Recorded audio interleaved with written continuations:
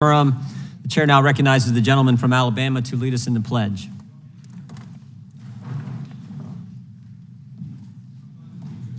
To the flag of the United States of America, and to the republic for which it stands, one nation, under God, indivisible, with liberty and justice for all.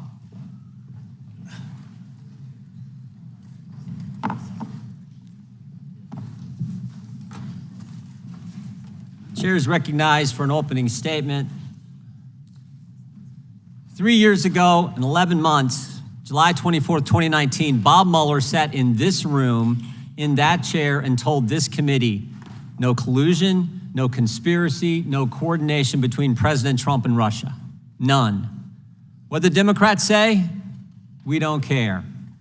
We're going to keep going after President Trump. In fact, they didn't even wait one day. The next day, the phone call between President Trump and President Zelensky became the basis for their impeachment. Republicans said maybe instead of the never-ending attacks on President Trump, maybe the country would be better off if we figured out how the whole false Trump-Russia narrative started. After 2.5 years of the Mueller investigation, 19 lawyers, 40 agents, $30 million, where they found nothing, maybe we should figure out how the whole lie started. And that's exactly what Mr. Durham has done. In his report, he told us how the dossier was funded. He told us who funded it, how eager the FBI was to use it, how they put the dossier in a FISA draft application just 2 days after receiving it. He told us that not one single substantive allegation in the dossier was ever corroborated, ever validated, yet it was used to spy on an American citizen associated with the presidential campaign. He told us there was no proper predicate for opening the Crossfire Hurricane investigation, and maybe most importantly, he told us the FBI, the preeminent law enforcement agency in the world, failed in its fundamental mission of adherence to the rule of law. And unfortunately, I think once again, the Democrats will say, we don't care. It doesn't matter. We're never going to stop going after President Trump. In fact, 8 days ago, we saw how far they are willing to go with the indictment of President Trump. But frankly, this shouldn't surprise us. They told us their objective. In fact, it was an agent on the case of Crossfire Hurricane who told us what their objective was. We all remember the text message from Peter Strzok where he said, don't worry, we'll stop Trump. It started with the Crossfire Hurricane investigation. Mr. Durham has told us how wrong that was. Now we have an indictment of a former president who's winning in every single poll by his opponent's Justice Department. And in between those two events, we had the Mueller investigation, we had impeachment, we had 51 former intel officials falsely tell us the Biden laptop was Russian disinformation. We had a raid on President Trump's home. And of course, we got Alvin Bragg's ridiculous case in New York. 7 years, nothing has changed. Don't believe me?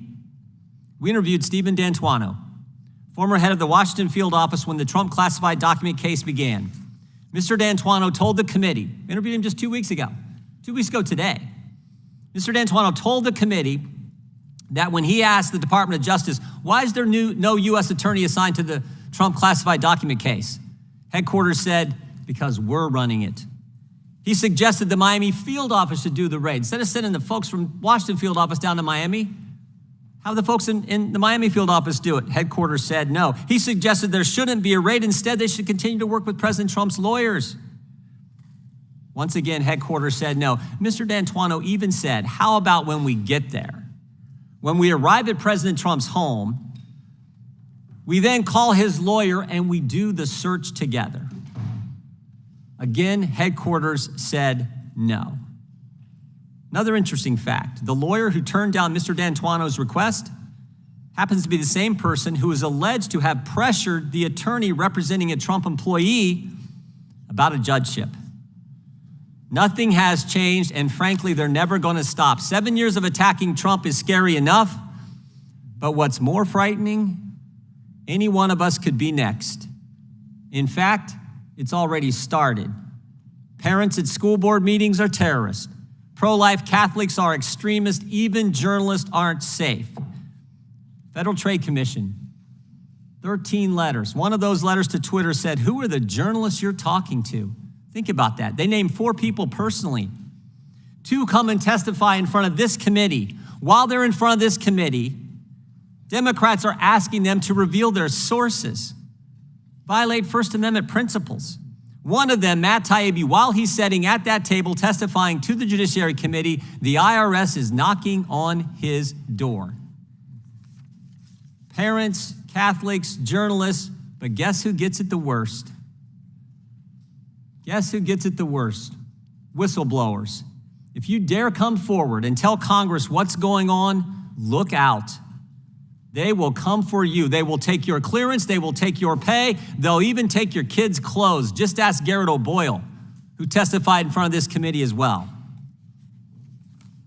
Over the next few hours, we're going to hear the facts and details about the whole false Trump-Russia narrative, the Crossfire Hurricane investigation, and hopefully it will help change things at the Department of Justice. But regardless of what the Biden administration and the Garland Justice Department do, I know what Republicans in the House are committed to doing. We will work to dramatically change the FISA law, and we will do everything we can in the appropriations process to stop the federal government from going after the American people. Now I recognize the ranking member for an opening statement. Thank you, Mr. Chairman. On June 8th, a grand jury in Miami indicted former President Trump on 37 counts related to his mishandling of extraordinarily sensitive national security information, including information regarding defense and weapons capabilities of both the United States and foreign countries, United States nuclear programs, potential vulnerabilities of the United States and its allies to military attack, and plans for possible retaliation in response to a foreign attack. According to the indictment, the unauthorized disclosure of these classified documents could put at risk the national security of the United States, foreign relations, the safety of the United States military and human sources, and the continued viability of sensitive intelligence collection methods. And indeed, the indictment goes on to describe how the former president made such unauthorized disclosures. Even if you believe, as Chairman Jordan claims, that President Trump has committed no crime, surely we can agree that it is dangerous and profoundly irresponsible to have taken these documents from the White House and left them unsecured in Mar-a-Lago. Don't take just my word for it. Trump's Secretary of Defense, Mark Esper, said that the former president's handling of this information put U.S. service members' lives and our national security at risk. And Trump's handpicked Attorney General, Bill Barr, with whom I agree on very little, hit the nail on the head when he described the former president's legal troubles as, quote, entirely of his own making. He had no right to these documents. The government tried for over a year, quietly and with respect, to get them back, and he jerked them around. When he faced a subpoena, he didn't raise any legal arguments. He engaged in a course of deceitful conduct that was a clear crime if those allegations are true, close quote. The former president could have at any time for months simply returned the documents and avoided prosecution. But House Republicans do not want to talk about any of that. They seem incapable of assigning any agency or responsibility to Donald Trump for problems that are Trump's and Trump's alone.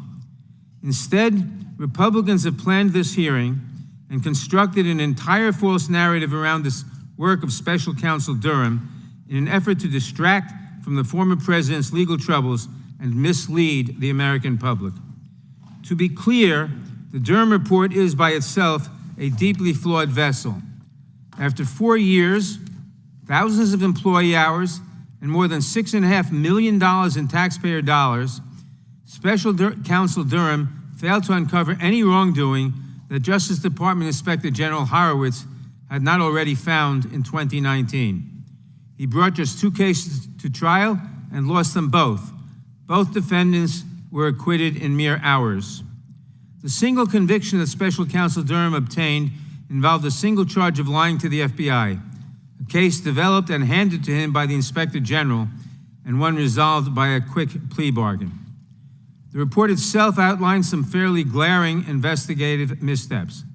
The FBI apparently never even looked at a thumb drive of key evidence related to allegations of contact between the Trump campaign and the Russian government via a Russian cell phone.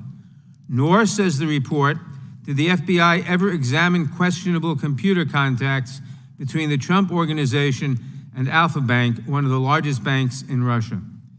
The report also fails to recommend a single remedial measure that the Justice Department or the FBI might take to address certain process-related concerns, largely because DOJ and FBI have already implemented the changes recommended by the Inspector General 3.5 years ago.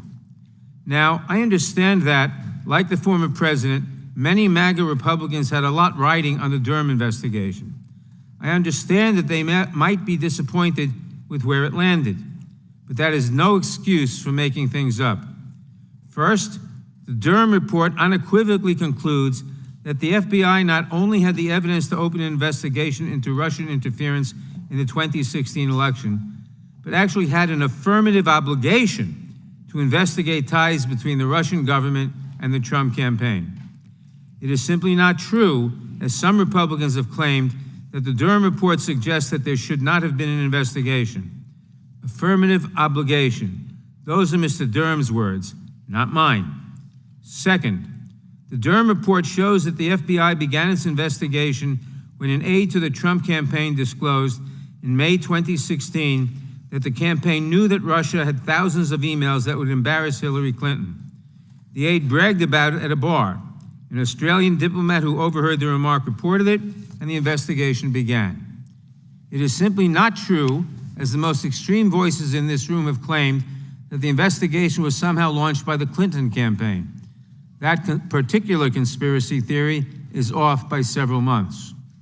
Nor is it true that the FBI was opposed to Trump from the beginning. For example, the Durham report tells us that the FBI encouraged a confidential human source to infiltrate the Clinton campaign, not the Trump campaign, and take steps to entrap, unsuccessfully, aides to Secretary Clinton. This story is right there on pages 74 and 75 of the report. I suspect we won't hear a word about it from House Republicans today because it does not fit the MAGA narrative. Finally, nothing in the Durham report disputes the central findings of Special Counsel Robert Mueller. Namely, Russia interfered in the 2016 election.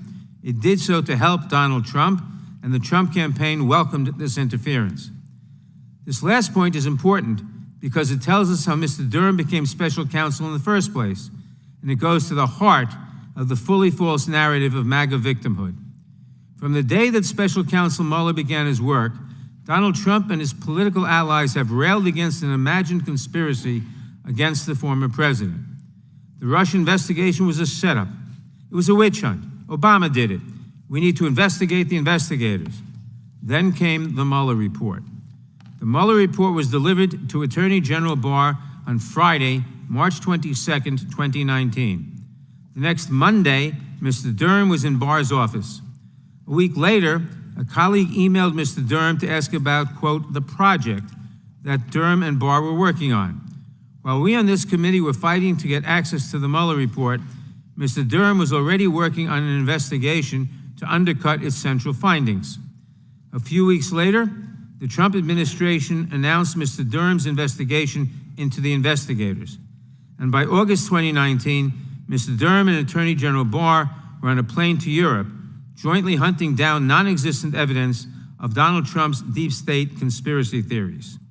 If the duo ever found evidence proving that Donald Trump was right all along, that evidence certainly never made it into the Durham report. It has been alleged, however, that they found evidence implicating the former president in certain financial crimes during their trip. Incidentally, that information, too, is missing from Mr. Durham's final pages. When he could not give Donald Trump evidence of a deep state conspiracy, Mr. Durham gave him the next best thing, a public narrative with Hillary Clinton as the villain. Over the ensuing years, Mr. Durham constructed a flimsy story built on shaky inferences and dog whistles to far-right conspiracy theorists. Although he lost both times, he took a case to trial. By prolonging his investigation, Durham was able to keep Donald Trump's talking points in the news long after Trump left office. With a loose approach to DOJ norms, protecting the reputation of the agency, and a cavalier disregard for the privacy and reputational rights of others, Mr. Durham's investigation operated as headline generator for MAGA Republicans.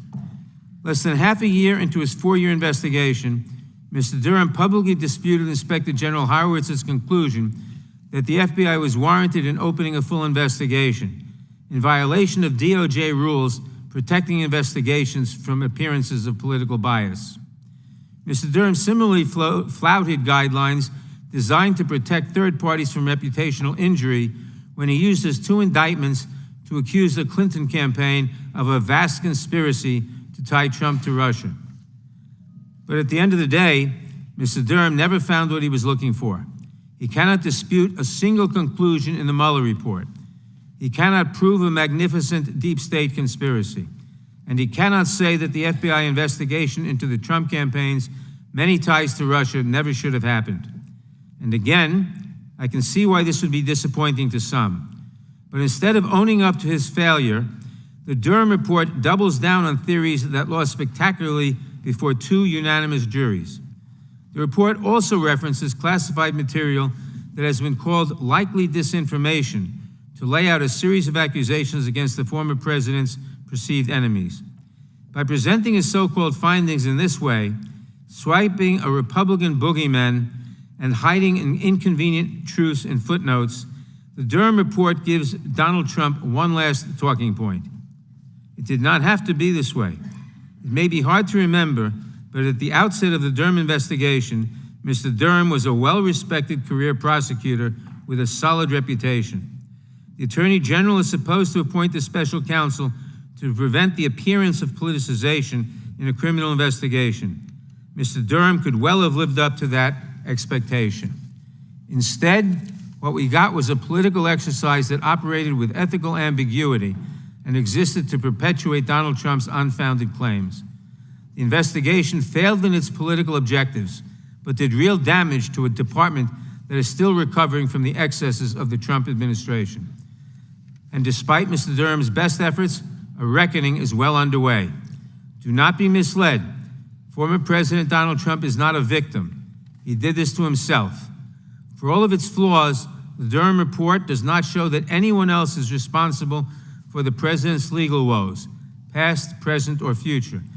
Anyone who tells you otherwise is simply making it up. I thank the chairman, and I yield back. Without objection, all other opening statements will be included in the record. Today's witness is the Honorable John Durham. Mr. Durham was appointed as a special counsel in 2020 to investigate intelligence activities, investigations arising out of the 2016 presidential campaigns. He is a career prosecutor, having served as a U.S. attorney for the District of Connecticut and in various other roles with that office since 1989. Prior to that, he served with the Department of Justice, the Boston Strike Force on organized crime, and in various state-level prosecutors' offices. We welcome our witness and thank him for appearing today. We will begin by swearing you in. Would you please rise and raise your right hand, Mr. Durham?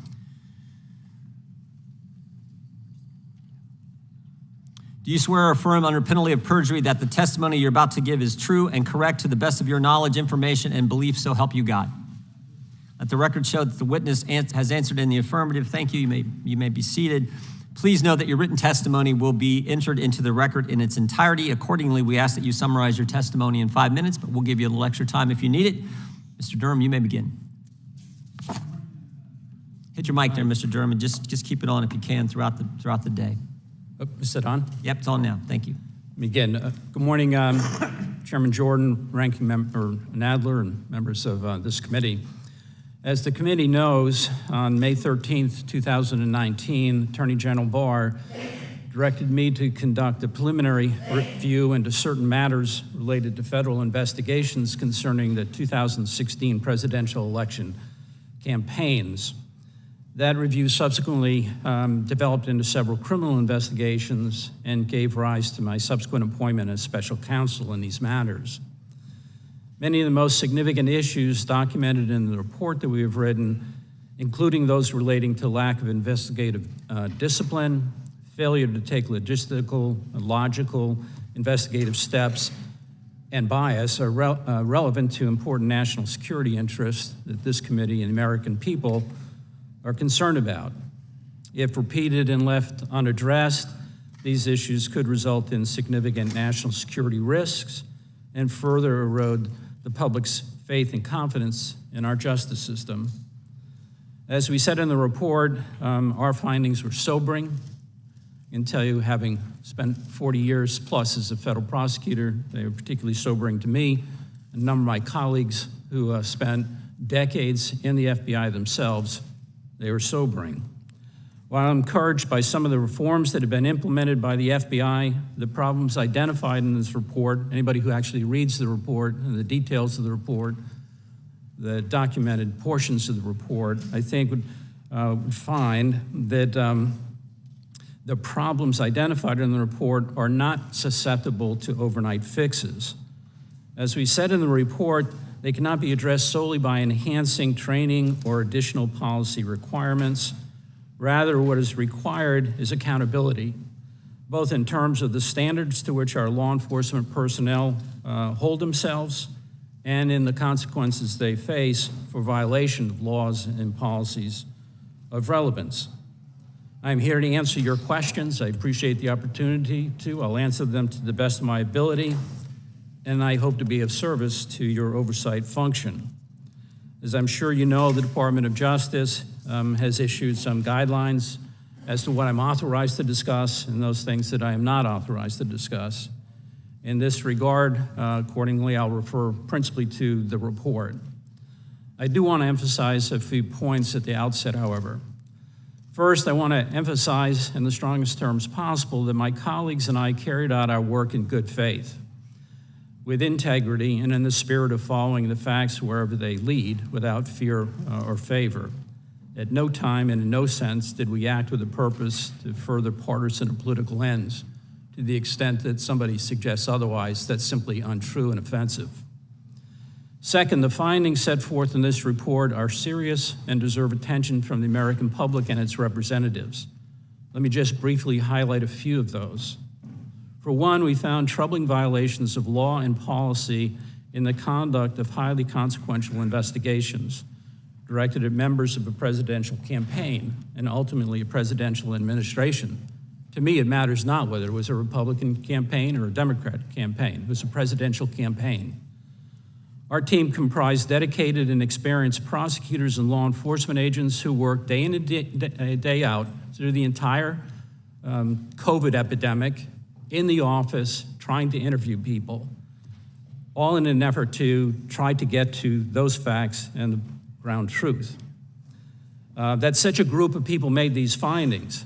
Experienced FBI agents, experienced prosecutors, not people by and large from Washington, but from other parts of the country. The fact that these people made these findings, as reflected in the report, is of concern and should be of concern to any American who cares about our civil liberties, the rule of law, and the just and proportionate application of the law to all of us. Whether we're friends or we're foes, the law ought to apply to everybody in the same way. During our investigation, we charged a former FBI agent who pleaded guilty to the felony offense of altering and fabricating a portion of a document used to obtain a court order, a FISA order, of a surveillance of a United States citizen, which in our view is a significant problem. Several of the relevant FISA applications at issue in the Crossfire investigation omitted references to what was clearly relevant and highly exculpatory information that should have been disclosed to the FISA court. Multiple FBI personnel who signed or assisted in preparing renewal applications for that same FISA warrant acknowledged that they did not believe that the target, Mr. Page, was a threat to national security, much less a knowing agent of a foreign power, which is what the law requires. It appears from our investigation that the FBI leadership dismissed those concerns. Another aspect of our findings concerned the FBI's failure to sufficiently scrutinize information it received or to apply the same standards to allegations it received about the Clinton and Trump campaigns. As our report details, the FBI was too willing to accept and use politically funded and uncorroborated opposition research, such as the Steele dossier. The FBI relied on the dossier and FISA applications, knowing that it was likely material originating from a political campaign, a political opponent.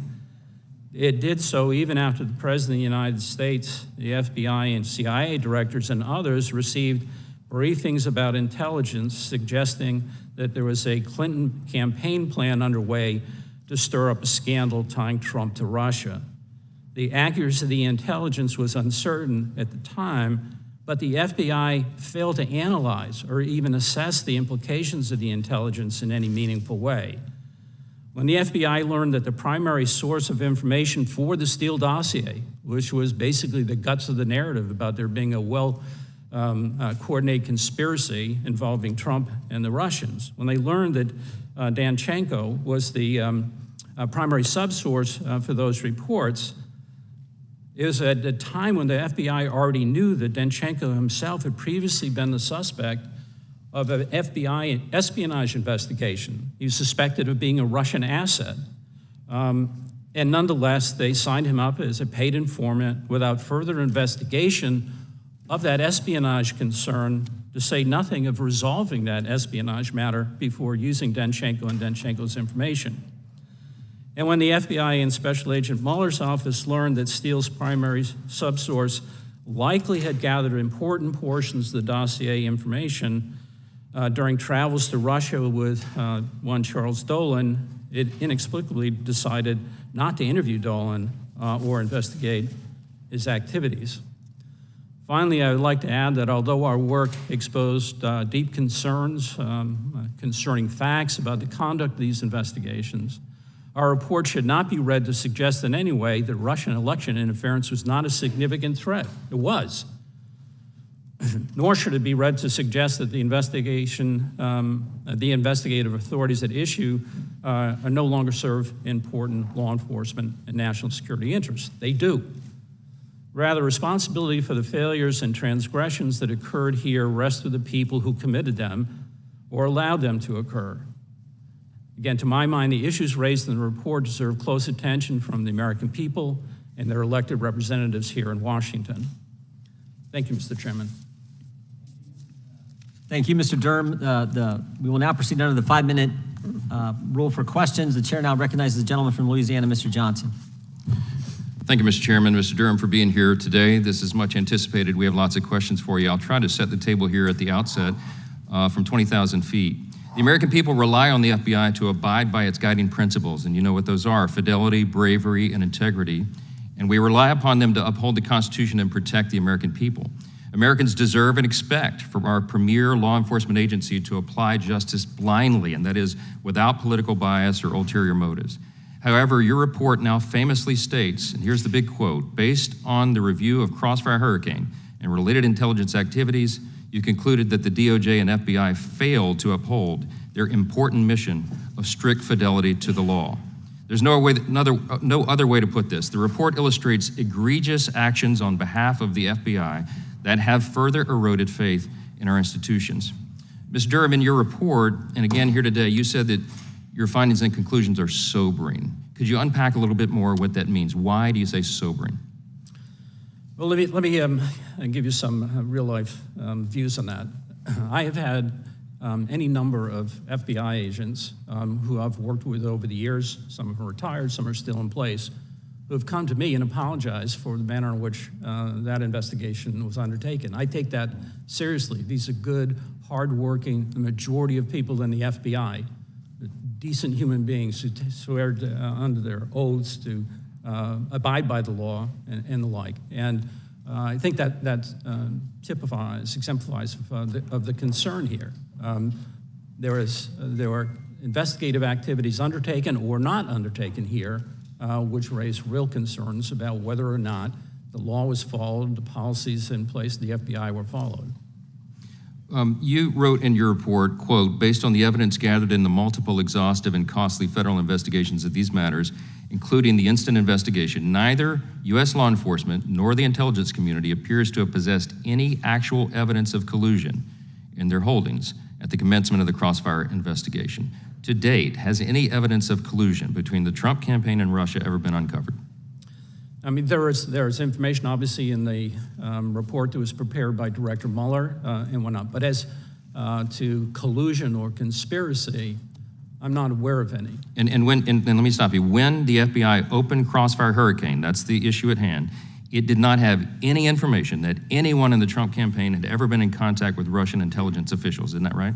As we wrote in the report, we talked to the director of the CIA, the deputy director of the CIA, the director of NSA, and people within the FBI, and there was no such information that they had in their holdings at the time they opened Crossfire Hurricane.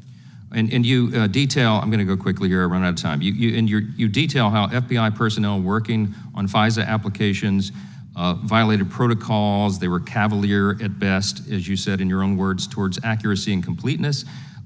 Senior FBI personnel displayed a serious lack of analytical rigor towards information that they received, especially information received from politically affiliated persons or entities. And you said, quote, a significant reliance on investigative leads provided or funded by Trump's political opponents were relied upon here. Among the most alarming things that you referred to in the report is the impact of confirmation bias. And you said in your report at page 303, that's defined as, or it stands for, the general proposition that there is a common human tendency, mostly unintentional, for people to accept information and evidence that is consistent with what they believe to be true. But sir, here, this wasn't innocent, unintentional human tendency, was it? It was overt political bias, was it not? Peter Strzok, for example. There are some individuals who clearly expressed a personal bias. It's difficult to get into somebody else's head to see whether they knew it. Unless we have their emails, right? Peter Strzok, for example, he had pronounced hostile feelings towards President Trump. Everybody knows that. Everybody in the country knows it. So he was in charge of this. He was the Deputy Assistant Director of Counterintelligence, officially opened the investigation at the direction of Deputy FBI Director Andrew McCabe. He said horrible things about President Trump and all of his supporters, by the way. How could we say he did not have political bias? Yeah, I know that it clearly reflects a personal bias that he had. I'll leave it to others and the facts that are set out in the reports, whether that's political bias, personal bias, but there's clearly bias. What we know now is the FBI and the DOJ have been turned into activated political weapons against citizens and even a former president because of their opposing viewpoints, sir. They failed to follow protocols in 2016, and you've suggested new protocols may somehow be affixed to this. How can the American people have confidence that if they didn't follow protocols in 2016, that they will new protocols?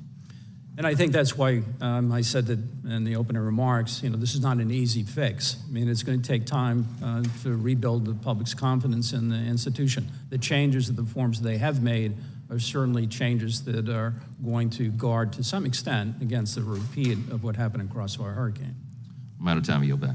Gentleman yields back. The chair now recognizes the gentleman from New York. Mr. Durham, can you pull that microphone real close so everyone can hear what you say there? We appreciate that. Gentleman from New York is recognized. Thank you, Mr. Chairman. Mr. Durham, your report reads like a defense of the Trump campaign and an attack on Hillary Clinton because that's exactly what it is. Donald Trump wanted you to investigate the investigators to show the deep state conspiracy, but you never found one. Instead, you gave him and his MAGA Republicans the next best thing, someone else to blame for Donald Trump's problems. That's why you're here today, because the chairman and his colleagues need someone, anyone, to deflect from the mounting evidence of Trump's misconduct. Let me remind you that Donald Trump was federally indicted on 37 counts for mishandling classified information. 37 counts. That's why you're here today, not because of anything that happened in 2016. Ms. Durham, your investigation cost more than $6.5 million, involved the work of dozens of FBI employees and federal prosecutors, some of whom resigned in protest, and took roughly 4 years to complete. Is that correct? No. It's not correct. No, I mean, there were multiple parts of that. Did it take 4 years to complete? Correct. Okay. And with all these resources and all these people you were sent to help you investigate the investigators, you only filed 3 criminal cases. You only brought 2 cases to trial, correct? Correct. And you lost all the cases you brought to trial, correct? Correct. In fact, 2 juries acquitted your defendants on all charges. And the one conviction that you obtained, the defendant pleaded guilty to a single count and never went to trial, correct? Correct. I will note that in that case, the primary investigative steps were all completed by Inspector General Horowitz. Perhaps you were better when it came to your report. From my reading, your report did not make any specific concrete recommendations to improve DOJ or FBI policies or procedures. In fact, your report repeatedly references the recommendations made by Inspector General Horowitz, almost all of which DOJ and FBI have already implemented. Again, your investigation lasted 4 years. 4 years and untold sums of money, and you still obtained only one conviction. You did produce a 300-page report, though, and that's given my Republican counterparts plenty of material to spin. Mr. Durham, George Papadopoulos was a foreign policy advisor to the Trump campaign in spring 2016. Isn't that right? Correct. And in May 2016, he told an Australian diplomat that the Trump team had received some kind of suggestion from Russia that it could assist this process with the anonymous release of information during the campaign that would be damaging to Secretary Clinton. This is a fact that came out during the Mueller investigation, and your investigation found nothing to dispute this fact, correct? There's more detail to that in the report. Did it find anything to dispute this report, to dispute this fact? No. Okay. On page 50 of your report, you wrote that on July 28, 2016, FBI headquarters received the Australian information that formed the basis for the opening of Crossfire Hurricane, correct? Correct. So this fantasy that some MAGA Republicans have created, where the investigation was started for any reason other than a Trump campaign operative bragging to Australian intelligence assets about Russian dirt that would damage Hillary Clinton, is not true. And when the FBI received that information, according to your report, it had not just the predication to investigate. There is no question, you wrote, that the FBI had an affirmative obligation to closely examine the Australian information. Isn't that right? The FBI had an obligation to examine. So that's correct. So the origin of the investigation was not the Steele dossier. It was not Alpha Bank. It was a Trump aide's loose lips about his campaign's advanced view into a hack that had a profound effect on the 2016 election. That information supplied by the Australian government gave the FBI predication to begin an investigation. I'd like to discuss one more false conclusion about your report that's made its way into the MAGA Republican talking points. Some of my colleagues across the aisle have started calling this the, quote, Russia hoax. It's the theory that Russia did not actually interfere in the 2016 presidential election. That is patently false. In 2017, during the Trump administration, the Director of National Intelligence declassified a report on Russian activity in the 2016 election. You're aware of this report, correct? Correct. And in this report, the intelligence community found that, quote, Russian President Vladimir Putin ordered an influence campaign in 2016 aimed at the U.S. presidential election. Russia's goals were to undermine public faith in the U.S. democratic process, denigrate Secretary Clinton, and harm her electability and potential presidency. We further assess Putin and the Russian government developed a clear preference for President-elect Trump, close quote. You did not dispute that Trump ordered an influence campaign to influence the 2016 election in your report, did you? As I said, there was a real Yes or Russian no? threat. No, okay. Special Counsel Mueller indicted 12 Russian intelligence officers in July 2018, isn't that right? Correct. The 12 intelligence officers were indicted for attacking the Clinton campaign. On page 55 of your report, you acknowledge that at a press conference in 2016, Donald Trump on camera said, Russia, if you're listening, I hope you're able to find the 30,000 emails that are missing. Is that correct? That's correct. And 2 years later at the Helsinki summit, Trump told the press that he believed Russian President Putin over his own intelligence officials when he told them Russia did not interfere during the 2016 election season. I see my time has expired. I yield back. Gentlemen, the witness can respond if he chooses to. Chair now recognizes the gentleman from South Carolina, Mr. Fry, for 5 minutes. Thank you, Mr. Chairman. We are here today to provide transparency, finally, to the American people. 7 years ago, the FBI launched Crossfire Hurricane, the left's brazen attempt to keep Donald Trump out of the White House. This federal investigation, funded by the Hillary Clinton campaign, caused Americans to believe that then-candidate Trump was colluding with Russia in order to win the 2016 presidential election. Mr. Durham has spent 4 years investigating this, 480 witnesses, 6 million pages of documents, 190 subpoenas, and executing 7 search warrants. Less than a month ago, he completed this report that instigated a baseless investigation and launched a partisan attack on President Trump, despite having no true justification to do this. That was the FBI. Within 3 days of receiving the information from a diplomat in Australia, the FBI opened a full-fledged investigation into the Trump campaign. So, Mr. Durham, let's get into this. The FBI opened up Crossfire Hurricane without speaking to the people who provided the initial information. Is that true? That's correct. The FBI opened Crossfire Hurricane on a Sunday, only 3 days after reviewing that information. Is that correct? That's correct. So just think about that for a moment. An investigation, a full investigation into a presidential campaign over a weekend. Mr. Durham, the FBI opened Crossfire Hurricane without interviewing any of the essential witnesses. Is that true? That's true. And the FBI also opened up Crossfire Hurricane without using any of the standard analytical tools typically employed to evaluate that evidence. Is that true? That's true. So think about that. The FBI never talked to the people who gave them the intelligence information. They never examined their own witnesses. They never interviewed the witnesses. They never corroborated the dossier. Mr. Durham, if the FBI had done these things, if they had done their homework, would it have found that its own Russian experts had no information about President Trump being involved with Russian leadership or Russian intelligence officials? Yes. So then, was there adequate predication for the FBI to open Crossfire Hurricane as a full investigation? On July 31st, in my view, based on our investigation, there was not a legitimate basis to open as a full investigation. An assessment is something that had to be looked at, gather information, such as interviewing the people who provided the Papadopoulos information, checking their own databases, the databases of other intelligence agencies, and the standard kinds of things that you would do in an investigation like this. Mr. Durham, I think it's safe to conclude, based on that report and anyone who has read it, that they did not have that adequate basis, as you talked about, to launch this investigation. Let's move on to a second really troubling aspect of your findings. From the report, I gathered that key FBI leaders, all the way at the top, were predisposed to go after candidate Trump. This bias likely affected the conduct of FBI personnel in this investigation. Is that true? Yes.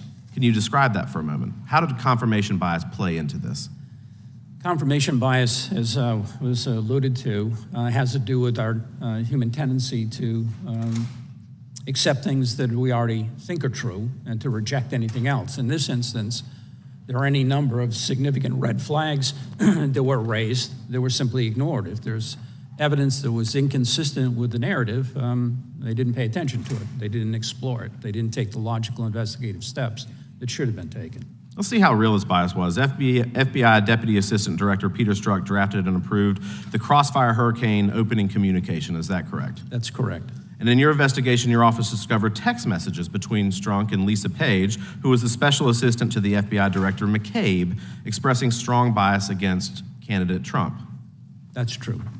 For the record, let me read aloud. This was generated by staff, but this would look like their text messages. On August 18, 2016, Page texted Strzok, "Trump's not going to become president, right? Right?" And Strzok responded by saying, No, he's not. We'll stop it." It's clear that there was no evidence of Russia collusion with the Trump campaign in 2016. The American people deserve the truth, and I'm proud to serve on this committee to uncover these lies that were perpetuated for far too long. With that, Mr. Chairman, with my remaining 30 seconds, I will yield to you. See the chairman yielding back. We'll wait for my time. We'll now recognize the gentlelady from California. Thank you, Mr. Chairman, and thank you, Mr. Durham, for being here this morning. The ranking member explored an item that I wanted to explore with you, which is based on the information provided to the U.S. government by Australia that a campaign aide had told one of their diplomats that the Russians had dirt on Clinton in the form of thousands of emails that, and this is a quote from your report, "As an initial matter, there's no question the FBI had an affirmative obligation to closely examine the Australian information." So that's in your report. And I think the issue might be preliminary versus full, because you agree that there was an obligation to look at it based on that. Is that correct? That's what you say. When you in say your based on report? that, some of the premises of the question are inaccurate. Papadopoulos did not tell No, the question is, do you disavow what you said in your report? that you had an affirmative obligation, the FBI, to look at that? The answer to that question, but they had to look at it, yes. All right. I want to take a look at some of the other things that I didn't find in your report. In looking at the FBI's behavior, did you find any evidence that the FBI was taking a look at the hacking of the Democratic National Committee and their investigation of that? And if so, where is that in your report? That was outside the scope of what I was asked to do. And in the Mueller report, he found that the campaign manager, Mr. Manafort, was giving inside information, private polling data to the Russians, that there was a meeting in Trump Tower with the president's son-in-law and his son, where the Russians had promised they had dirt, and the email from the president's son was something to the effect of, "So we love it." Did the FBI look at that? Did you examine that? And if so, where's that in your report? That is not something I was asked to look at, and we didn't look at that. I'm wondering, did you take a look at how the FBI evaluated the alleged ties to Alpha Bank? Did you hire cyber experts to actually take a look at those potential or alleged ties? Yes. Well, I didn't hire them. They were FBI experts. And where's that in your report? I can't, it's in there. I can find the page. My colleagues can find the page, but it is an entire section on Alpha Bank, the white papers and the data that were provided by Mr. Sussman to the FBI, and then the subsequent No, but my question investigation. was, did you take a look, did you hire experts to evaluate the FBI's evaluation? I did not hire Okay. experts to Let me ask examine what the experts said, no. Let me ask another question. I thought it was down a rabbit's hole, but you and Attorney General Barr went to Italy to take a look at some allegation about foreign servers, and Italian officials gave you evidence that they said linked Donald Trump to certain financial crimes. Did the Attorney General ask you to investigate that matter that the Italians referred to you? And if so, did you take any investigative steps, and did you file charges, or if not, did you file a declination memo for decision not to charge in this case? The question is outside the scope of what I think I'm authorized to talk about. It's not part of the report. I can tell you this, that investigative steps were taken, grand jury subpoenas were issued, and it came to nothing. I'd like to yield the balance of my time to my colleague from California, Mr. Schiff. Mr. Durham, DOJ policy provides that you don't speak about a pending investigation, and yet you did, didn't you? I'm not exactly sure what you're referring to. When the Inspector General issued a report saying that the investigation was properly predicated, you spoke out in violation of Department of Justice policy to criticize the Inspector General's conclusions, didn't you? I issued a public statement. I didn't do it anonymously. I didn't do it through third persons. But nonetheless, you violated department policy by issuing a statement while your investigation was ongoing, didn't you? I don't know that. If I did, then I did, but I was not aware that I was violating some policy. And you also sought to get the Inspector General to change his conclusion, did you not? When he was concluding that the investigation was properly predicated, did you privately seek to intervene to change that conclusion? This is outside the scope of the report, but if you want to go there, we asked the Inspector General to take a look at the intelligence that's included in the classified appendix that you looked at, and said that that ought to affect portions of his report. And you thought it was appropriate for you to intervene with an independent investigation by the Inspector General because he was reaching a conclusion you disagreed with. You thought that was appropriate. That's not, the premise isn't right. The Inspector General circulated a draft memo to a number of agencies and persons. Our group was one of them. We were asked to review that draft and bring to his attention any concerns that we had or disagreements. And when he refused to change his report, you violated Mr. Chairman, I policy. insist on regular order. Well, it's not even his time, it's Ms. Lofgren's time, so the gentleman yields back to Ms. Lofgren, who's not here, so the time has expired. Mr. Durham, in the summer of 2016, did our government receive intelligence that suggested Secretary Clinton had approved a plan to tie President Trump to Russia? Yes. Was that intelligence important enough for Director Brennan to go brief the President of the United States, the Vice President of the United States, the Attorney General of the United States, and the Director of the FBI? Yes. And was that intelligence put then into a memorandum, a referral memorandum? Yes. And was that memorandum then given to Director Comey and Agent Strzok? That's who it was addressed to, yes. Did Director Comey share that memorandum with the FISA court? I'm sorry, can Did you? he share that memorandum with the FISA court? Did Director Comey do that? I'm not aware of that if he did. Did he share it with the lawyers preparing the FISA application? Not to my knowledge. Did he share it with the agents on the case, working the Crossfire Hurricane case? No. Didn't share it with the agents on the case. Can you tell the committee what happened when you took that referral memo and shared it with one of those agents, specifically Supervisory Special Agent Number 1? We interviewed the first supervisor of the Crossfire investigation, the operational person. We showed him the intelligence information. He indicated he had never seen it before. He immediately became emotional, got up and left the room with his lawyer, spent some time in the hallway, came back. He was ticked off, wasn't he? Yes. He was ticked off because this is something he should have had as an agent on the case. It's important information that the director of the FBI kept from the people doing the investigation. The information was kept from him. Who's Charles Dolan? Charles Dolan is a public relations person here in Washington, D.C. He had prior involvement, professional involvement with Russian government, representing Russian government interests. He was a person that was associated with Igor Danchenko. He was also buddies with the Clintons, wasn't he? He had held positions when President Clinton was president. In their campaign advisory to Secretary Clinton's presidential campaign, executive director of the Democrat Governors Association. That's the same Charles Dolan we're talking about? Yes. Yeah, and wasn't he also a key source for information in the dossier? He provided some information that was included in the Ritz-Carlton dossier, yes. stuff, the Manafort stuff. In the Crossfire Hurricane investigation and the Mueller investigation, when the FBI interviewed Mr. Dolan, what did he have to say? To my knowledge, they didn't interview Mr. Dolan. They didn't interview this guy? Source for the dossier, key information in the dossier, buddies with the Clintons, and they didn't talk to him? No, I mean, we report on that because even Christopher Steele in October 2016 identified Dolan as somebody that might have information. I find it interesting they didn't talk to him.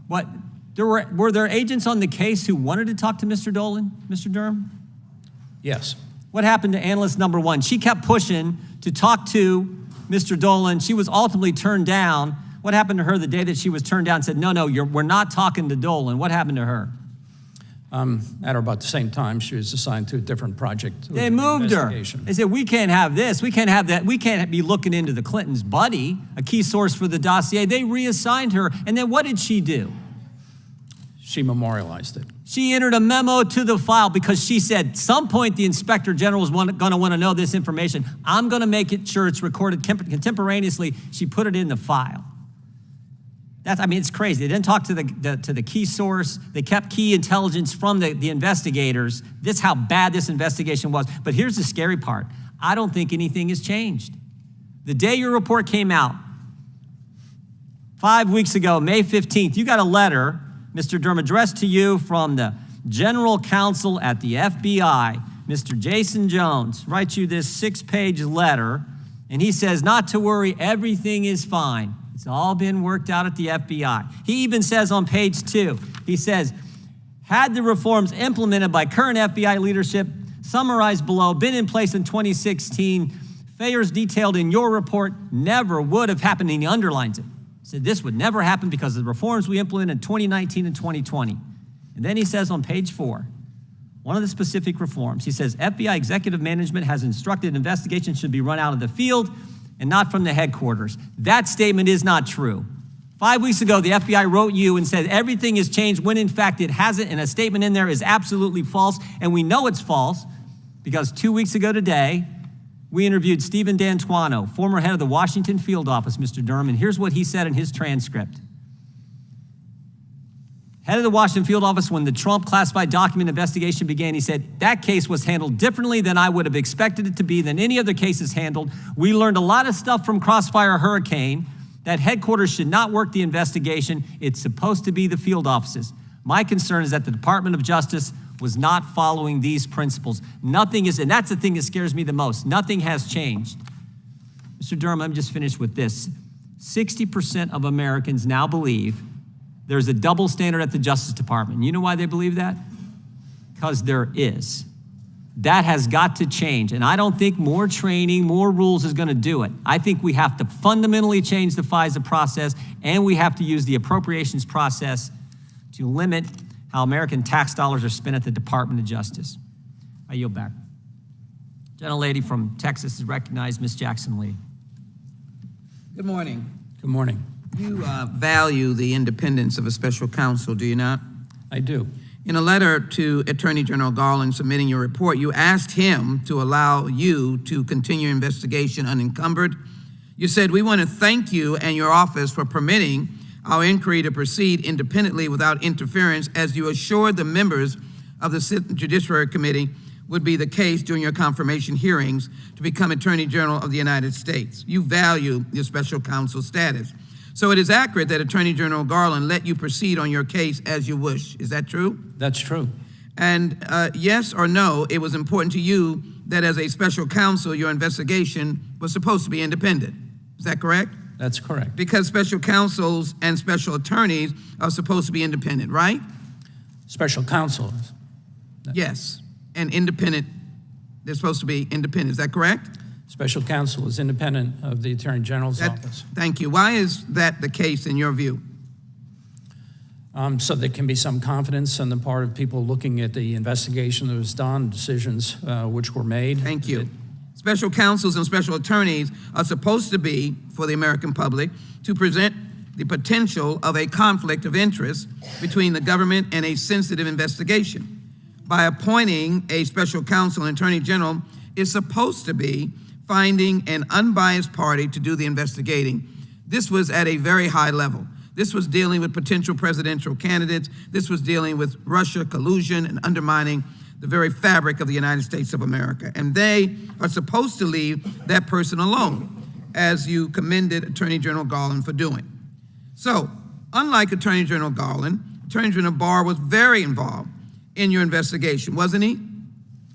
He was not involved when I became special counsel. Prior to that, I worked under the supervision of the Attorney General and Deputy. He was very Attorney General's involved, was he office. not? Let me just bring you to this point. It depends. Barr established early on that he was very interested in your investigation. On June 8th, 2018, he sent then Deputy Attorney General Rod Rosenstein an unsolicited memo arguing that the Mueller investigation should not be able to force the president to submit to interrogation about obstruction. In his text message sending the memo, Barr wrote that he feels very deeply about some of the issues taking shape in the Mueller matter. How often did you meet with Attorney General Barr in 2019?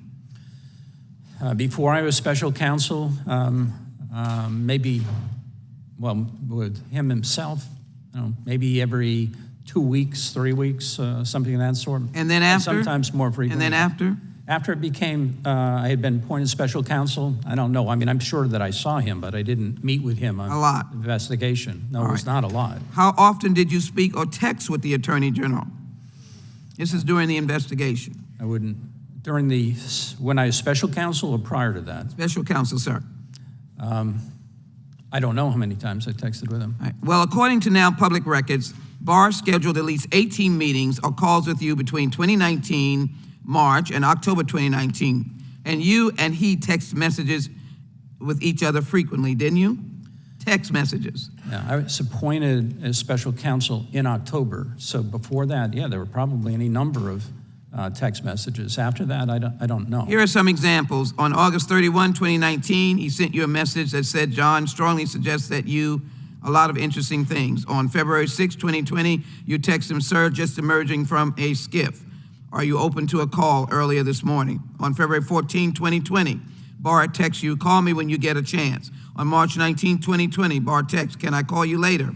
And you responded, "Most certainly." On March 27, 2020, you sent him the best phone number for you, all during the time of being special counsel. And here's an interesting one. On September 24, 2019, the day that the Speaker Pelosi announced a formal impeachment inquiry into President Trump, Attorney General Barr texts you, "Call me ASAP," and later that day you text back. Do you have a minute for a quick call, Durham? What was the purpose of this call, Mr. Durham? Were you discussing the impeachment inquiry? I never had any conversation with Attorney General Barr about the impeachment inquiry. Mr. Durham, this is an awful lot of direct interactions with the Attorney General for imposed, supposedly independent counsel prosecutor. During these messages that sound to you like appropriate interactions, do they sound like appropriate interactions between an Attorney General and a prosecutor investigating the administration? Sure. Before I was appointed special counsel, I worked for the Attorney General of the United States. That's who But you supervised subsequently me. became special counsel. I know that. You Right. subsequently became. Not only did you interact with the Attorney General frequently, you also regularly engaged with one of his top deputies, Seth Ducharme. What was your relationship with Mr. Ducharme? Seth Ducharme had been an assistant United States attorney in the Eastern District of New York. He works with one of my sons, we were friends, and he, at the time, was working in the Office of the Attorney General. It seems that rather than having Time an of the gentlelady has independent expired. investigation, Time there of was the a lot of interaction between the Time Attorney of the General and the gentlelady special has prosecutor, expired. Well, I've which been shows that generous with the time, the and we'll Attorney continue to General do so, was but actively directing your work. I yield back. the gentlelady yields back. I think this is amazing, Mr. Durham. You had 8 text messages with the Attorney General of the United States in 11 months time period. That's amazing. I can't believe that. Mr. Chairman, parliamentary inquiry. The, Whose time is that you were speaking on? that was that time that was yielded to me earlier that I yielded back, I think. That's a select Mr. Chairman, text. that A lot more is than absolutely inappropriate. I was just pointing out something that I think is so Mr. so Chairman, that is ridiculous. not appropriate. And we will go to Mr. Klein for 5 minutes. The gentleman from Virginia, is recognized. Thank you. Mr. Durham, your report is not just sobering, as you stated, it's outrageous and deeply troubling. Can you confirm these several main points that it found? The FBI did not have an adequate basis on which to launch Crossfire Hurricane, correct? That's correct. The FBI failed to examine all available exculpatory evidence, correct? Correct. FBI leadership continued the investigation even when case agents were unable to verify the evidence, correct? That's correct. The FBI did not interview key witnesses in Crossfire Hurricane, correct? Correct. And individuals within the FBI abused their authority under the Foreign Intelligence Surveillance Act, correct? Correct. The FBI immediately opened Crossfire Hurricane as a full counterintelligence investigation. What other options could the FBI have taken rather than immediately opening such an investigation? Attorney General Edward Levy essentially created the guidelines in this area, these 3 divisions of assessments, preliminary, and then full, although they were different names at the time. That has evolved over time and become more particular. In this instance, the information that they had received from Papadopoulos about a suggestion of a suggestion, and not anything about emails, but just a suggestion of a suggestion, was sufficient and would have required the FBI to take a look at, well, what is this about? You open it as an assessment, and then you would analytically go try to collect intelligence that either supports or refutes or explains that information. That's the whole purpose of it. You assess it, and then you can move to a preliminary investigation, and if the evidence bears it out, then you go to a full investigation where you have all the tools available, including the most intrusive physical surveillance and electronic surveillance of U.S. citizens. And here, they just immediately went to open it as a full investigation without ever having talked to the Australians or gathered other evidence. Right, so investigators relied on misstatements by the confidential human source, ignored exculpatory statements made by Papadopoulos in submitting the FISA application to surveil Carter Page, correct? That's correct. Is it true that an FBI employee fabricated this evidence? Can you expand on that fabrication and the reliance to support that FISA application? In connection with one of the extensions, the final extension or renewal of the FISA on Carter Page, one of the agents who had come on board wanted to be certain that there was information that was their information as to whether or not Carter Page had been a source of information to the CIA, and pressed Kevin Kleinsmith in the General Counsel's Office of the FBI on that point. Kleinsmith got a hold of people at another government agency, intelligence agency, on the issue, and that person said that yes, in FBI parlance, Carter Page was the source, and put that in writing. When Kleinsmith talked to the agent who was saying, we want to be sure on this, was he or was he not a source, Klein-Smith said, no, he said he's not. He said, did we get that in writing? Klein-Smith said yes. And they said, well, I want to see it. And then Klein-Smith altered the other government agency document to reflect this, to say that Page was not a source, when he in fact was a source. That's the gist of it. What did the investigators mean when they said they hoped the returns on the Carter Page FICE application would, quote, self-corroborate? That is another troublesome thing. The agent was, they're saying, well, if we can get on surveillance, electronic surveillance of Page, then we'll find out essentially whether we really do have probable cause or not. He would self-corroborate in that sense. Are investigators supposed to corroborate information before or after it's included in a FISA application? Yeah, you have to have that before you intrude in the liberties of American citizens. In fact, the FBI is required to follow its Woods procedures, which the FBI adopted to ensure the accuracy of the information contained in FISA applications, correct? That's correct. And did the FISC ever criticize the FBI's handling of the Page FISA application? Yes. And what were some of those concerns that they raised?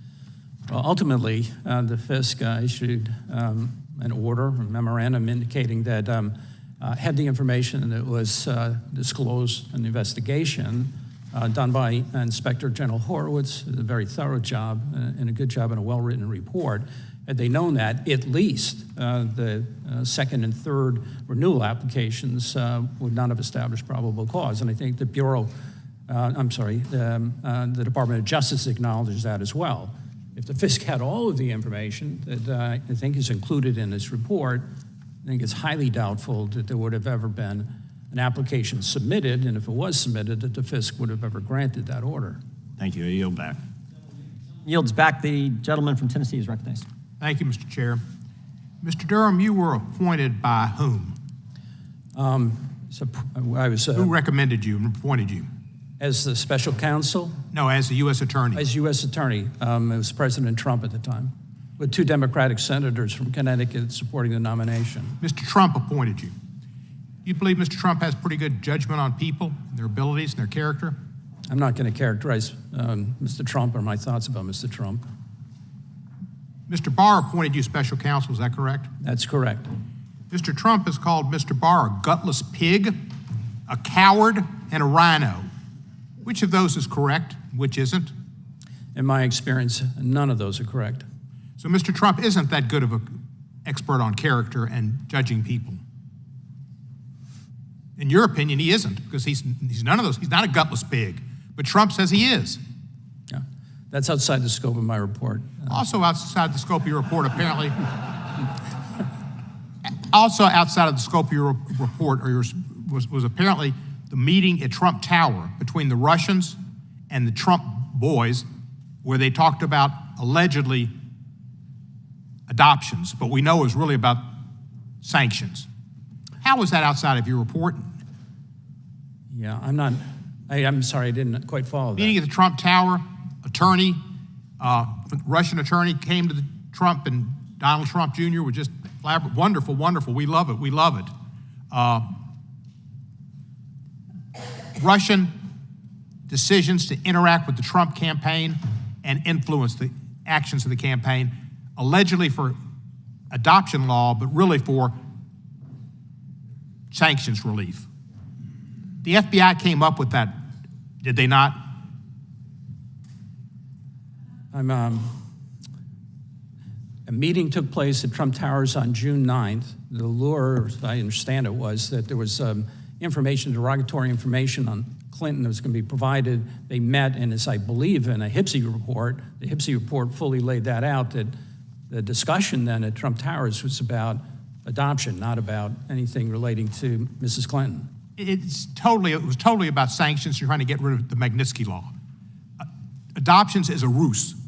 Should you not have gone and looked into that and seen what the Russians were wanting in return for that? Because that's the biggest thing Putin wanted at the time, was to get Trump to relieve his people of Magnitsky sanctions. I think that Director Mueller investigated that, and I believe one of your House committees explored that. That was outside the scope of what we were looking at. And it was outside the scope of your authority to look at Klimnik and Manafort meeting and exchanging polling data? Was that, I'm sorry, I'm not following your question. Manafort. You remember Manafort, the crook that managed the campaign for nothing but got tons of money from different Russian people over the years?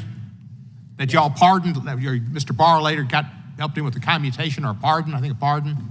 Manafort. I know who Mr. Manafort is. Yeah, he met with Kalimnik, and they discussed polling data. You don't know about that? No, that Mr. Kalimnik met with a lot of people, including people. He met with Manafort and discussed polling data. Do you not know about that? I'm aware of that. All right, why did you then not think it was a good idea for you to look into it and see if the FBI wasn't correct in that there was collusion, a connection between Russia and the Trump campaign to elect Trump? My assignment was to look at the conduct of the intelligence community agencies, not to conduct some separate investigation that was done by the House or that's done by the Senate or was done by Director Mueller. You don't think that if the intelligence communities, the FBI, and others came up with this information and did good work, that should be part of your balanced report? Yeah, well, I'm not following your question. I apologize. Well, If it's a I've tried question- to follow your report. Mr. Donald Trump Jr. would have called it a nothing burger. You got no convictions, you got nothing. It was all set up to hurt the Mueller report, which was correct and was redacted, to hurt the Bidens and to help Trump. And you were a part of it. You have a good reputation. You had a good reputation. That's why the two Democrats supported you. But the longer you hold on to Mr. Barr and this report that Mr. Barr gave you as special counsel, your reputation will be damaged. As everybody's reputation who gets involved with Donald Trump is damaged, he's damaged goods. There's no good dealing with him because you will end up on the bottom of a pyre. I yield back the balance of my time. Sure. Can we presume the gentleman's undecided on how he feels about the former president? Gentlemen, the witness can respond. Yeah, my concern about my reputation is with the people who I respect and my family and my Lord. And I'm perfectly comfortable with my reputation with them, sir. Well said. God bless you.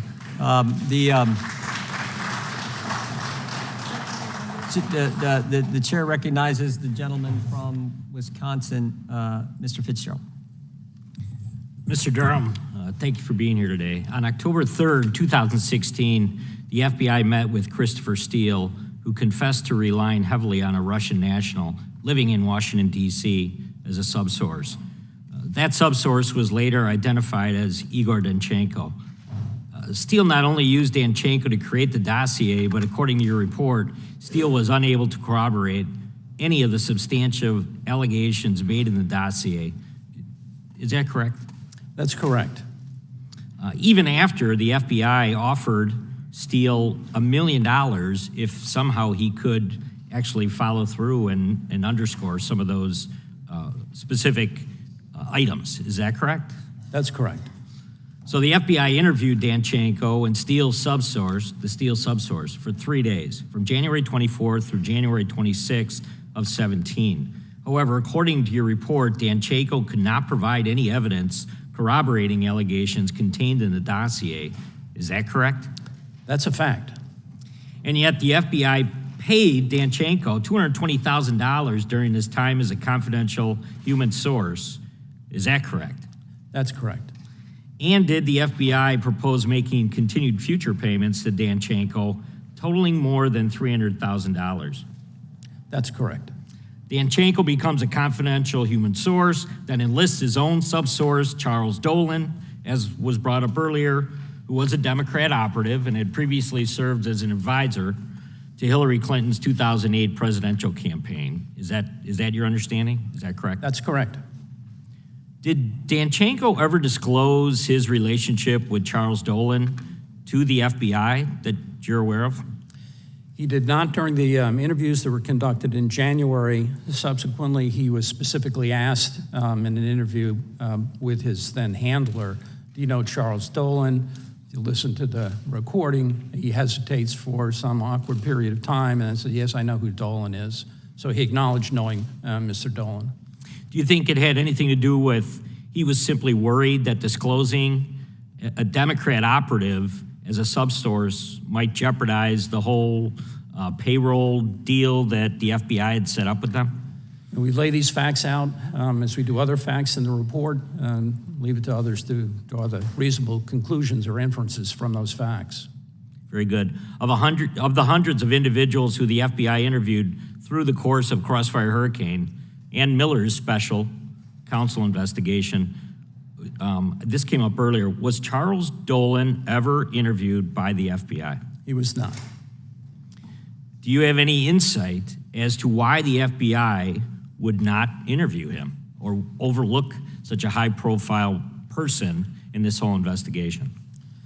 That's something of a mystery. Going back to October 3rd, according to the ALAT, the Assistant Legal Attaché for the Bureau, when he first, going back to July 5th, when he first met with Steele, Steele had indicated to him at the time that HC was aware of what Steele was doing. When the Bureau went back to interview Steele on October 3rd about matters relating to Crossfire Hurricane, Steele, in fact, had provided the Bureau with Dolan's name as somebody who might have information relating to Trump, but he was never interviewed. So yeah, I don't know why they never interviewed Trump. Why they didn't interview Mr. Dolan, but they didn't. The explanation that was given to the intelligence analyst who's referred to in the report essentially was that would be outside the scope of their mission, outside their role. Very good. You note in your report on page 168 that one of the analysts of the Miller team was told, quote, to cease all research and analysis related to Dolan, unquote. This was the same analyst who, according to your footnote, prepared a timeline in the event she were later interviewed about her role on the Miller Special Counsel investigation. Is that correct? That's correct.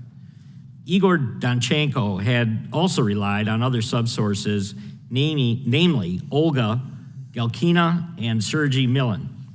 When the FBI interviewed those two subsources, were either of them able to verify the information in the Steele dossier? Well, speaking first to Milian, we interviewed Milian as well. He's outside the country. He claims to fear for his safety and whatnot, but he adamantly denied ever talking to Danchenko or providing any information akin to what was in the Steele reporting. In fact, he was a supporter of President Trump, which made it seem highly unlikely that he would be providing derogatory information to somebody he had never met or spoken to. So that's as to Milian. With respect to Ms. Galkina, Ms. Galkina was somebody who provided some information to Danchenko, provided some information to Dolan. Thank you, Mr. Chair. I'm out of time. Gentleman yields back. The chair now recognizes the gentleman from Georgia. Thank you, Mr. Chairman. Special Counsel Durham, in March of 2019, before releasing the Mueller report to the public, Attorney General Barr released a statement mischaracterizing its findings and conclusions. And shortly thereafter, Attorney General Barr announced that he was investigating the FBI for investigating Putin's interference in the 2016 presidential election.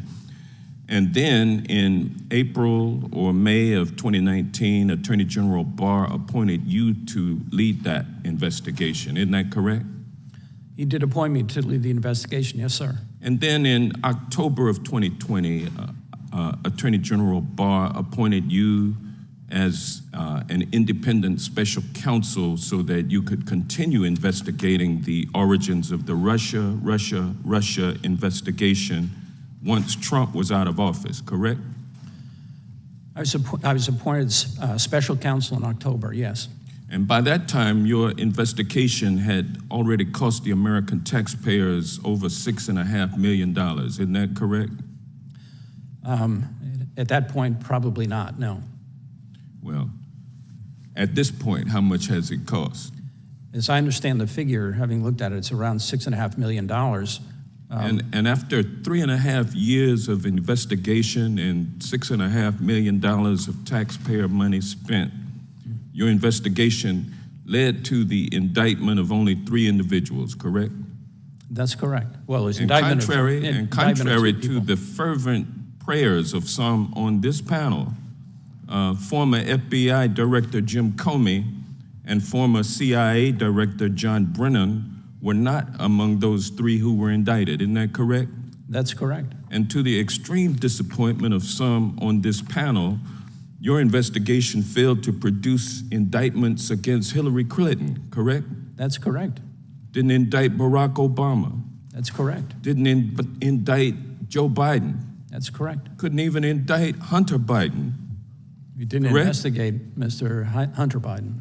And of your three prosecutions, one ended with a guilty plea to an unrelated to the origins of the FBI investigation, and that individual received a probated sentence with no jail time, correct? Parts of that are correct. And the other two men you prosecuted went to trial on the charges, they were accused of lying to the FBI, and both were slam dunk acquitted. Isn't that correct? They were acquitted. And none of the individuals you prosecuted were ever charged with being part of a hoax or a fraud or a witch hunt or a politically motivated deep state conspiracy against Donald Trump. Isn't that correct? I would not say that that's accurate. You mean you did charge somebody with being a part of a hoax? We charged Mr. Sussman with having knowingly provided false information to the FBI regarding Alpha Bank. But and lying. he was acquitted though, right? After Well, that wasn't your question. Mr. Sussman was acquitted after you charged him, correct? Grand jury found He was found innocent by a unanimous jury of 12. That's not true.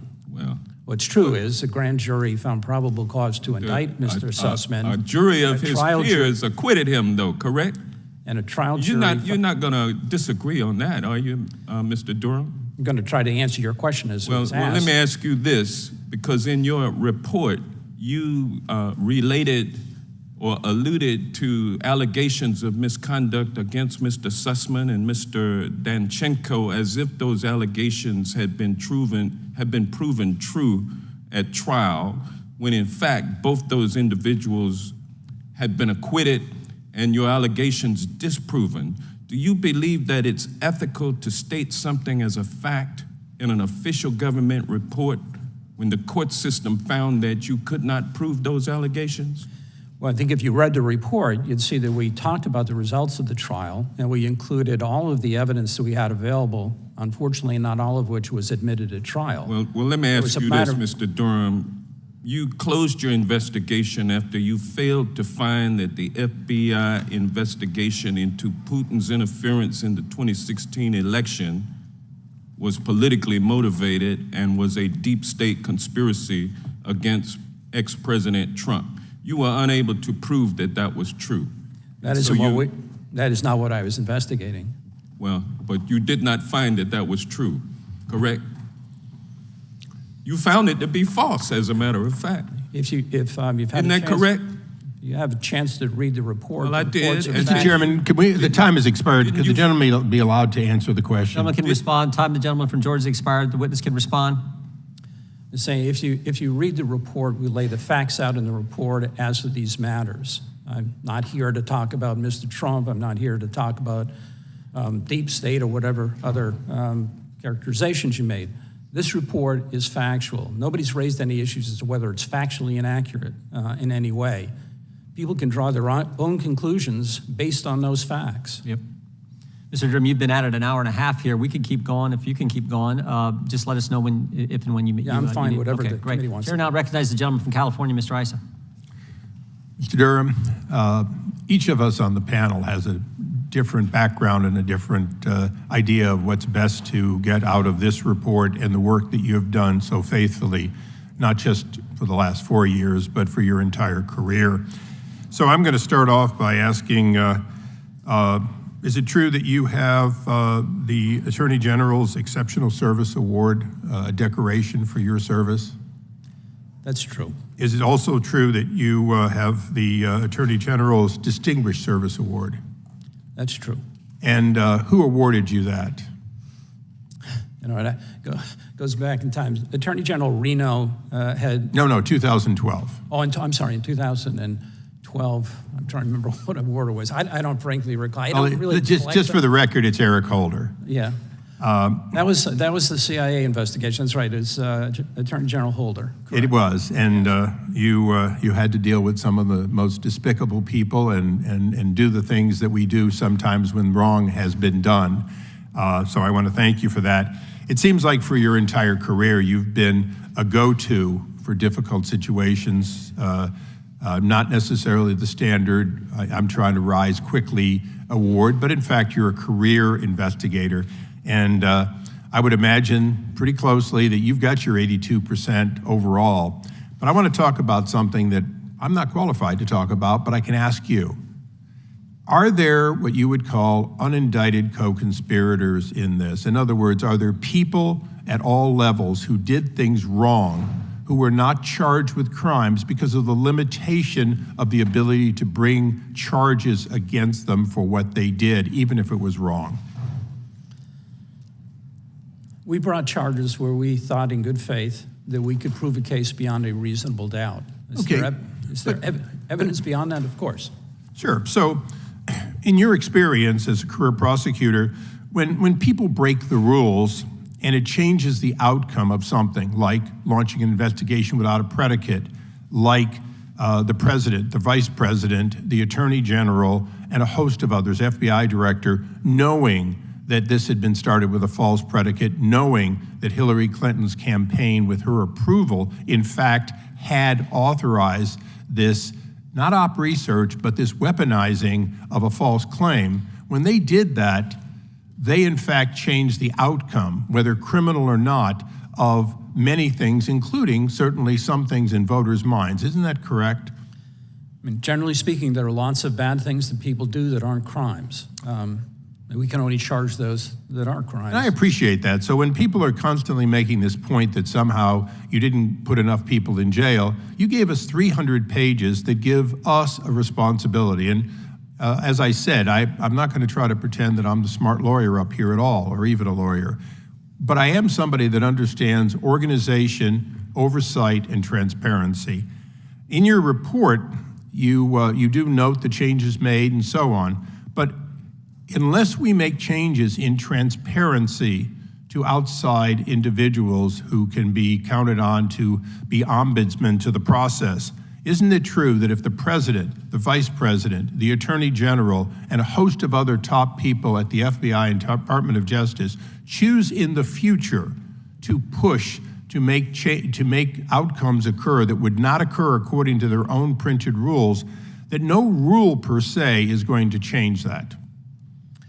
I think that's true. As we say in the report, ultimately what this comes down to is the integrity of the people who are doing the job. Are they adhering to their oath, or are they not adhering to their oath? Are they following the law? Are they not following the law? Well, in my 20 plus years on this side of the dais, what I've found is that people, when the light of day is shed on them, follow the rules much better than they aren't. So for all of us up here, I want to thank you for your contributions and your service. Hopefully, I know you're gone into retirement, but hopefully in the future, as we begin looking at reforms that can be counted on and believed by the American people, at reforms that create better transparency, at reforms that do not allow FISA judges to be misled by people with an agenda, that you'll be available to at least give us some of the guidance from your decades of knowing how it's done right at the Department of Justice. And Mr. Chairman, I want to thank you for your indulgence in so many people. I will not take excess time. I believe this witness's 300+ pages speaks extremely well for itself, and I yield back. The gentleman yields back. The gentleman from California is recognized. Mr. Durham, just so people remember what this is all about, let me ask you, the Mueller investigation revealed that Russia interfered in the 2016 election in sweeping and systemic fashion, correct? That's correct. And Russia did so through a social media campaign that favored Donald Trump and disparaged Hillary Clinton, correct? As the report says, yes. And Mueller found that a Russian intelligence service hacked computers associated with the Clinton campaign and then released the stolen documents publicly. Is that right? That report speaks for itself as well. Mueller also reported that though he could not establish the crime of conspiracy beyond a reasonable doubt, he also said, quote, a statement that the investigation did not establish certain facts does not mean there was no evidence of those facts. That also appears in the report, doesn't it? There's language to that effect, yes. In fact, you cited that very statement in your own report, did you not, as a way of distinguishing between proof beyond a reasonable doubt and evidence that falls short of proof beyond a reasonable doubt? Correct. As an illustration of this, both Mueller and congressional investigations found that Trump's campaign chairman, Paul Manafort, was secretly meeting with an operative linked to Russian intelligence named Konstantin Kilimnik, correct? That's my understanding, yes. And that Manafort, while chairman of the Trump campaign, gave that Russian intelligence operative the campaign's internal polling data, correct? That's what I've read in the news, yes. And that Manafort provided this information to Russian intelligence while Russian intelligence was engaged in that social media campaign and the release of stolen documents to help the Trump campaign, correct? You may be getting beyond depth of my knowledge, but well, let me say very simply, while Manafort, the campaign chairman for Donald Trump, was giving this Russian intelligence officer internal campaign polling data, Russian intelligence was helping the Trump campaign, weren't they? I don't know that. You really don't know Sounds right. those very basic facts of the investigation? I know the general facts, yes. Do I know that particular fact myself? No. I mean, I know that I've read that in the media.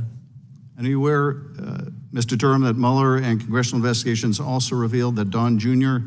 was informed that a Russian official was offering the Trump campaign, quote, very high level and sensitive information, unquote, that would be incriminating if Hillary Clinton was part of, quote, Russia and its government support of Mr. Trump? Are you aware of that? Sure, people get phone calls all the time from individuals who claim to have information like that. Really, the son of a presidential candidate gets calls all the time from a foreign government offering dirt on their opponent? Is that what you're saying? I don't think this is unique in your experience. So you have other instances of the Russian government offering dirt on a presidential candidate to the presidential candidate's son. Is that what you're saying? Would you repeat the question?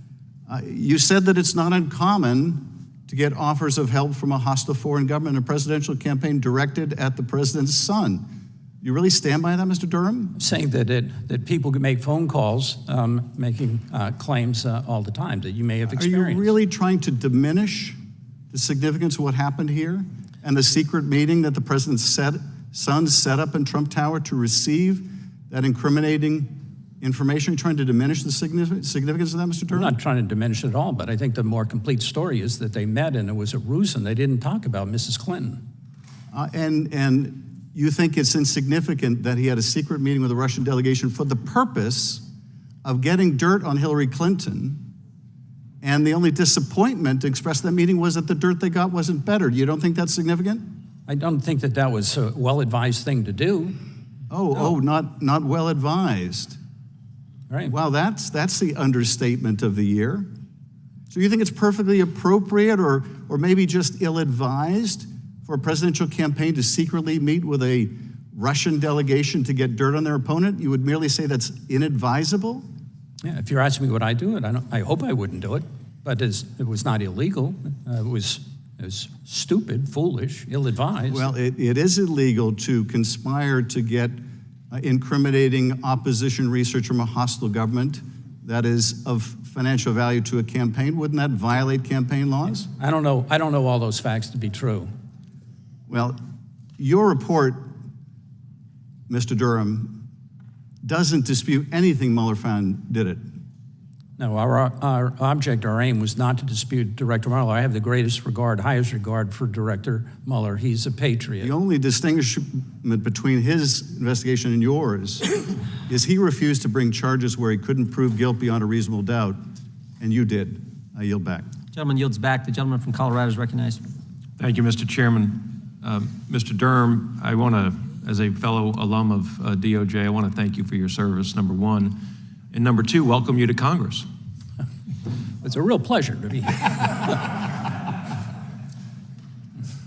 I want to ask you some questions about FISA and some of your most recent experiences as the special counsel and what your specific advice would be, I guess. I am concerned with the conclusions in your report, and I just want to, they've been mentioned several times here, but in your opening statement, you talk about lack of investigative discipline, a failure to take logical investigative steps, and bias. It appears to me that the lack of investigative discipline and the failure to take logical investigative steps are a result of bias. Is that fair? I think that's fair. When you look at what is involved here, this is a presidential campaign. It's not a run-of-the-mill investigation. This is so highly sensitive. It could affect the outcome of a presidential election and the future of the nation. You would expect that the discipline that would have been followed would have been higher than ever. And that didn't happen here. The sort of analytical rigor, the discipline in how we investigate criminal matters, that was just absent here in large measure. Fair to say that there was a rush to judgment? I'm sorry? Fair to say that there was a rush to judgment? In other words, the judgment of proceeding with the investigation before following proper procedure? As been alluded to here, the information that they had received from the Australian diplomats, not Australian intelligence or law enforcement, but Australian diplomats about something that was said at a bar. Within 3 days of that information having been received at FBI headquarters, the deputy director of the FBI, according to Mr. Strzok, told him to immediately open that, and it was opened as a full investigation on a weekend with Mr. Strzok, not only writing the opening electronic communication, the opening memo, but approving that memo as well. And this is the same Mr. Strzok who we saw the text message from that had a clear bias regarding President Trump. It's the same person, yes. And how long did Director Comey serve in the FBI before he became director? And I'm not saying Department of Justice, I'm saying FBI. Right, to my knowledge, he was not in the FBI prior to becoming director. And he promoted the people, Andy McCabe, Peter Strzok, others, to the position in headquarters and then dealt with them there. Is that fair? He would have certainly had a role in the advancement of people in the upper management of the FBI, yes. My concern is that the bias that has been demonstrated there, whether it has been eradicated or dealt with, could exist in any of these agencies. And these agencies have access to very sensitive information that we and Congress allow for counterterrorism, counterintelligence activities, and it really goes around the Constitution because it does not deal with U.S. citizens. And I'm talking about the FISA rules now. Have you heard of backdoor searches? I've heard the term, yes, sir. And it refers to the ability of an agency to look at a U.S. citizen's communications because the communication was with a foreign individual and it was recorded because that foreign individual was being looked at. Is that fair? That's fair. And if there was this bias in an agency like the FBI that we saw previously, and they wanted to go after a U.S. citizen, they could use that technique to go after that citizen. And my question to you is, how do we prevent that? How do we in Congress take a look at FISA, try to maintain the national security interests, but at the same time protect U.S. citizens from a rogue agency, a biased agency or agent, I shouldn't say agency and condemn everyone, but individuals in the agency? How do we protect American citizens from what could occur? And let me give you another quick example. Going out and buying information from private data sellers to obtain information that you couldn't obtain with a search warrant because you don't have probable cause. Those techniques are all available under FISA. What should we do?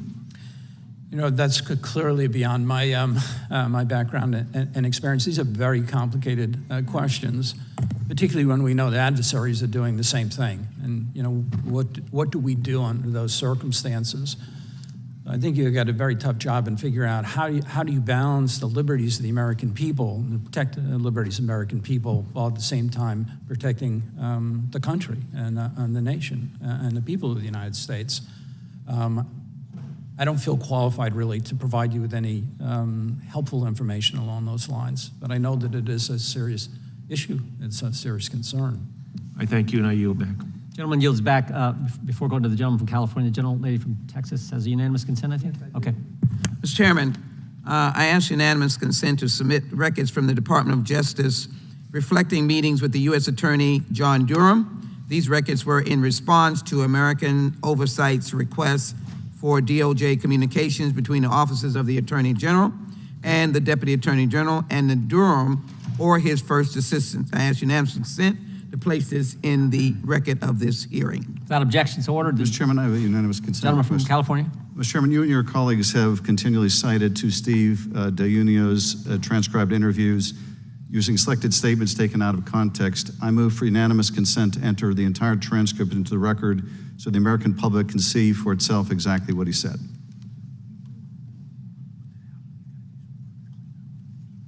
Yeah, we will work on that. Yeah, we'll work on that. We don't want to, we'll talk with the chairman. We want to make that fully available. Mr. Chairman, For the you're ranking member. objecting to a unanimous consent request then to something? Mr. Chairman, I object.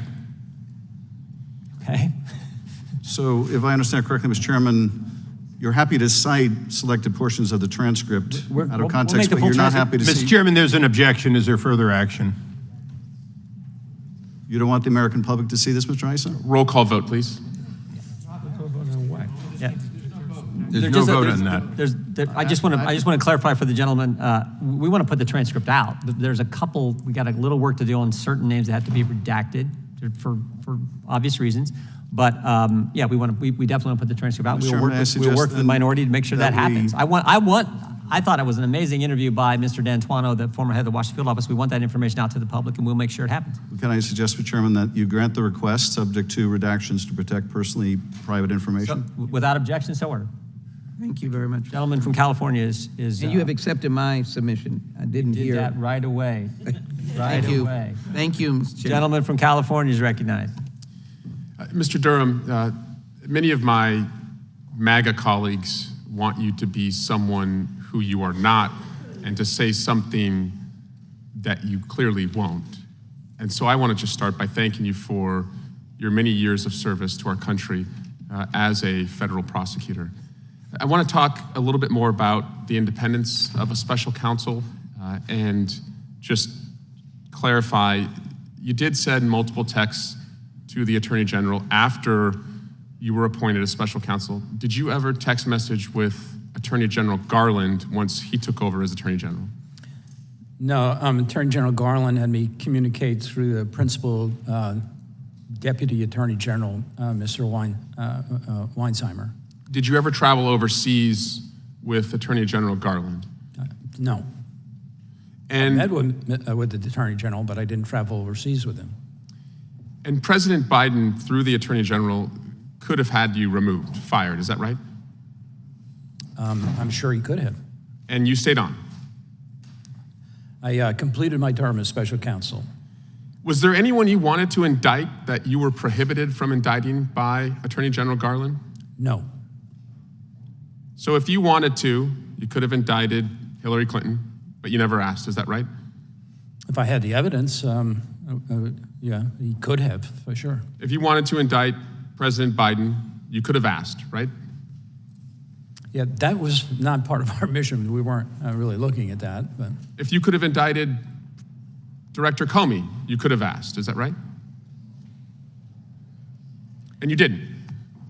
yeah, the Attorney General Garland had never asked me not to indict somebody. Great. So I just want to make it clear to my colleagues, you had all the power in the world to indict anyone that you had evidence to indict, and you were never blocked from doing it. That's correct? That's correct. I also want to compare you to the last major special counsel investigation that we had. You agree Special Counsel Mueller charged dozens of individuals and you indicted 3. Is that correct? Indicted 2 and a third pleaded guilty. Right. And Special Counsel Mueller had dozens of convictions, some at trial, but no defendant was outright acquitted. Is that right in the Mueller investigation? Outright acquitted. Across the board, every charge acquitted. Right, I don't believe there are any acquittals. I'm not sure there were dozens of convictions. There were more than a dozen people who were indicted. You were wise earlier to not weigh in on Donald Trump's character. You are under oath, after all. But did anything in your report prove false that Russians met with Trump's family during the campaign at Trump Tower after an offer of dirt on Hillary Clinton? Anything prove that that meeting didn't happen? I don't have any evidence that that did not happen. Anything in your report prove false that in the 2016 campaign, Donald Trump tried and concealed from the public a real estate deal he was seeking in Moscow? I don't know anything about that. There's nothing in the report about it. It's not something we investigated. Anything in your report prove false that Donald Trump publicly asked Russia to hack Hillary's emails and then hours later they did? If you're referring to... Did Donald Trump not say at a press conference, Russia, if you're listening, you should get Hillary's emails? Did you prove that he didn't say that? Yeah, no, we didn't. Okay. We didn't investigate. Did you prove false in the 16 campaign that Trump's campaign manager gave polling data to a spy for a Russian intelligence service? We didn't investigate that. Anything in your report say that Donald Trump in 2016 acted the way that Americans would want a presidential candidate to act with regard to Russia? I'm sorry, could you repeat that? Are you signing off on the way Donald Trump acted with Russia in 2016? Yeah, our report doesn't address that. And you agree that Russia interfered in the 2016 election? I agree that there's substantial evidence to show that. Thank you. Mr. Durham, my MAGA colleagues want you to be someone you're not, and they want you to say something you won't. They want you to join the law firm of Insurrection LLC, which incidentally and probably appropriately is chaired by a guy who never passed the bar exam, and you're wise not to do that. You see, my colleagues today, they are making themselves footnotes and foot soldiers in the history books that will chronicle Donald Trump's corruption. And I yield my remaining time to Mr. Schiff.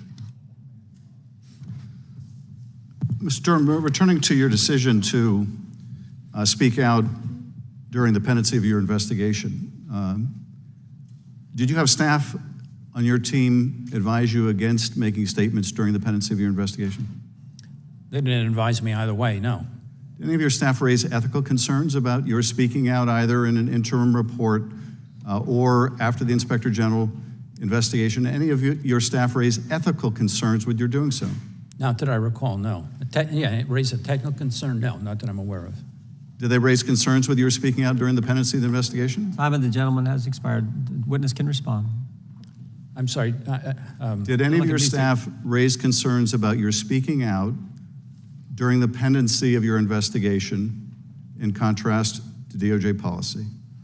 Not that I recall. Thank you. Gentleman yields back. Gentlelady from Florida is recognized. Good morning, Mr. Can I Durham. just complete that answer, Warren? But I don't want to lay any blame at their part. I made that decision to make a statement. They were not involved in it. Right, Nora Danahy. Gentlelady from Florida. Right. Nora Danahy, a friend of mine, a very good lawyer, an honest person. Why did she resign? That's Nora Danahy. That's why we brought her on. Why did she resign? The gentleman's time has expired. The gentleman Answer the question if you'd like. Mr. Chairman, who's in charge here? Because it's not Mr. Schiff, I don't think. It's the lady's time from Florida. Good morning, Mr. Durham. Good morning. As a former federal prosecutor, I want to begin by telling you how much I appreciate your work, that of your team, and your presence here today. And you may begin by answering the prior question if you wish. With respect to Ms. Danahy, I have the greatest respect for her. She's a friend of mine. She's very well educated. She's an honest person. We had some disagreements on issues, and I don't really have any comment beyond that. I'm not going to discuss the internal management and decision-making. I'll tell you this, that every agent and every lawyer who worked on this project had a full voice in the decisions that were going forward. I made the final decisions. Thank you, Mr. Durham. I'd like to focus on the Department of Justice's procedures as to FISA applications when that process is conducted appropriately. To begin with, FISA surveillance application must include an affidavit from a federal law enforcement officer, correct? That's correct. And that affidavit must demonstrate cause to believe that the target of the surveillance is an agent of a foreign power. Is that also right? Right. If it relates to a U.S. citizen, it has to be that they're a knowing agent. If it's a non-U.S. person, a knowing element is not required. And it is intended that that affidavit should rely upon reasonable, trustworthy information, is it not? That's correct. Right. And in some cases, in including the case of Carter Page, those affidavits, that information can include the use of information obtained from a confidential human source, correct? That's correct. And when information from a confidential human source is included, would you agree that it's important that material related to the reliability or trustworthiness of that confidential human source is disclosed within the affidavit? Yes. And I believe you testified here earlier today that in this case, information in that Carter Page application related to the reliability and credibility of the confidential human source was not included in these applications. Is that right? I believe that's correct. Okay. Would you tell us, in your experience, in your many years working with the department, why is it important that that type of information is included and disclosed to both federal prosecutors and to the court? There's, when matters are submitted to the court, it's for a reason, or to a judge. It's to let an independent judicial officer weigh the question as to whether probable cause exists or not. In providing that information to independent, objective judicial officers, judicial magistrates, if there's confidential human source information that's being provided, it's important for the person, the judge who's reviewing this, to know what's the basis of the person's knowledge. Is it hearsay, or do they have personal knowledge, as an example? And then whether or not there's some track record or basis to believe that the information would be credible coming from this person. And of course, at this stage of the proceeding, the person who's the subject of the investigation has no idea that this application is even being made or considered or reviewed by the court in most cases. So That's it's correct. solely rests with the government, the responsibility to ensure that this power, that this surveillance power that's being used is being done in a way that is appropriate and compliant with the law. That's correct. And you mentioned something earlier about that in this case, agents immediately moved to the most intrusive investigative means that were available, referring, of course, to the interception of live communications, correct? That's correct. In this instance, the Bureau almost immediately, when they opened it as full investigations, it was the umbrella case, Crossfire Hurricane, and then the 4 sub-files, they immediately went to try to get Pfizer coverage on Papadopoulos, which they weren't able to do, and then Carter Page. And some of the techniques for law enforcement, there are a myriad of other things they can do to collect surveillance information short of this interception of communications, like poll cameras, pen registers, trap and trace, trash pulls, correct? There are many other things that in investigations are often utilized prior to taking this step of attempting to intercept live communications. Right. Those are typically building blocks for electronic surveillance. So based on your testimony so far, what we're hearing is that here, a FISA application was pursued without disclosing some relevant information to prosecutors or the court, without following standard procedural rules, utilizing investigative techniques that were the most intrusive without first exhausting other techniques, and instead pursuing the most invasive method possible from the outset against Mr. Page. That's essentially correct, yes. Now, one other thing, you mentioned earlier during your testimony that the failures identified during your investigation, that if they were not addressed, they would result in national security risks and continued public lack of confidence in our institutions of justice, that there were no overnight fixes, but we needed accountability, standards, and consequences. Would you elaborate, please? Time the gentlelady has expired. The witness can respond. Yeah. The national security interests that, here include liberties of the American people. One of the things that was most disturbing about the dossier, the Steele dossier, is whether or not this is, so at least some of it was Russian disinformation, whether Igor Danchenko, who personally wrote that he was responsible for 80% of the intelligence in the dossier and 50% of the analysis, whether or not Mr. Danchenko was the source of Russian disinformation. If you don't run some of those things to ground, it does affect the liberties, or potentially affects the liberties of the American people and the national security interests of this country. Thank you, sir. Gentlelady yields back. The gentleman from California is recognized. Thank you, Mr. Chairman. Before I begin my questioning, I want to say that the House Judiciary Committee is responsible for helping to ensure the rule of law. The chairman of this committee ignored a bipartisan congressional subpoena. the precedent set by this chairman has damaged the ability of congressional committees to get information from witnesses and damaged the rule of law. Now, Mr. Durham, thank you for being here voluntarily today. In your report, not only did the FBI have information, as stated before, that the Australians knew that Trump Foreign Policy Advisor George Papadopoulos had suggested that the Russians were going to release anonymous information damaging Hillary Clinton. The FBI also knew and had information that the Democratic National Committee was hacked by the Russians and information was being released to the American public. The FBI also had information from various media reports that Trump had relations with different Russian businessmen, and the FBI had information that Trump said, quote, "Russia, if you're listening, I hope you're able to find the 30,000 emails that are missing." The FBI had all that information prior to opening Operation Hurricane, correct? Crossfire Hurricane, is that right? That's correct. Okay. If the FBI had chosen to do so, the multiple pieces of information they had would have allowed them to open a preliminary investigation. Is that right? In our report, we say that the FBI certainly had an obligation to assess the information, perhaps make it a preliminary investigation. That's Okay. our view. In fact, it would have been a dereliction of duty for the FBI to have just sat on their hands and done nothing with the information that they had. Is that right? Yeah, the FBI should not have ignored that information. Okay.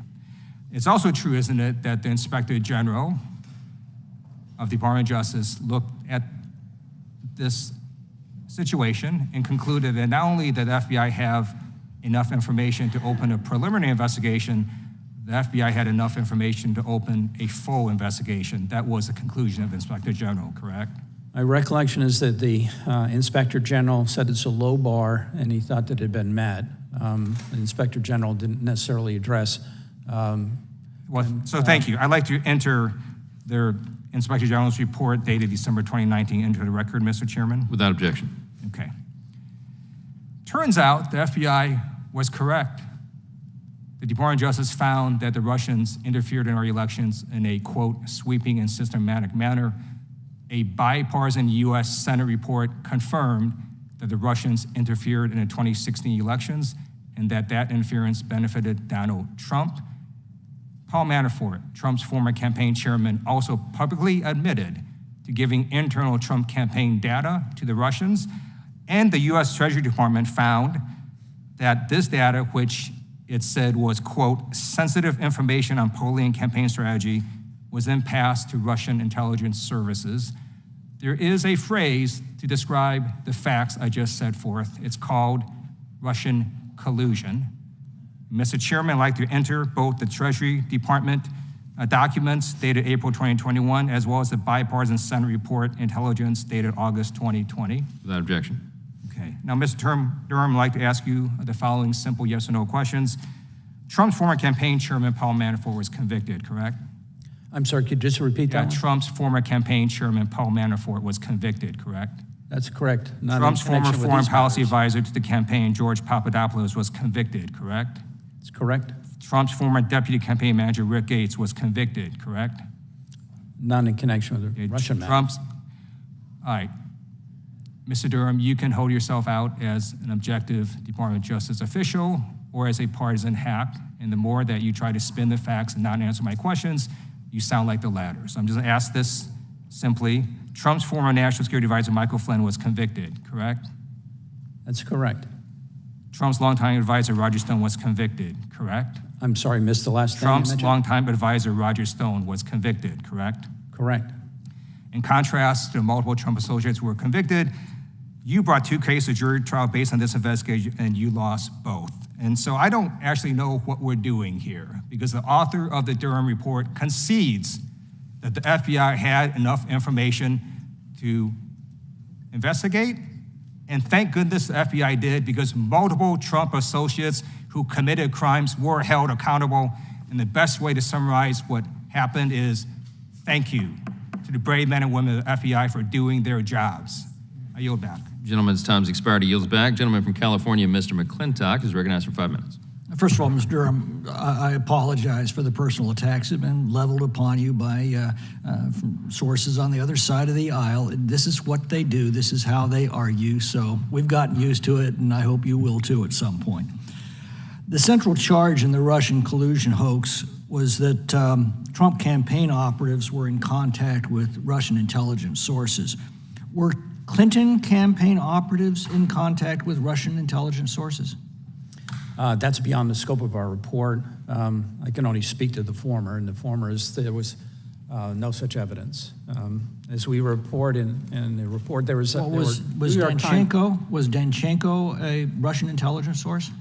Mr. Danchenko had been investigated by the FBI for espionage. They closed the case when they mistakenly thought he had left the country. Mr. Danchenko's status in connection with that espionage matter was never resolved by the Bureau. The Bureau, in fact, never opened it. And he was the source for much of the Steele dossier. He said that he was responsible for 80% of the intelligence in the dossier And 50% who of the commissioned analysis. the Steele dossier? The Steele dossier was done by Fusion GPS, who was hired by Perkins Coie, who represented the Clinton campaign. And So what role did the Clinton campaign play in this hoax? I'm sorry, did they play? What role did the Clinton campaign play in this hoax? The Clinton campaign funded the work, the opposition research that was done by Fusion GPS, and GPS paid Mr. Steele for the dossier. And who in the Clinton campaign approved that relationship? We lay some of that out in the report. I think it was Mr. Elias, who was general counsel to the campaign, who engaged the services of Fusion GPS. Mr. Jordan referenced the Clinton plan intelligence. Exactly what was the Clinton plan? Based on declassified documents that in the public record, there was intelligence information that was received at virtually the same time that the information came from the Australians. I mean, within a day or two. That intelligence included information that there was a purported plan designed by one of Mrs. Clinton's foreign policy advisors to create a scandal tying Donald Trump to the Russians. That's the essence of the intelligence as contained in the declassified information. Did the president receive this intelligence? On August 3rd of 2016, then Director Brennan had briefed the president, vice president, director of national intelligence, the FBI, the attorney general, and others. When you say the FBI, you mean Mr. Comey? He had, on August 3rd, it was conducted at the White House. It was Director Comey himself. So Mr. Comey knew about this. President Obama knew about this. Vice President Biden knew about this. But it wasn't provided to the agents on the case or provided to the secret FISA court. Is that correct? That's correct. Why wasn't it? No, we can tell you what the facts are. People can draw their own conclusions from that.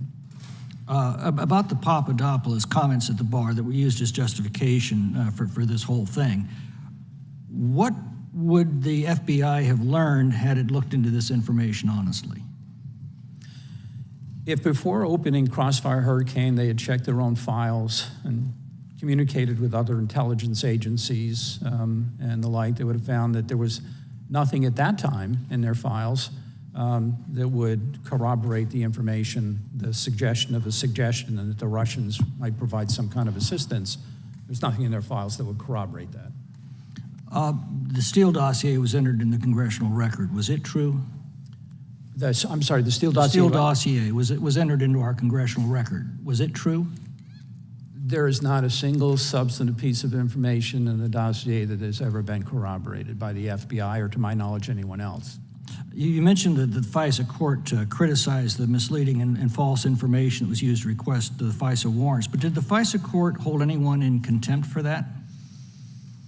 Not to my knowledge. Did they apply any sanctions to anyone responsible for that? Not to my knowledge. Did they even yell at anybody? They issued an appropriately harsh memo talking about what the expectation is when a document is submitted to that court, that it be truthful and accurate and complete. And that was the expectation, is the expectation.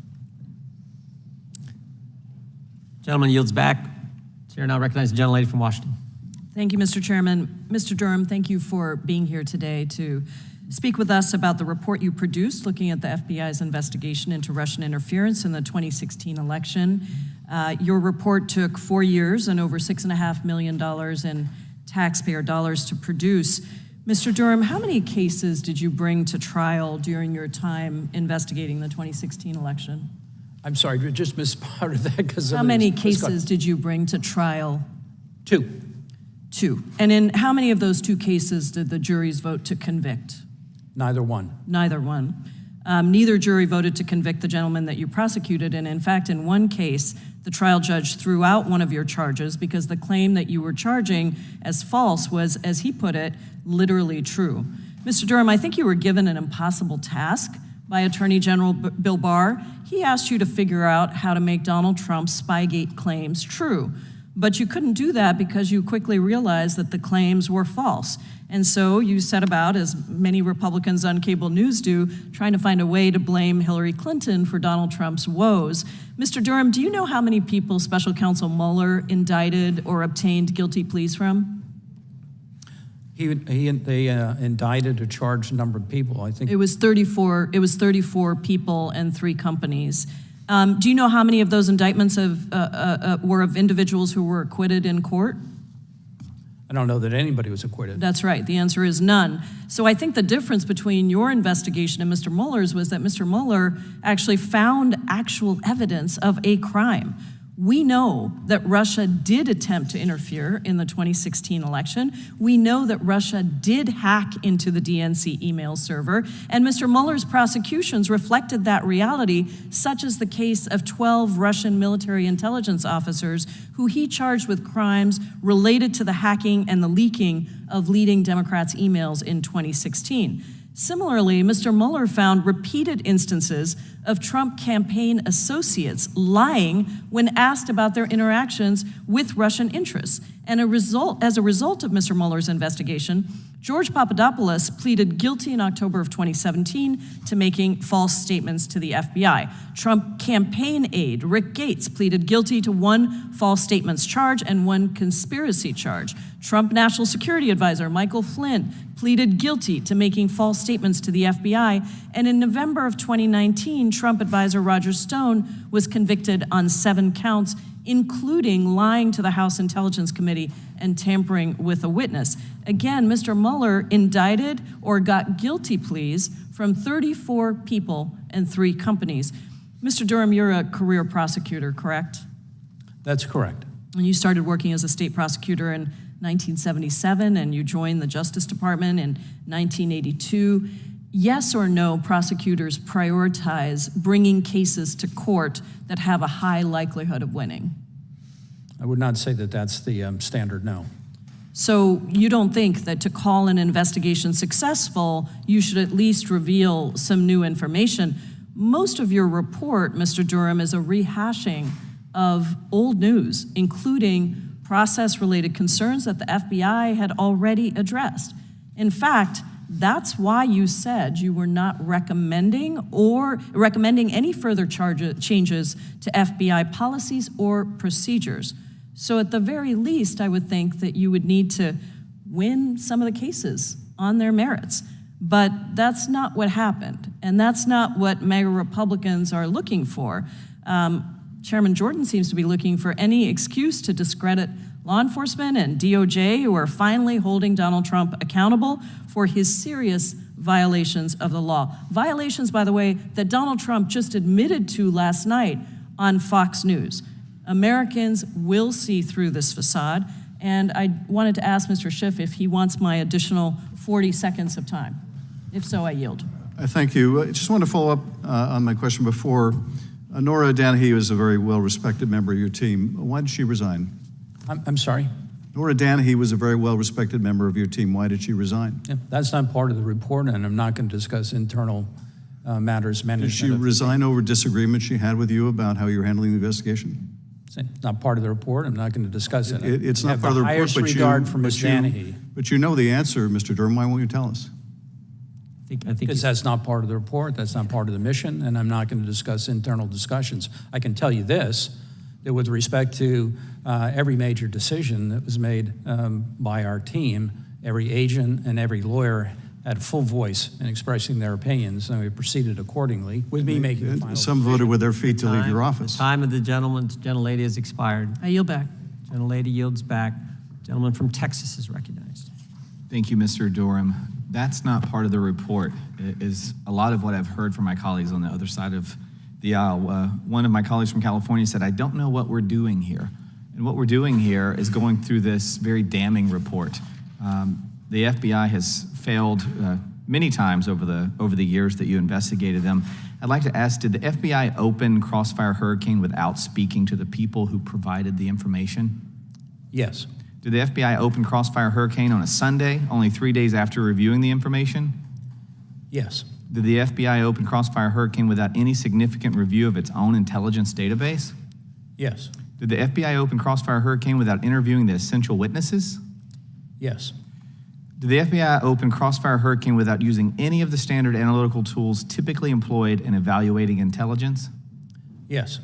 Did the FBI consider the possibility that it was the target? It didn't appear so to me from the evidence. And so I'm curious if you could tell me, because I'm not a prosecutor, some of my colleagues here are, but the average American is not. Can you tell us why and under what motivation would a prosecutorial agency act in such a way where it willfully ignores multiple instances of exculpatory evidence throughout the course of its investigation? Because I just don't understand that.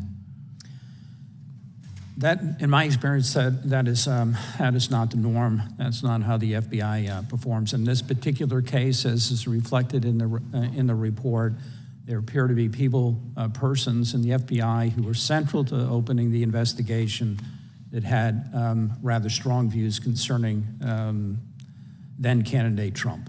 And we've heard in your report that you reference confirmation bias. And a lot of times, or sometimes, we see that the investigators, perhaps the FBI investigators, they have a confirmation bias because they want a guilty outcome. They want to find the suspect guilty.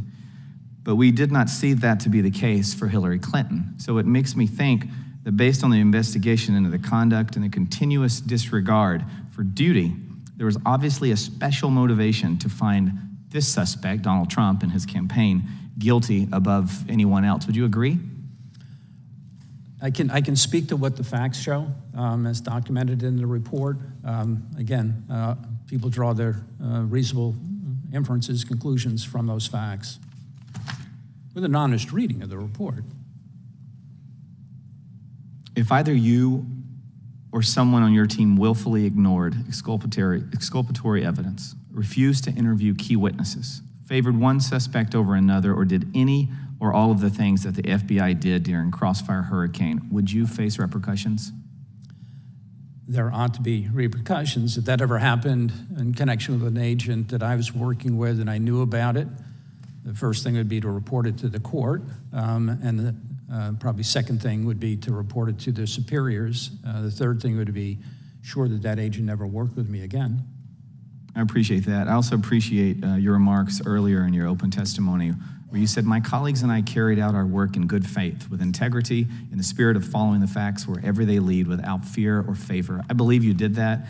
I'm disappointed in some of my colleagues that have said disparaging remarks about you. I've seen very few that actually talk about your report. They want to talk about everything else, which tells me you're onto something.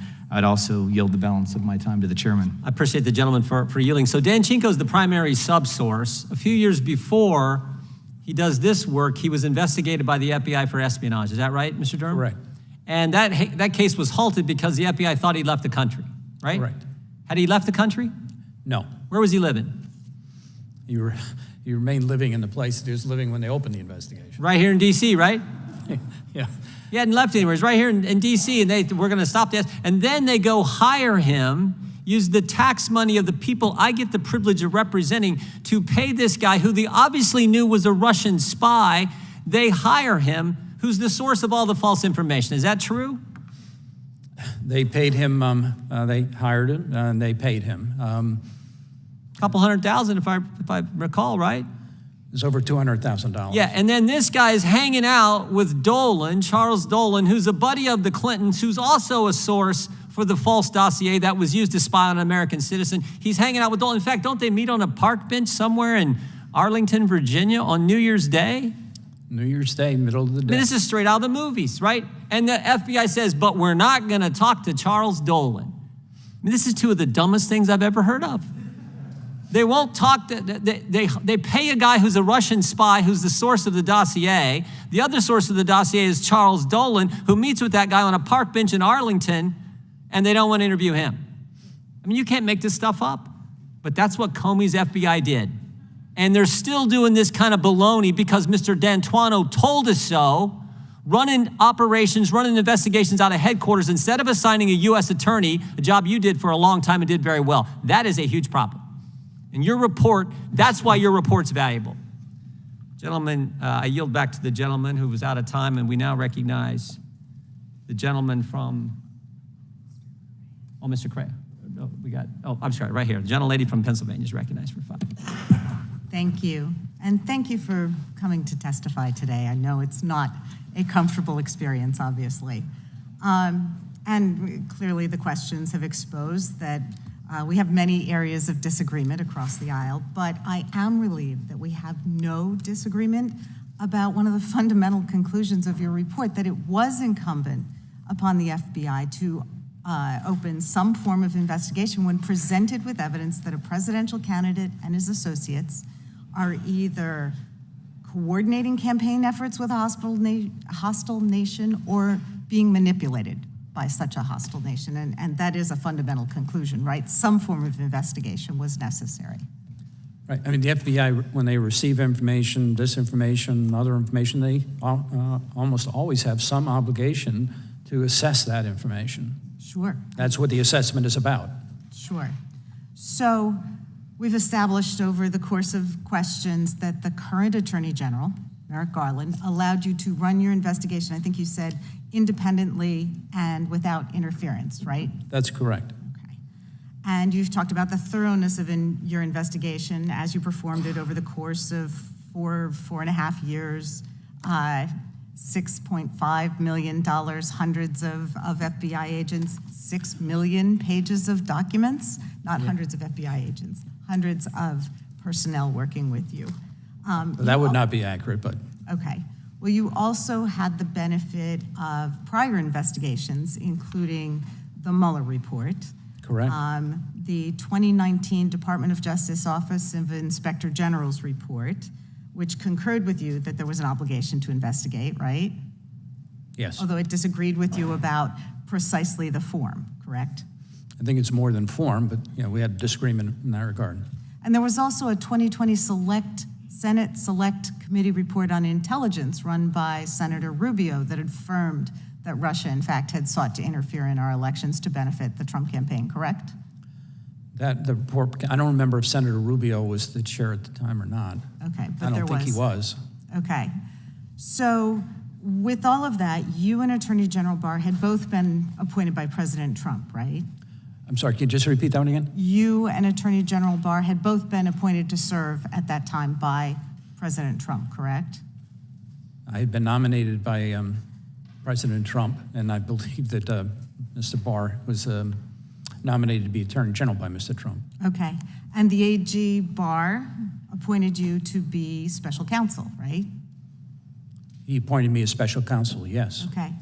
But in contrast to the independence and lack of interference, which you have noted on multiple occasions that has been performed by Merrick Garland, AG Barr had a very active role in your investigation. And I just wanted to mention a couple instances. First of all, shortly after your appointment, you and AG Barr both traveled overseas and met with Italian officials who provided some allegations with respect to criminal activity by the former president, correct? We traveled well, this is outside the reports. I'm not sure that I'm authorized to talk about it, but we went to Italy to try to pursue leads involving a particular mysterious professor. Okay, so you don't mention in your report those allegations of misconduct concerning the former president, correct? It's not in your report. You didn't include that information in your report, right? Okay. Which information? About your trip to Italy with A.G. Barr? No, I don't know why I would have included that in a report. The day the Inspector General's report was published, you issued a press release saying that you didn't agree with some of his conclusions. Did A.G. Barr ask you to issue that press release? Absolutely not. Okay, who did? I made that decision. Do you want to know why or no? Actually, I wanted to know first, can you identify any other occasion which a special counsel has released a press statement questioning another special counsel or Inspector General's report? Can you name one? Yeah, I don't know of any. Okay. They may have, but I don't know about it. Okay, so did you communicate with A.G. Barr about your press statement before his was released the same day, or was that just a fantastic coincidence? Did I communicate with Attorney General Barr about what? About your press release questioning the IG's report. I told Attorney General Barr, I didn't ask his permission, I told him I was going to do it. Okay. One more question. There's been mention of the resignation of one of your colleagues, Nora Danahy, in the fall of 2020.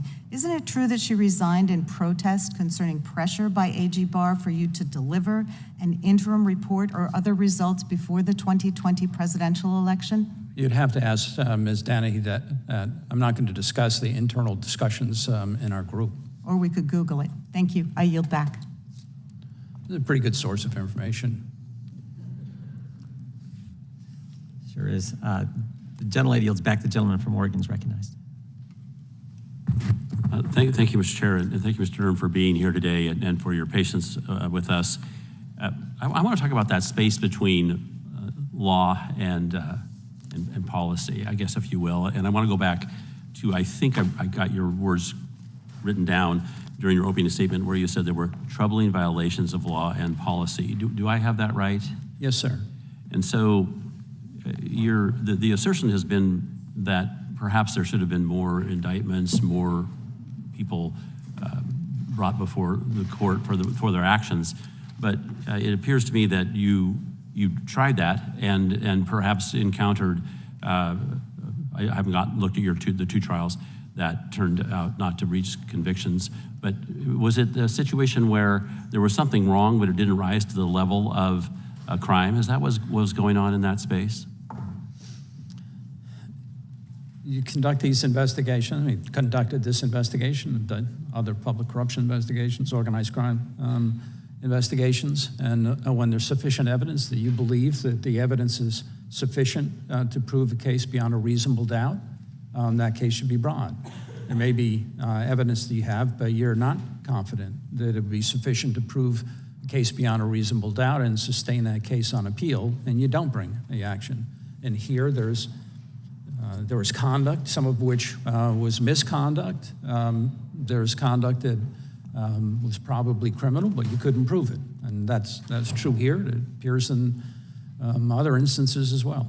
Right, and I think the phrase political bias or confirmation bias has been used a number of times. Is that a crime? Confirmation bias is not a crime. It's part of our human condition, I suppose.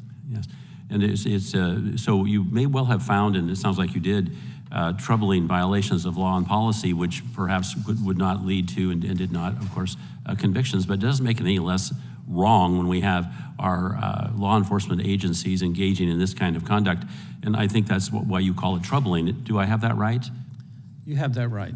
And the question, I suppose, is what can we do about this situation looking forward? If it's not a crime, but we know it's wrong, what should we be doing? And I think you made some suggestions. Can you recite those for us? And you spent 4 years in this space, and there's obviously things going wrong that we can't convict people for, or at least it doesn't rise to the level that will warrant that approach.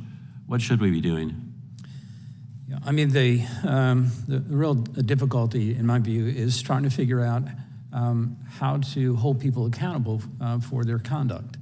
And it's not a simple problem to solve. In the context of the FISA situation, for example. Or maybe it would be the case in any instance in which there's what's referred to in the Bureau as a sensitive investigative matter, a SIM, that there are additional rules that apply there. Maybe it's come time where if an agent is going to sign a FISA application in a sensitive investigative matter, that they not only understand that they're signing under the penalties of perjury, but if the Bureau determines that they intentionally misstated anything, that their employment will be terminated. I mean, there's real teeth in when somebody signs an affidavit, swears to something before a judicial officer, there are consequences if that is untrue. There are criminal penalties, but there sure as heck ought to be other penalties as well. I mean, there are things like that. In these sensitive cases, I mean, this is not a normal case. This is a presidential election and it affected the nation. Maybe they ought to instill practice, for example, of red teaming, which we tried to do to an extent in our investigation, which is you have a group of people who take the opposite side to make the arguments, to try to point out either where the weaknesses are or where additional evidence needs to be developed. It may be that the Bureau would benefit, as I said in the report, from having something of an ombudsman who would look at FISA applications or look at the investigative effort being undertaken in these sensitive investigative matters, who looks at how the investigation is progressing and whether or not, in that person's estimation, the investigation is being done independently and in a disciplined way.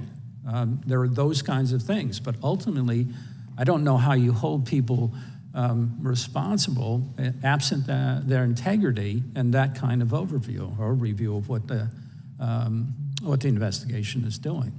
Thank you, Mr. Durham. I yield back. Gentleman yields back. The gentleman from Colorado is recognized.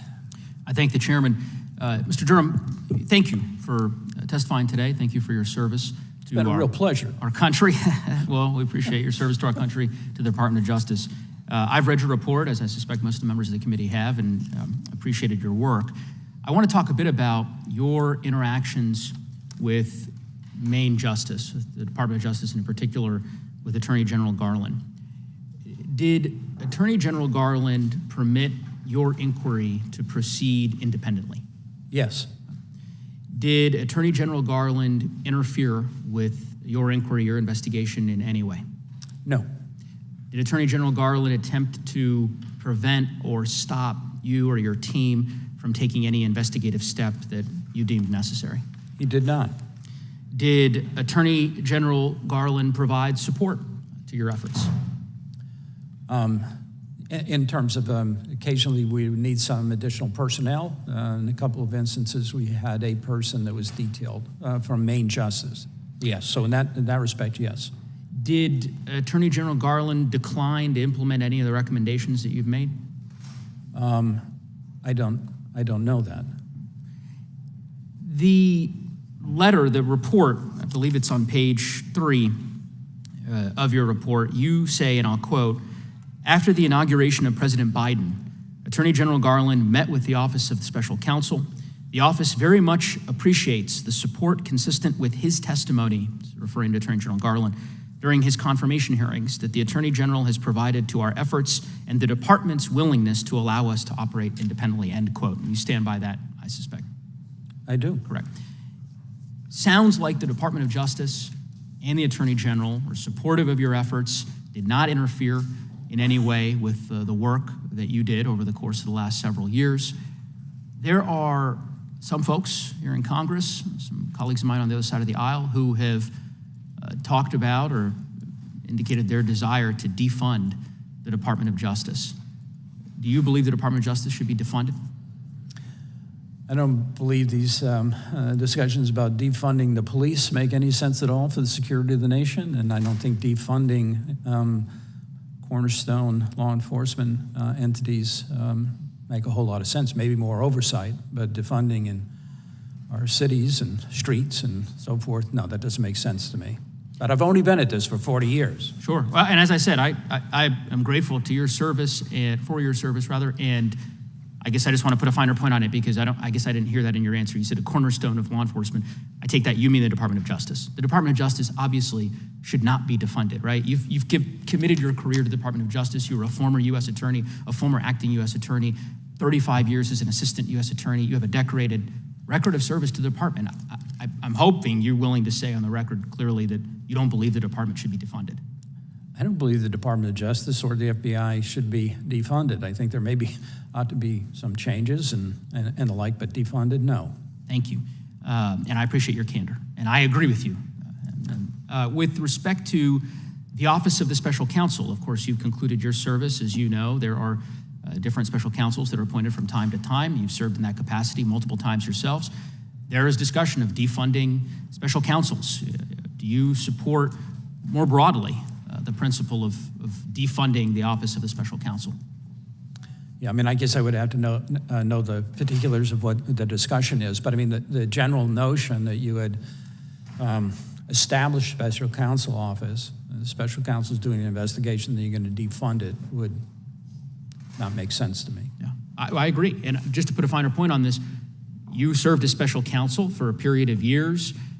During the course of your investigation, for the bulk of that time, Democrats were in control of the United States House of Representatives. There was no effort that I'm aware of to defund your office. And I assume that you would have construed that if someone had made an effort to defund the Office of Special Counsel, your office, as you were undertaking your investigation, as political interference to the extent that that was being done to try to impair or impinge on your investigation. Is that an accurate statement? Yeah, I mean, if it were our office, our team, I guess I'd have to know the basis of that to see if I thought it was, political or that, let's say it's because people spending too much money. Sure, let's say it's because people disagreed with the work that you were doing. They didn't like your investigation. They disagreed fundamentally with decisions you were making. I presume you would construe that as political interference. Special counsel should operate independently. That's the whole purpose of special counsel. So, I certainly agree. And again, I thank you for being here. I yield back, Mr. Chairman.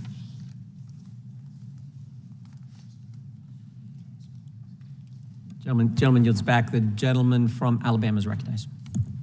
Thank you, Mr. Chairman. Mr. Durham, I appreciate you being here today. Sobering, I think, is a pretty good word. I think that's a good description of what we're talking about. When I read your report and as we talk about it, when I'm in the district, very often one of the major concerns is a weaponization of investigations in the Department of Justice against certain people in our society. And so, yes or no, did the FBI place significant reliance on information given to them by President Trump's political opponents? I'm sorry, can you just repeat that one? Did the FBI, did they place significant reliance on information given to them by President Trump's opponents?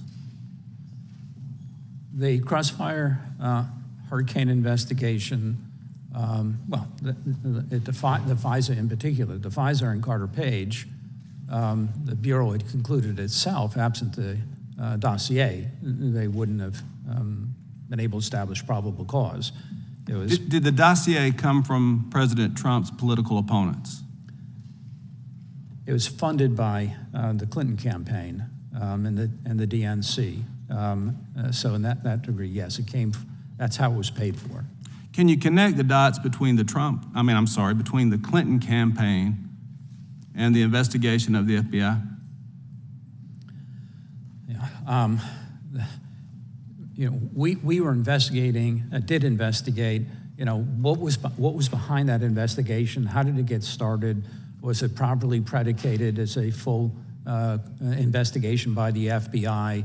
And why did it then continue even after Director Mueller had found a lack of sufficient evidence concerning conspiracy or collusion? Mr. Durham, is that what you call sobering? Would that be sobering to you? But sobering to me in connection with this investigation is the FBI, the people who were involved in the Crossfire Hurricane investigation, ignoring exculpatory information, discarding information that was inconsistent with the investigative narrative, with using information, in this instance from the Steele dossier, to establish probable cause to electronically surveil a United States citizen who happened to be a Naval Academy graduate. Those things are sobering to me. I would agree with that. Did the FBI ever fail to take or delay taking action in an investigation involving Hillary Clinton? That wasn't, well, there's a portion of the report that relates to the disparate treatment. So did the FBI delay? There are 3 instances that are identified in the report where the FBI's investigative efforts were considered considerably more disciplined than was the case with respect to Mr. Trump. More discipline, you mean bias, and let me move on, Mr. Durham, I don't want to run out of time. Did the FBI give the Clinton campaign a defensive briefing? They gave, in a particular manner, the FBI gave Mrs. Clinton's legal representatives a debriefing of a defensive nature, yes. Why wasn't the same done for the Trump campaign and President Trump? We explored that during the course of the investigation. What we learned is set out in the report. It would appear from at least what we were told that very little thought went into whether they should give anybody in the Trump campaign a defensive briefing, and they didn't do it. A lot of thought went into giving Hillary Clinton's campaign a defensive briefing, apparently, but not President Trump. In one instance, I think you're referring to the submission of a FISA application in that matter against the foreign interest was premised on them giving a defensive briefing to Mrs. Clinton and some other political... Mr. Durham, is it safe to say that the Clinton campaign colluded with the Russians to accuse Donald Trump of colluding with the Russians? I could not phrase it that way. I could say is that the Clinton campaign funded the information that showed up in the dossier. The Clinton campaign funded the information that was put together concerning an alleged secret communications channel between Trump and Alpha Bank, which was presented to the FBI through Mr. Sussman. So, yeah, there are those things that definitely occurred, and the evidence establishes that. Thank you, Mr. Durham. I appreciate your service. I'll yield back to the chairman. I thank the gentleman. Mr. Durham, Carter Page is an American citizen who, Naval Academy grad, served our country. Why not just talk to him before you spy on him? In this instance, I mean, I don't know if people looked at this in the report. There was a particular piece of information that had been given to Michael Isikoff and appeared in a Yahoo News article on September 23rd, in which Mr. Isikoff lays out what he's obviously been told, and it's clearly the information from Steele. But it also included a statement that a senior law enforcement official confirmed that Carter Page was on the radar screen. That matter was never referred for investigation as to who leaked that. This is an investigation that's supposed to be closely held, confidential, sensitive investigative matter, and that's never referred to, nobody ever looked at. Who's the senior law enforcement officer who gave the information to Michael Isikoff that Carter Page was on their radar screen? That's not number one. Who do you think it was? Mr. Chairman, the time is well expired. The witness could answer the question. You can't ask another one. I appreciate the ranking member for pointing that fact out. Okay, I'm not sure. Am I supposed to answer or not? Am I done? I'll let you answer. Oh, okay. So then, with respect to Carter Page, within 2 days of that article, wrote a letter to Director Comey saying, I didn't do the things that are suggested. I didn't meet with these people. I'm willing to sit down and talk to the FBI. Tell me when and where, essentially. He offered to be interviewed. The gentlelady from Texas is recognized for unanimous consent. Thank you very much, Mr. Chairman. Let me submit into the record an article dated 6/18/23. After years of political hype, the Durham inquiry failed to deliver. Ask unanimous consent. And then ask unanimous consent to place into the record this language from a letter directed to Mr. Durham on May 15, 2023. The Federal Bureau of Investigation appreciates the special counsel's independent review. We also appreciate your acknowledgement of the extensive cooperation the FBI provided to your team throughout the review, including production of nearly 7 million pages of documents, assignment of full-time FBI special agents to assist in your fact-finding process, and provision of FBI technical expertise. Without objection. Thank you. Mr. Chairman, I yield back. Gentlelady yields back. The gentlelady from Pennsylvania is recognized. Thank you, Mr. Chairman, and thank you, Special Counsel Durham, for being here today. As has been noted, it's been 4 years and $6.5 million of an investigation. And the Durham report makes no new recommendations to change FBI policy or procedure. It does not conclude that the Crossfire Hurricane investigation should not have been opened, and it even acknowledges that the Clinton campaign did nothing worthy of prosecution. Sadly, the Durham report dredges up allegations from unsuccessful prosecutions, including claims that have been rejected by judge and jury. The flaws of the Durham process were so troubling that some aides resigned in protest. I did Google and in fact read the news articles around the resignation of Nora Donahue, that it is reported that she resigned because of pressure on you and the special counsel group to produce a report or an interim report prior to the presidential election. You can't comment on Nora Donahue's personnel matter. Were you ever encouraged, persuaded, pressured to issue an interim or report prior to the presidential election? You see, without hesitation, I was not pressured into doing anything. Was it suggested to you? It was not suggested to me. And yet it might have been suggested to someone who worked under you, separate from you. I don't believe so. Okay. Mr. Durham, would it have been a dereliction of duty if the FBI sat on its hands and did not investigate with the information they had in front of them? Isn't it true? I'm sure the Bureau has an obligation to investigate. They should investigate information that they receive from the public or otherwise. And generally speaking, yeah, they have an obligation to look at and assess information. And in this case, they had an affirmative duty to investigate. Would you agree? They had an affirmative duty to assess the information they had gotten from the Australian diplomats. Which would be an investigation. You were assigned to investigate that investigation. Mr. Durham, when did you first meet with Attorney General Barr about a potential investigation into the Mueller investigation? You know, I was appointed in May of 2019. I had met Attorney General Barr after, not in connection with these matters, but I think I initially met the Attorney General when I became the U.S. Attorney for Connecticut. Let me just put the calendar together. It was on March 22nd that the Mueller report was submitted to Attorney General Barr. Would you agree with that? That's March 22nd. And according to public records, you met with Attorney General Barr on March 25th, 3 days later. Okay. And on March 24th, Attorney General Barr released his so-called summary document of a 448-page report, which blatantly mischaracterized the findings in the Mueller report. Would you agree with that? No. Did you discuss the Mueller report during your meeting with Mr. Barr on March 25th? I don't believe so. I think that the timing was 3 days after he received the report, and you don't think in your meeting you talked about the Mueller report? I don't think that was. I think it was when I was meeting the Attorney General because I had become the U.S. Attorney in Connecticut in mid to late February. Maybe you could search your memory and get back to us on that. It's troubling to me because it is clear you were brought in by Attorney General Barr the same week the Mueller report was released and the day after his misleading letter, which hung out there for 25 days before the public got our hands and our eyes on the redacted report. You were hired to investigate the investigators.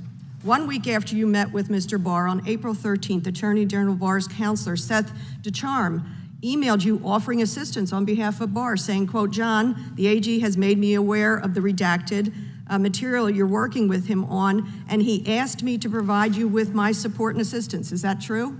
I think that's correct. Okay. I don't remember the date, but that sounds right. And that's only April. So I'm wondering if you weren't yet put into this field. Donald Trump was very vocal on Twitter, as he always has been, about his belief that the Mueller investigation should never have been taken. Are you aware of his tweets? I know that the former president was a tweeter, yes. He was a tweeter. Some Republicans on this committee believed that part of your purpose was to exonerate Mr. Donald Trump.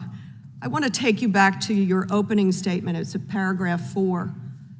As you know, Mr. Durham, you said this morning, if repeated or left unaddressed, these issues could result in significant national security risks and further erode public faith in our justice system. We now sit with a former president indicted 37 counts of around the documents, the classified documents that he took, he held, he moved, he concealed, he lied about, he showed to other people, 37 counts. If repeated or left unaddressed, these issues could result in significant national security risks and further erode public faith in our justice system. I thank you for your service, for pointing out what really matters when we have a very dangerous former president and criminal indictments to come. A mess of Mr. Trump's own making. I am baffled by this committee's lifting up of a corrupt The gentlelady president. has expired. And I thank you for indulging me just as you indulge yourself. Thank you. God bless you. That's right. God bless Equal you. opportunity. Mr. Durham, if you can go one more round. Do this every day? Yeah. Well, this is relatively calm to some hearings that we have, Mr. If you can go one more, then we'll give you a break, but we'll recognize the gentleman from California, and we'll give you a quick break, maybe 5-10 minutes, then we'll come back and finish. Sure. But the gentleman from California is recognized for 5. Mr. Durham, several people today, including Ranking Member Madler and 3 representatives from California, Mr. Schiff, Mr. Swalwell, and Mr. Liu, have attacked you. Ranking Member Nadler called your report a political exercise with ethical ambiguity. Mr. Liu called you a partisan hack. However, it seems that they're taking issue not so much with the conclusions of your report as those of Mr. Mueller's report, which concluded that the investigation did not establish that members of the Trump campaign conspired or coordinated with the Russian government in its election interference activities. That conclusion directly contradicted statements made on the record by those representatives. For example, Mr. Schiff in 2017-2018 made statements such as, the Russians offered help, the campaign accepted help, the Russians gave help, and the president made full use of that help, and that is pretty damning. He also said there's clear evidence on the issue of collusion. He said, I think there's plenty of evidence of collusion or conspiracy in plain sight. Mr. Durham, Will the gentleman yield? Are those statements supported by the conclusions of the Mueller report? Will the gentleman yield? No. Mr. Durham, are those statements supported by the Mueller report? I don't believe so. Mr. Nadler stated, it's clear that the campaign concluded and there's a lot of evidence of that. The question is, was the president involved? Mr. Nadler also said there was obviously a lot of collusion. Mr. Durham, were those statements supported by the Mueller report? I don't believe they are supported by the Mueller report. Mr. Liu stated in a press release in March of 2017, the bombshell revelation that U.S. officials have information that suggests Trump associates may have colluded with the Russians means we must pause the entire Trump agenda. We may have an illegitimate president of the United States currently occupying the White House. Mr. Durham, did the Mueller report establish that we had an illegitimate president occupying the White House? Not to my knowledge. Mr. Swalwell stated in 2018, in our investigation, we saw strong evidence of collusion. Did the Mueller report support that there was strong evidence of collusion? Not to my knowledge. Even here today, we had Mr. Schiff raise questions about your public statement during the investigation, saying this somehow violated a DOJ policy. However, Mr. Mueller himself made a public statement in January of 2019. This is an article from CNN, headline, Mueller's office disputes BuzzFeed report that Trump directed Michael Cohen to lie to Congress. So whatever policy there might exist in the DOJ with respect to public statements by special counsels, it would seem that you and Mr. Mueller would be on equal footing with respect to it. Is that correct? It would seem so. Mr. Nadler, Ranking Member Nadler also suggested that we're only here today because of the recent indictments of President Trump. However, you received your assignment as special counsel in 2019. Is that correct? That's correct. 2020. The special counsel's in 2020. In 2020. And was that before or after the events alleged in the recent indictments by the president? That was before. And is it customary for a special counsel to come testify in Congress upon the issuance of their report? This is my first experience of this sort of thing. So I know that Director Mueller had occasion to testify before Congress, so I guess this is not unique. So it's pretty likely you would have been here whether or not the president had been recently indicted. Yes. Contrary to Ranking Member Nadler's statement. I want to quote from you a part of your report where you say, there are reasons why in examining politically charged and high-profile issues, the office must exercise and has exercised special care. One of those statements you said is that even when prosecutors believe that they can obtain a conviction, there are some instances in which it may not be advisable to expend government time and resources on a criminal prosecution, particularly where it could create the appearance, even if unfounded, that the government is seeking to criminalize the behavior of political opponents or punish the activities of a specific political party or campaign. Could you just expound on that a little bit, this idea that there are prudential considerations that may counsel against prosecution, even if there has been some technical violation of a statute? Sure. The standard principles of federal prosecution include, kind of as a bedrock, that you ought not to bring a prosecution unless you believe in good faith that there's sufficient evidence to prove a case beyond a reasonable doubt, and the jury will convict, and that a conviction can be sustained on appeal. There may be those instances in which you're pretty well convinced that a crime was committed and can identify the person who committed it, but you can't in good faith say a jury is likely to convict in this case. We believe that a jury will convict and that we can sustain it on appeal. Those are the principles that we tried to apply here, that we followed here. They're the same principles I've followed for 40 years as a federal prosecutor. But what are you referring to when you say that there might be additional considerations involving the perception that you're criminalizing the behavior of political opponents? Yeah, I mean, these are difficult things. For example, taking this case, I think all the members of the committee have had access to, whether they took advantage or not, I don't know, but we filed a classified appendix here, right? So there are some prosecutions where it may very well be that it looks like, and you think you can prove the crime beyond a reasonable doubt, but because of the classified nature of much of your evidence, it's never going to see the light of day. So that might preclude a prosecution. Things of that sort come up that are part of the prudential judgment that a prosecutor has to make in these matters. I yield back. Thank you. The gentleman yields back. The committee will take a short break, short recess. If we can come back in 10 minutes, so at 12:05, we'll come back, but give everyone a short break before we resume. Mr. Chairman, and thank you, Mr. Durham. Mr. Durham, after Inspector General Horowitz found serious errors last year with one aspect of the Russia investigation, but found accusations of a politically motivated FBI plot to be baseless, Donald Trump said, quote, "I look forward to the Durham report, which is coming out in the not too distant future. It's got its own information, which is this information," meaning the Horowitz information, plus, plus, plus. Mr. Durham, do you consider your report to be the Horowitz report plus, plus, plus? Can you turn your mic on? I'm sorry. I suppose that's for other people to judge. The report speaks for itself, in my view. Okay.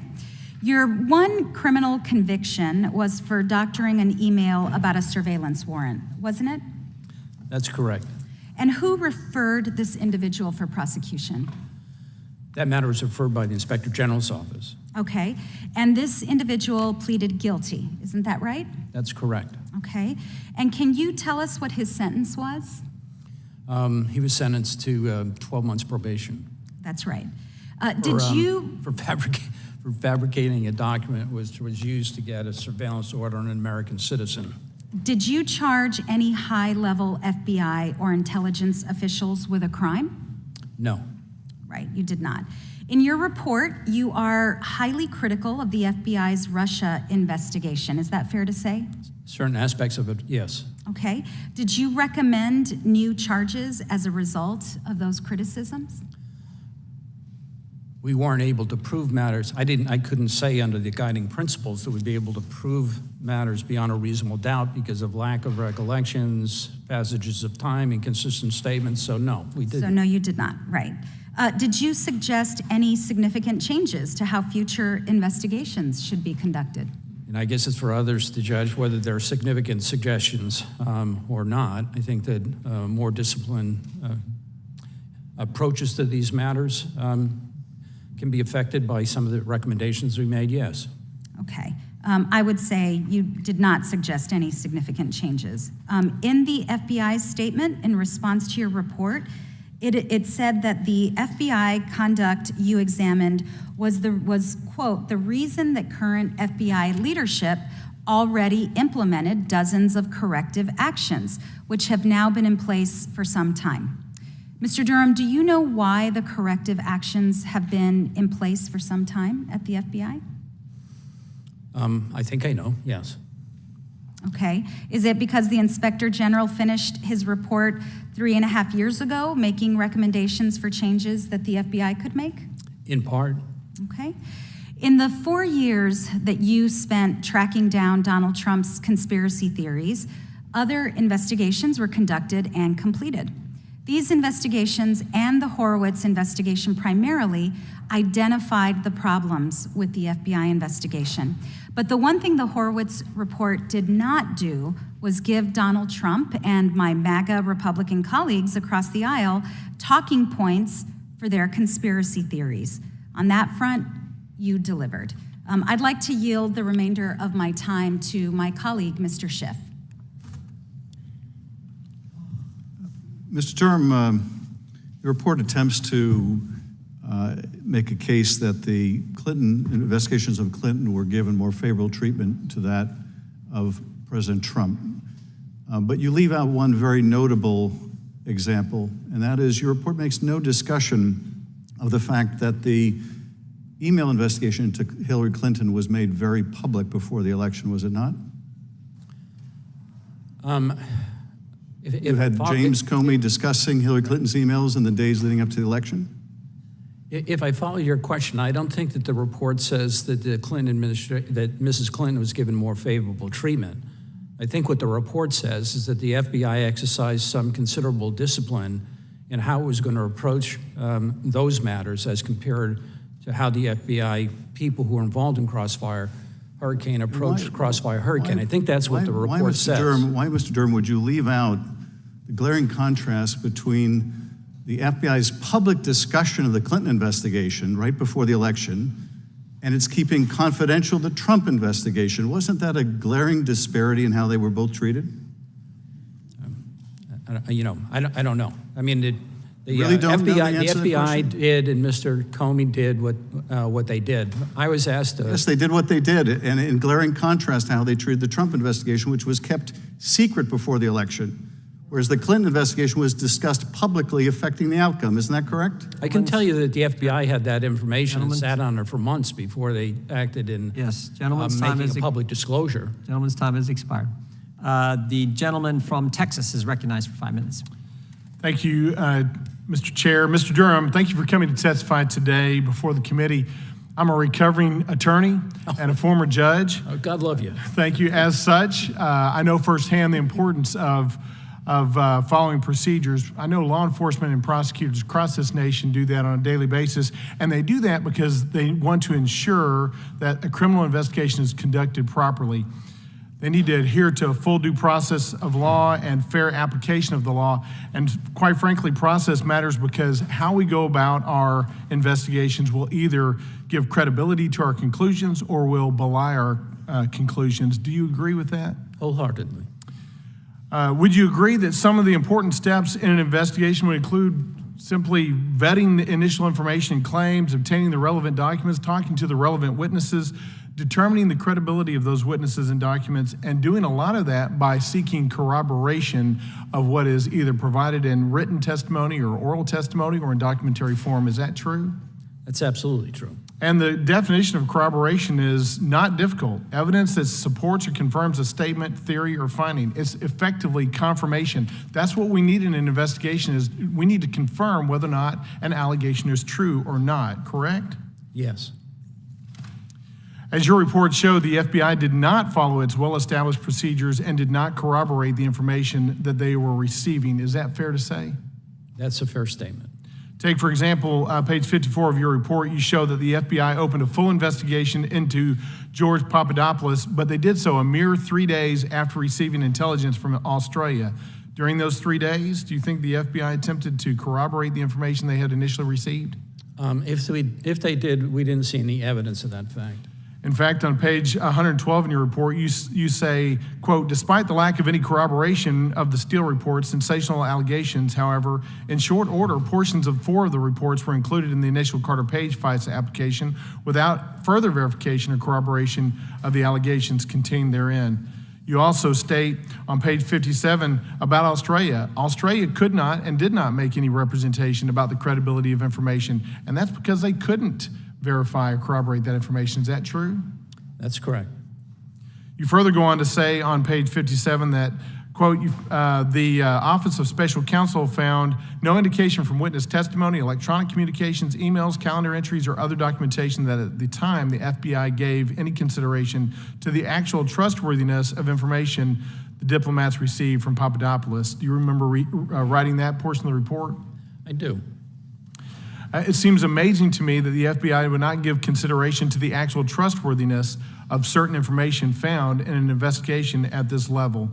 You write extensively on how the FBI elected to not interview Carter Page, George Papadopoulos, or Charles Dolan. Would interviews with those key individuals have helped to corroborate or disprove the information that the FBI was receiving? Yes. Through your investigation, did you uncover any reason as to why the FBI elected to not interview these individuals? I know that the people who were the operational people doing the investigation were told they could not interview Mr. Page until the 7th floor authorized it, and then the director didn't authorize the interview of Mr. Page until March of 2017. You also noted that it took 75 days to pass the Steele dossier to the Crossfire Hurricane team. It seems to me that that is belying the ability of the investigative team to actually corroborate what the allegations were. Would you agree with that as well? I would agree with that. Mr. Durham, in my opinion, a failure to corroborate information leads to holes in credibility. It also gives rise to potential corruption or actual corruption. The American people now know, based on your report, that during the peak of a presidential campaign, the FBI elected not to follow its own basic procedures and instead launch a politically motivated investigation into a leading presidential candidate. I am confident and hopeful that there are still many good agents within the FBI who are there to perform their sacred duty of protecting and serving our nation, that undertake investigations on a daily basis without regard to political affiliation. That's my hope. That's my belief. That's my experience. But your report, Mr. Durham, shows that at least top FBI leadership in this case was politically motivated and did not follow long-standing procedures necessary for a proper criminal investigation. I heard you say to my colleagues on the left a little while ago, quote, nothing in their files would corroborate the claims. And another quote, not one single fact in the Steele dossier has been corroborated. It is amazing to me that we would go through a high-level investigation like this and fail to adhere to a basic principle of investigative procedures, and that is corroborate the witness testimony and corroborate the evidence. With that, I yield my time, and I thank you for your efforts. Thank you, sir. The gentleman yields back. Now recognize Ms. Ross from North Carolina for her questions. Thank you, Mr. Chair, and thank you, Mr. Durham, for your endurance. You have cited and discussed the Justice Department's principles of federal prosecution. And I'd just like you to explain for the public what that is. What are those principles? Sure.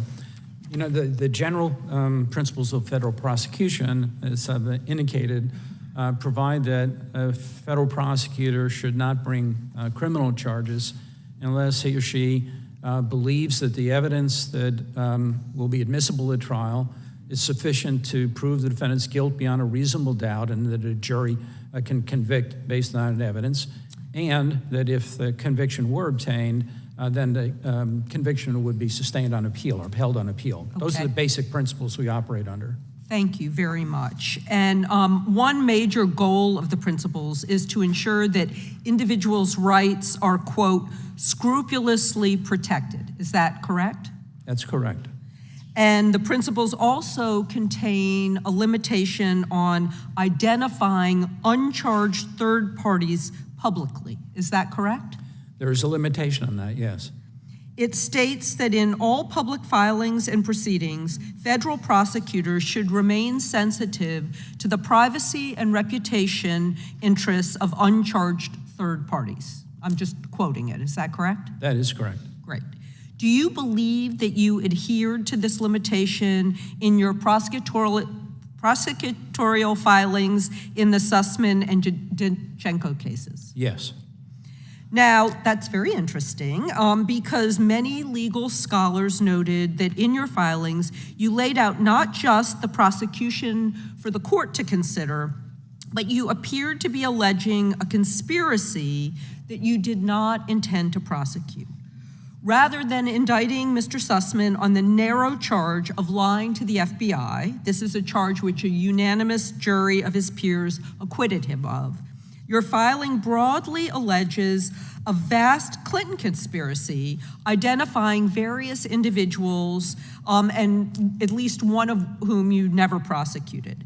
And after the Sussman indictment was filed on September 16th of 2021, for example, President Trump's allies used the broad conclusions you allege to construct a political narrative damaging the reputations of uncharged individuals.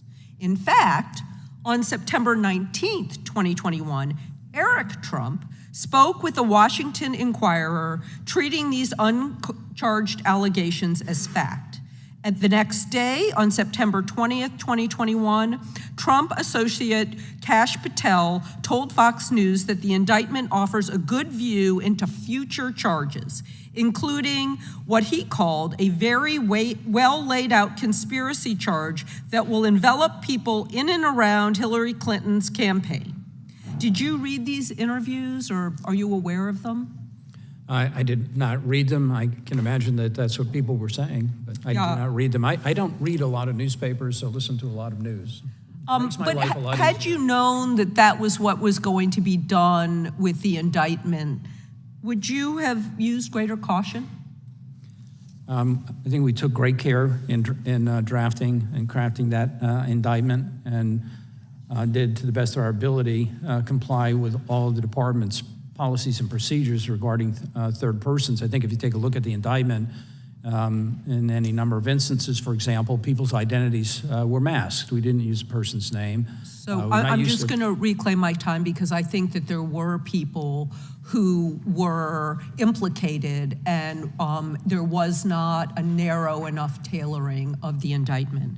And then, in fact, after the February 11th filing in the Sussman case, Donald Trump told Fox News that the conspiracy he claims you described but never prosecuted amounted to treason at the highest level, and said, if you read the filing and have any understanding of what took place, and I called this a long time ago, you're going to see a lot of other things happening, having to do with what really just is a continuation of the crime of the century. This is such a big event, nobody has seen anything like it. And given that kind of politicization of what you did, do you think that you could have exercised more caution again with respect to third parties? I exercised my judgment under the guiding principles that I had and whether or not an indictment ought to be returned, and decided on that basis. I would say, did I give consideration to what Donald Trump might say about it? I would say that was not part of my consideration. Thank you, Mr. Chairman, and I yield back. The gentlelady yields back. The gentleman from New Jersey is now recognized for his questions. Thank you, Mr. Chairman. Mr. Durham, thank you for being here. I know it's been one heck of a slog. I wish that we could, just stick to the matter at hand, which is your report, but it's been interesting. We've been all over the place. Fidelity, bravery, and integrity. These are the words that have guided the FBI through countless generations. Dishonesty, deception, and corruption, I'm sad to say. The stark contrast and unfortunate reality we now find ourselves in. A reality that has revealed a politicized, weaponized, and corrupted Federal Bureau of Investigation in desperate need, in my opinion, for a complete restructuring. One of the most egregious examples of dishonesty that the Durham report reveals relates to a critical piece on page 16 that summarizes a deeply troubling chain of events. Igor Danchenko, who was instrumental in the formation of the Steele dossier, claimed that one of his subsources was Sergei Milyan, a Belarusian American businessman and publicly known to be a Trump supporter. The report goes on to highlight that Danchenko claimed to have received an anonymous phone call from an individual he later claimed to be Milyan. On page 173, it is stated this call supposedly revealed, quote, a well-developed conspiracy of cooperation between the Trump campaign and Russian leadership, end quote. What's the kicker here?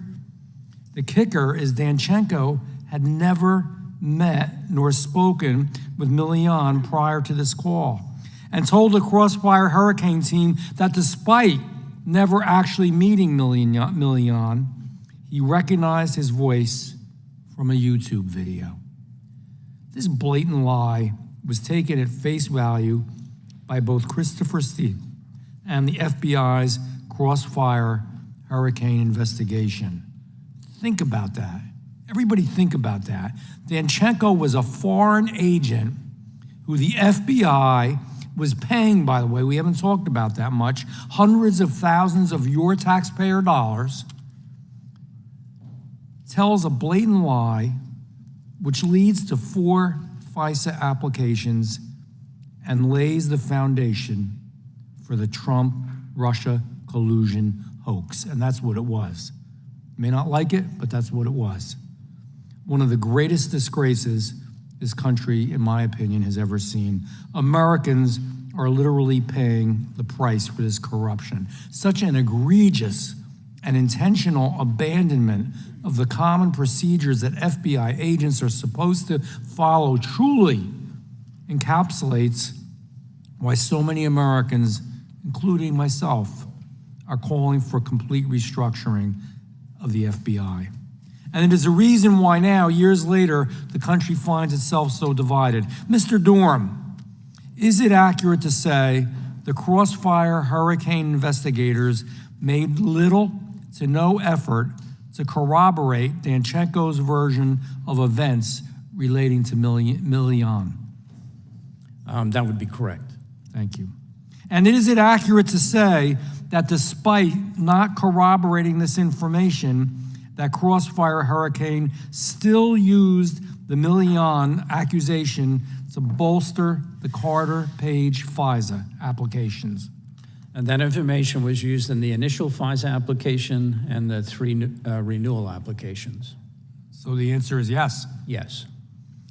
Given the lack of effort by the Crossfire Hurricane investigators to validate Danchenko's assertions about Milyan and their use of these unverified allegations in the Carter Page FISA application, does this raise any legal or ethical concerns about the validity of these FISA applications?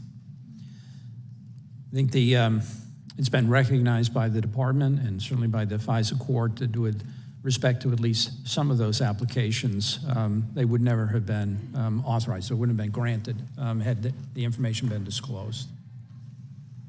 So it did help in achieving the FISA approval? Without question. Okay. I mean, we're getting to these are the real issues. Misinformation, bad people, moving forward, getting FISA applications, doing all that they did. I have one quick last question. Do you believe the FBI has been politicized and weaponized and is in need for complete restructuring? I know I do. I know you have a softer version of it. I think too much happened. Too many bad things happen that you just can't move a few people around and make some minor changes. I think you need some major changes. And I also want to say there are many good people that work for the Department of Justice and work for the FBI. Proud to know them. These folks surely were not. Gentleman's time has expired. The witness may respond if he chooses. Yeah, and what I can say is that there were identified, documented, significant failures of highly sensitive, unique investigation that was undertaken by the FBI. I think the investigation clearly reveals that decisions that were made in one direction. If there was something that was inconsistent with the notion that Trump was involved in a well-coordinated conspiracy with the Russians and whatnot, that information was largely discarded or ignored. And I think, unfortunately, that's what the facts bear out. Gentleman yields back. The gentlelady from Georgia is recognized. Thank you, Mr. Chairman, and thank you, Special Counsel Durham, for your time today. I yield the balance of my time to my colleague from California, Representative Adam Schiff. I thank you for yielding. One of my colleagues on the Republican side of the aisle took issue with my saying that the Trump campaign invited Russian help, received Russian help, made use of it, and then lied about it. So let's break this down. Let's go to invited Russian help. Mr. Durham, you're aware of Donald Trump's public statements along the lines of, hey, Russia, if you're listening, hack Hillary's emails, you'll be richly rewarded by the press. You aware of that? I'm aware of that. And are you aware that Mueller found that hours after he made that plea for Russian help, the Russians, in fact, tried to hack one of the email servers affiliated with the Clinton campaigner family? If that happened, I'm not aware of that. I mean, it could very well. You're not aware of that in the Mueller report? So when you you say you're not aware of evidence of collusion in the Mueller report, it's because you apparently haven't read the Mueller report very well. If you're not aware of that fact. But let me ask you about something else. Sure. Don Jr., when offered dirt as part of what was described as a Russian government effort to help the Trump campaign, said, if it's what you say, I love it. Would you call that an invitation to get Russian help with dirt on Hillary Clinton? The words speak for themselves, I suppose. I think they do. And in fact, he said, especially late in summer. Late in summer was around when the Russians started to dump the stolen emails, wasn't it? Late in the summer, there was information that was disclosed by WikiLeaks in mid to late July. I think there had been some in June, and then there was maybe some later in October, was it? I think, but don't hold me to those dates. And this gets to the receipt of help. The second thing I mentioned, receiving Russian help. The dumping of those emails, by the way, just as forecast by what Papadopoulos told the Australian diplomat, that is that the Russians would help by leaking dirt anonymously through cutouts like WikiLeaks and DC Leaks. I don't think that's exactly what he told the Australians, but. Well, he said that he was informed that the Russians could help by anonymously releasing this information, right? Release what? By anonymously releasing information damaging to Hillary Clinton, right? Yeah, I mean, I think if you read what's in the cable and what's in the report, as to what the diplomats reported was there was a suggestion of a suggestion that the Russians could help. They had damaging information as to Mrs. Clinton. And by releasing it anonymously, right? And that's exactly what happened, isn't it? I don't. You really don't know? I'm not sure exactly. When you say exactly what happened. Well, the Russians released stolen emails through cutouts, did they not? There were emails. It's a very simple question. Did they release information, stolen information through cutouts, yes or no? Yeah, I'm not sure that. You really don't know the answer to that? The answer is yes, they did. Through DC Leaks. Well, in your mind, it's yes. Well, Mueller's answer was yes. More important than mine, Mueller's answer was yes. Now, that information, of course, was helpful to the Trump campaign, wasn't it? Yeah, I don't think there's any question, but that the Russians intruded into, hacked into the systems, they released information. And that was helpful to the Trump campaign, right? And the conclusion in the ICA and in the Mueller investigation was that the Russians intended to assist. Can you answer my question, Mr. Durham? That was helpful to the Trump campaign, right?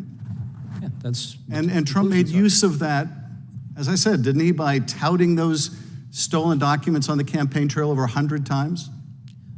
I said, I don't really read the newspapers or listen to the news. I don't really, find that reliable, so I don't know that. Mr. Durham, you're totally oblivious to Donald Trump's use of the stolen emails on the campaign trail more than 100 times?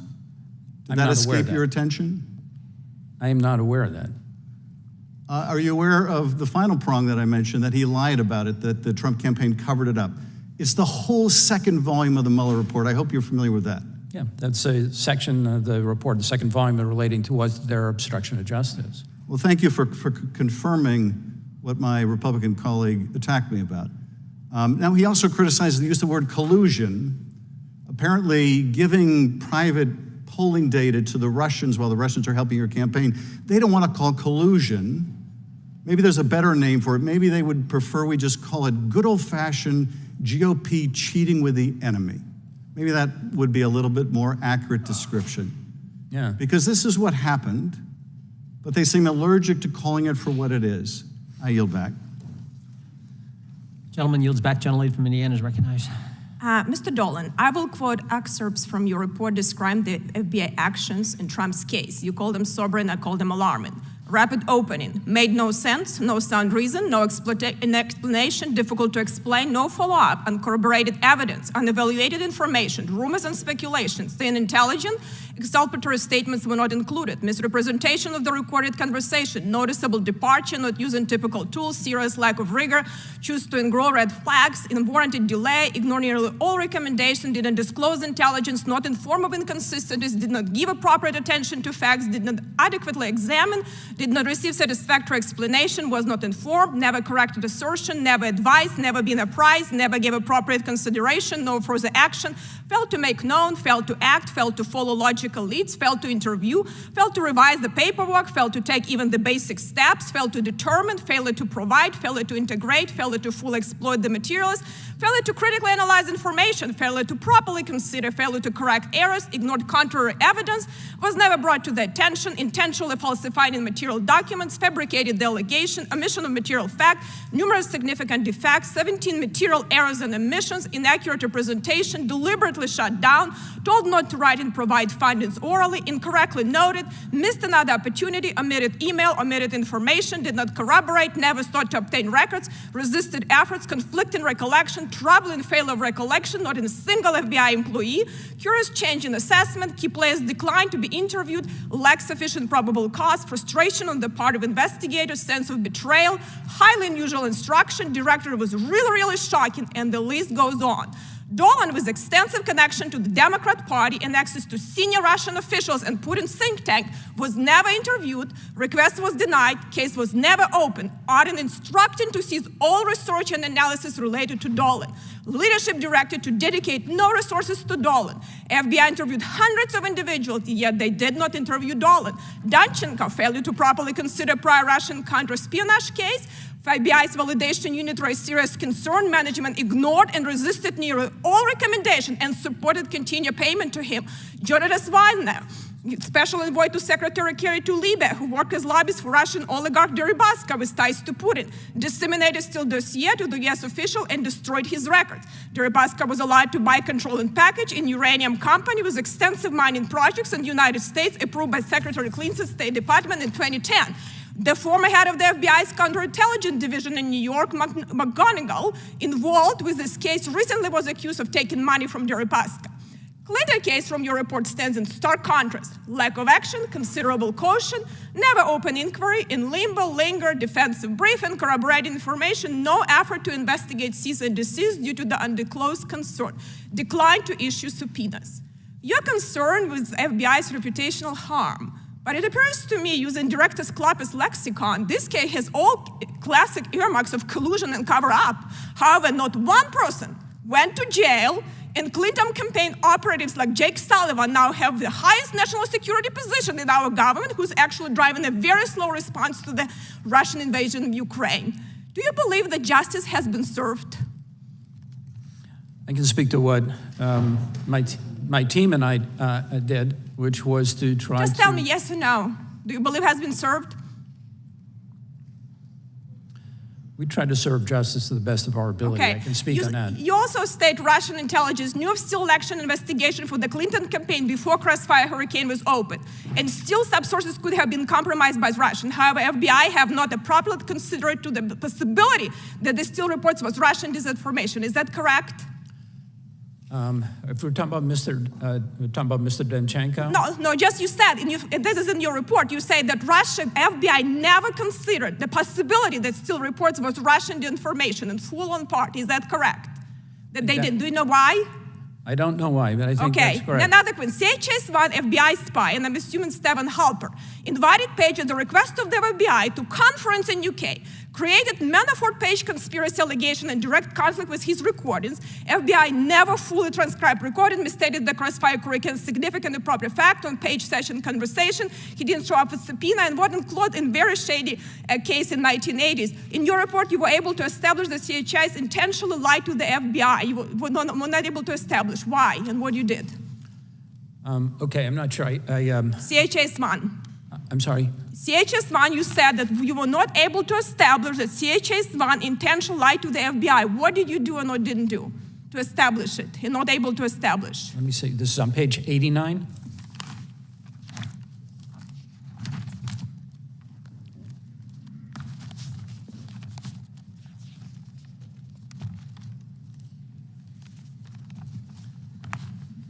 The gentlelady's time has expired. We'll let the witness answer. I think she's referring to confidential human source number 1, Mr. Durham. You said you were unable to establish it at the end of your report.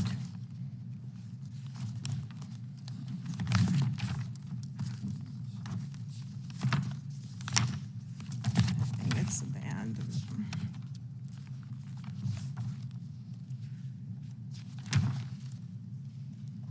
This on page 243. 243. Yep. Okay.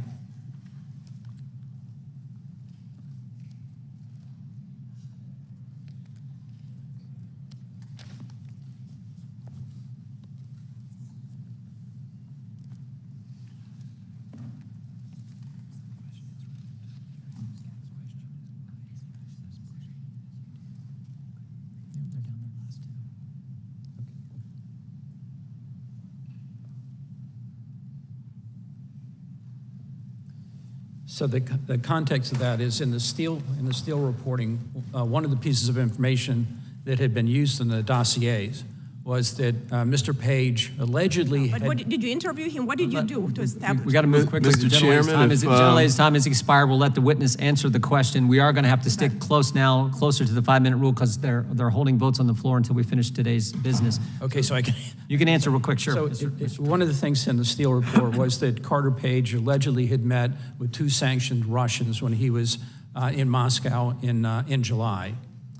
We were able to establish that that was not the truth. I mean, you look at the evidence that that's not true, and the FBI should have been able to detect that, and they didn't detect it.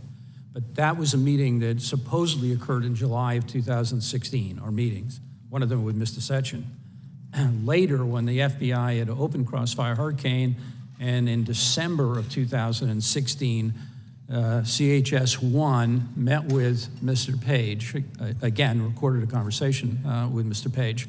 And he, several days later, told his handling agent that, I forgot to tell you that Page said that on Page's most recent trip to Russia, where he worked or had business interests, he met with Sechin. And the FBI, when you look at the communications in the FBI, they're saying, that sounds kind of screwy here, but we should look at that. They apparently never looked at that. We went and got the recording of that conversation that had occurred between CHS-1 and Mr. Page in December of 2016. And Page never said that he had met with Sechin on his most recent visit. Mr. Chairman, the overruns, I appreciate the fact to give him a chance to answer. You're definitely going to get asked your question. It'll be the Republicans will be squeezed. I think the gentlelady's time has expired. We'll now go to the gentlelady from. I appreciate your answer, Mr. Durham. I think we understand where you're headed. The gentlelady from Missouri is recognized for 5 minutes. Thank you. St. Louis and I are here today to set the record straight about this political investigation conducted on behalf of the twice impeached, twice indicted former white supremacist in chief, Donald Trump. From the start, this entire investigation has been an attempt to undermine the findings of the Mueller investigation and distract the people of this country from Donald Trump's corruption. That's why it began just days after the release of the Mueller report. And that's why 4 years later, and no matter how much my colleagues across the aisle claim otherwise, the Durham investigation did not exonerate Mr. Trump or any of his associates. Mr. Durham, I'd like to briefly discuss a few of the different Trump-related items that your report does not touch on. In the interest of time, you can just simply answer yes or no. The Mueller report found that Trump campaign chairman Paul Manafort knowingly shared internal polling data and information on battleground states with a Russian spy. Did you find this to be untrue? I did not find that to be untrue. Thank you. Thank you for that. The Mueller report found that Mr. Manafort shared this internal polling data with a Russian asset with the expectation it would be shared with Putin-linked oligarch Oleg Deripaska. Did you find this to be untrue? I didn't find it to be untrue, but I didn't look at it either. The Mueller report found that Russian military hackers first targeted Hillary Clinton's personal office within hours of Trump's infamous July 27, 2016 press conference, which we've heard already, where he said, "Russia, if you're listening, I hope you're able to find the 30,000 emails that are missing." Did you find this to be untrue? When you say this, what? Mr. Trump clearly said that. Is it publicly recorded? Did you find, the Mueller report found that Russian military hackers first targeted her personal office within hours of the infamous press conference, where Trump said, "Russia, if you're listening, I hope you're able to find the 30,000 emails." And if that was, did you find this to be untrue? I did not find that to be untrue. Thank you. So again, your investigation, Mr. Durham, did not undercut the basic findings of the Mueller report.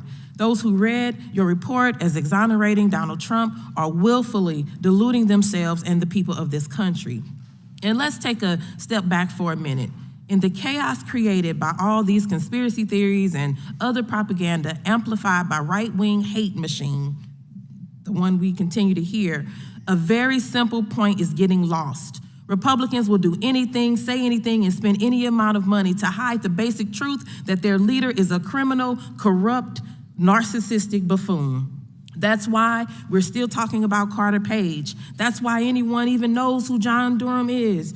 That's why Republicans are still carrying on Mr. Durham's work by launching frivolous investigations that end with them embarrassing themselves by propping up obvious lies. It has always been about gaslighting the country. So instead of holding these farcical hearings about farcical investigations, I urge my colleagues, my Republican colleagues, to get serious and start legislating on behalf of their constituents instead of helping the twice impeached, twice indicted Donald Trump further evade accountability. Thank you, and I yield back. Generally yields back. Gentleman from Texas recognized.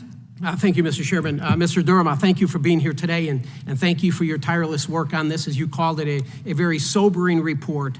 The American people were forced to endure years of the Trump-Russia probe, and for what? I'll tell you why. It's because my Democrat colleagues across the aisle, the Clintons, the dishonest mainstream media, and the rest of the deep state have been terrified of Donald Trump from the beginning, and their hatred and fear remains today. From the 34-count felony indictment from the radical DA in Manhattan to the most recent 37-count felony indictment in Mar-a-Lago, they just won't stop. They won't stop. Mr. Durham, I want to walk through a few things for the American people in this 300-page report on Crossfire Hurricane. For those that are watching who don't know, this was the code name for the investigation undertaken by the FBI into whether the Trump campaign was coordinating with Russia to interfere in the 2016 presidential election. Mr. Durham, it says on page 9, at the direction of FBI Deputy Director Andrew McCabe and FBI Deputy Assistant Director for Counterintelligence Peter Strzok, Crossfire Hurricane was opened immediately. Is that correct? That's correct. First, let's talk about who these two characters were. On page 9 of your report, it says Strzok and Deputy Director McCabe's special assistant had pronounced hostile feelings toward Trump. In text messages before and after the opening of Crossfire Hurricane, the two had referred to him as loathsome, an idiot, Donald Trump, an idiot, someone who should lose to Clinton 100 million to 0, and Strzok once wrote, "will stop," meaning Trump, from becoming president. So here we have these two leaders in the FBI, Strzok clearly expressing his hatred towards Trump from the beginning, opening an investigation 6 months before the 2016 election. And where are these two guys now? McCabe, he's been a contributor at CNN, the Clinton News Network, since 2019, and Strzok is an expert on the Mar-a-Lago raid. Strzok is an expert on the Mar-a-Lago raid, both continuing to dispel lies to the American people.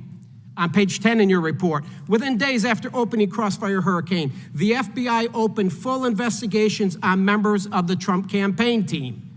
The FBI then began working on requests of the use of FISA authorities against Carter Page. Is that correct? That's correct. Folks, let me highlight who this American hero is. Carter Page was painted as an alleged Russian agent. Carter Page served his nation honorably. He was a Naval Academy graduate, and the FBI spied on Carter Page through the use of FISA authority. Sir, do you believe that this FISA warrant against Carter Page was flawed? Yes. Mr. Durham, Section 702 of FISA expires this year, and I'm sure you're familiar with FISA and Section 702. Just for the people listening at home, FISA stands for the Foreign Intelligence Surveillance Act, which was created in 1978. In 2008, FISA 702 was added. Section 702 was created for us to have the authority to spy on non-U.S. citizens, Mr. Durham, we all know that Carter Page is an American citizen who served his nation honorably, and yet the FBI conducted surveillance, including wiretaps, based on falsified information provided by agents in the FBI. Mr. Page was an honest American, innocent man. Mr. Durham, the FBI obviously abused its FISA authority. They went after Carter Page, and it is my intent, and I hope the intent of my colleagues, that we do not reauthorize Section 702 because the FBI cannot be trusted. Finally, I want to talk about Charles Dolan and Mr. Danchenko, who was the main source of the Steele dossier. Dolan had played multiple roles in the Democrat National Committee, Democrat Party. He worked on both Clinton campaigns, Bill and Hillary. He was working with them, friends. On page 15 of your report, it says that in the summer and fall of 2016, Dolan and Danchenko traveled to Moscow in connection with a business conference. The business conference was held at the Ritz-Carlton in Moscow, which, according to the Steele reports, was allegedly the site of salacious sexual conduct on the part of Trump. Parents, if you're watching, earmuffs for your kids now, folks. Put earmuffs for your children. Mr. Durham, was this salacious sexual conduct? What is that? The allegation was that... Okay, don't answer it. I will. Okay. Think about this, America. In the game of politics, it gets dirty and nasty. And the people will say anything to beat their opponent. But this is the government doing it. Even the director of the FBI, Comey, said, it's possible Trump was with hookers peeing on each other. Christopher Steele said an infamous Trump pee tape probably exists. Alleged pee tape incident was the only sex Trump party in Russia. You want to irritate the suburban mom at home? 5 months before an election, tell them the Republican leading candidate is peeing on prostitutes. We are aware of the member of this committee having an alleged affair with a Chinese spy, I refer to as Yum Yum, but this is a new low for anyone, and I would hope Mr. Swalwell would agree with me. Imagine if somebody would have said and taken it this step further, Mr. Swalwell was peeing on Yum Yum. Time of the gentleman. It's unacceptable. This has got to stop. The FBI needs to... Time of the gentleman has expired. I yield back. The gentleman... Mr. Chairman, I ask that the last comments be stricken. With respect to Mr. Swalwell.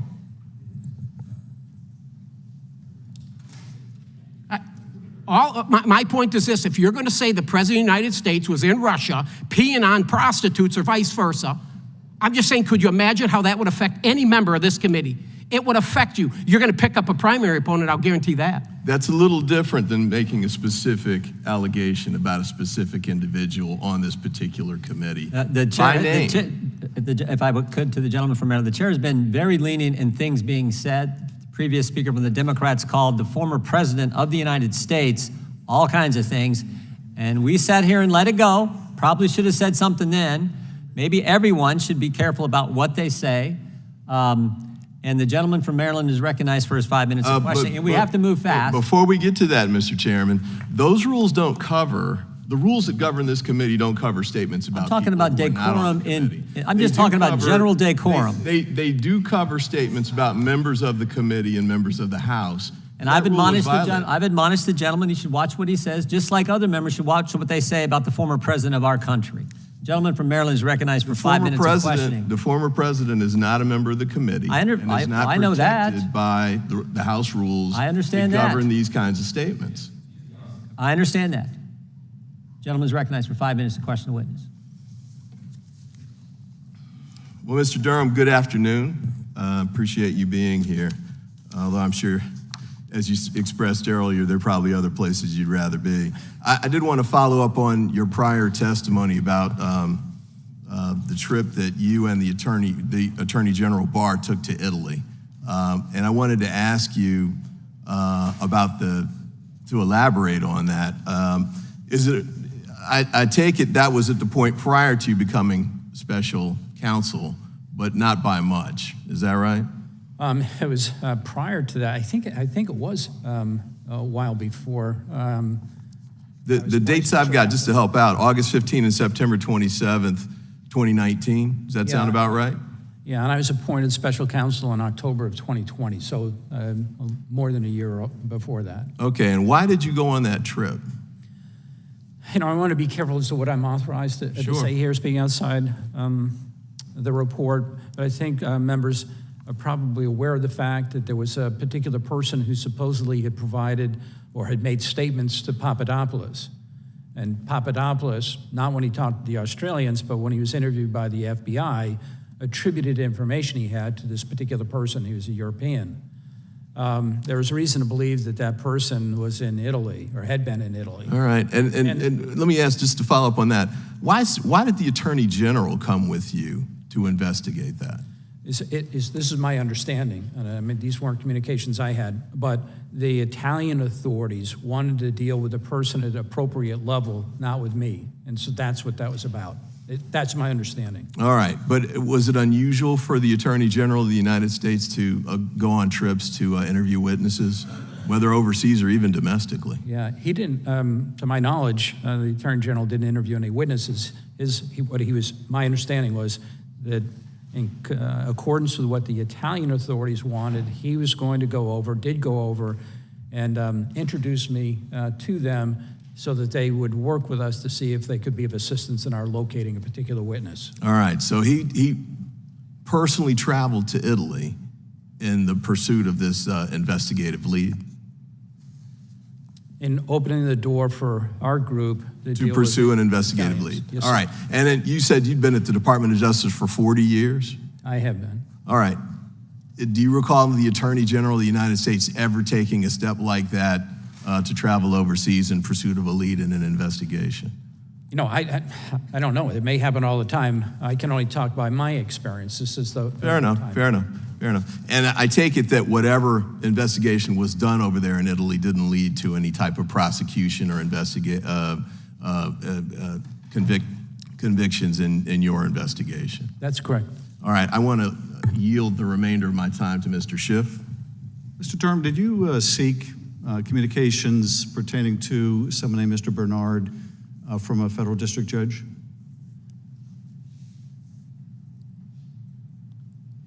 I'm not, assuming that prosecutors go to judges for certain kinds of orders, they are typically sealed proceedings. I'm not speaking. Did you seek an order to your question, but I'm not going to comment on anything that I believe is under seal.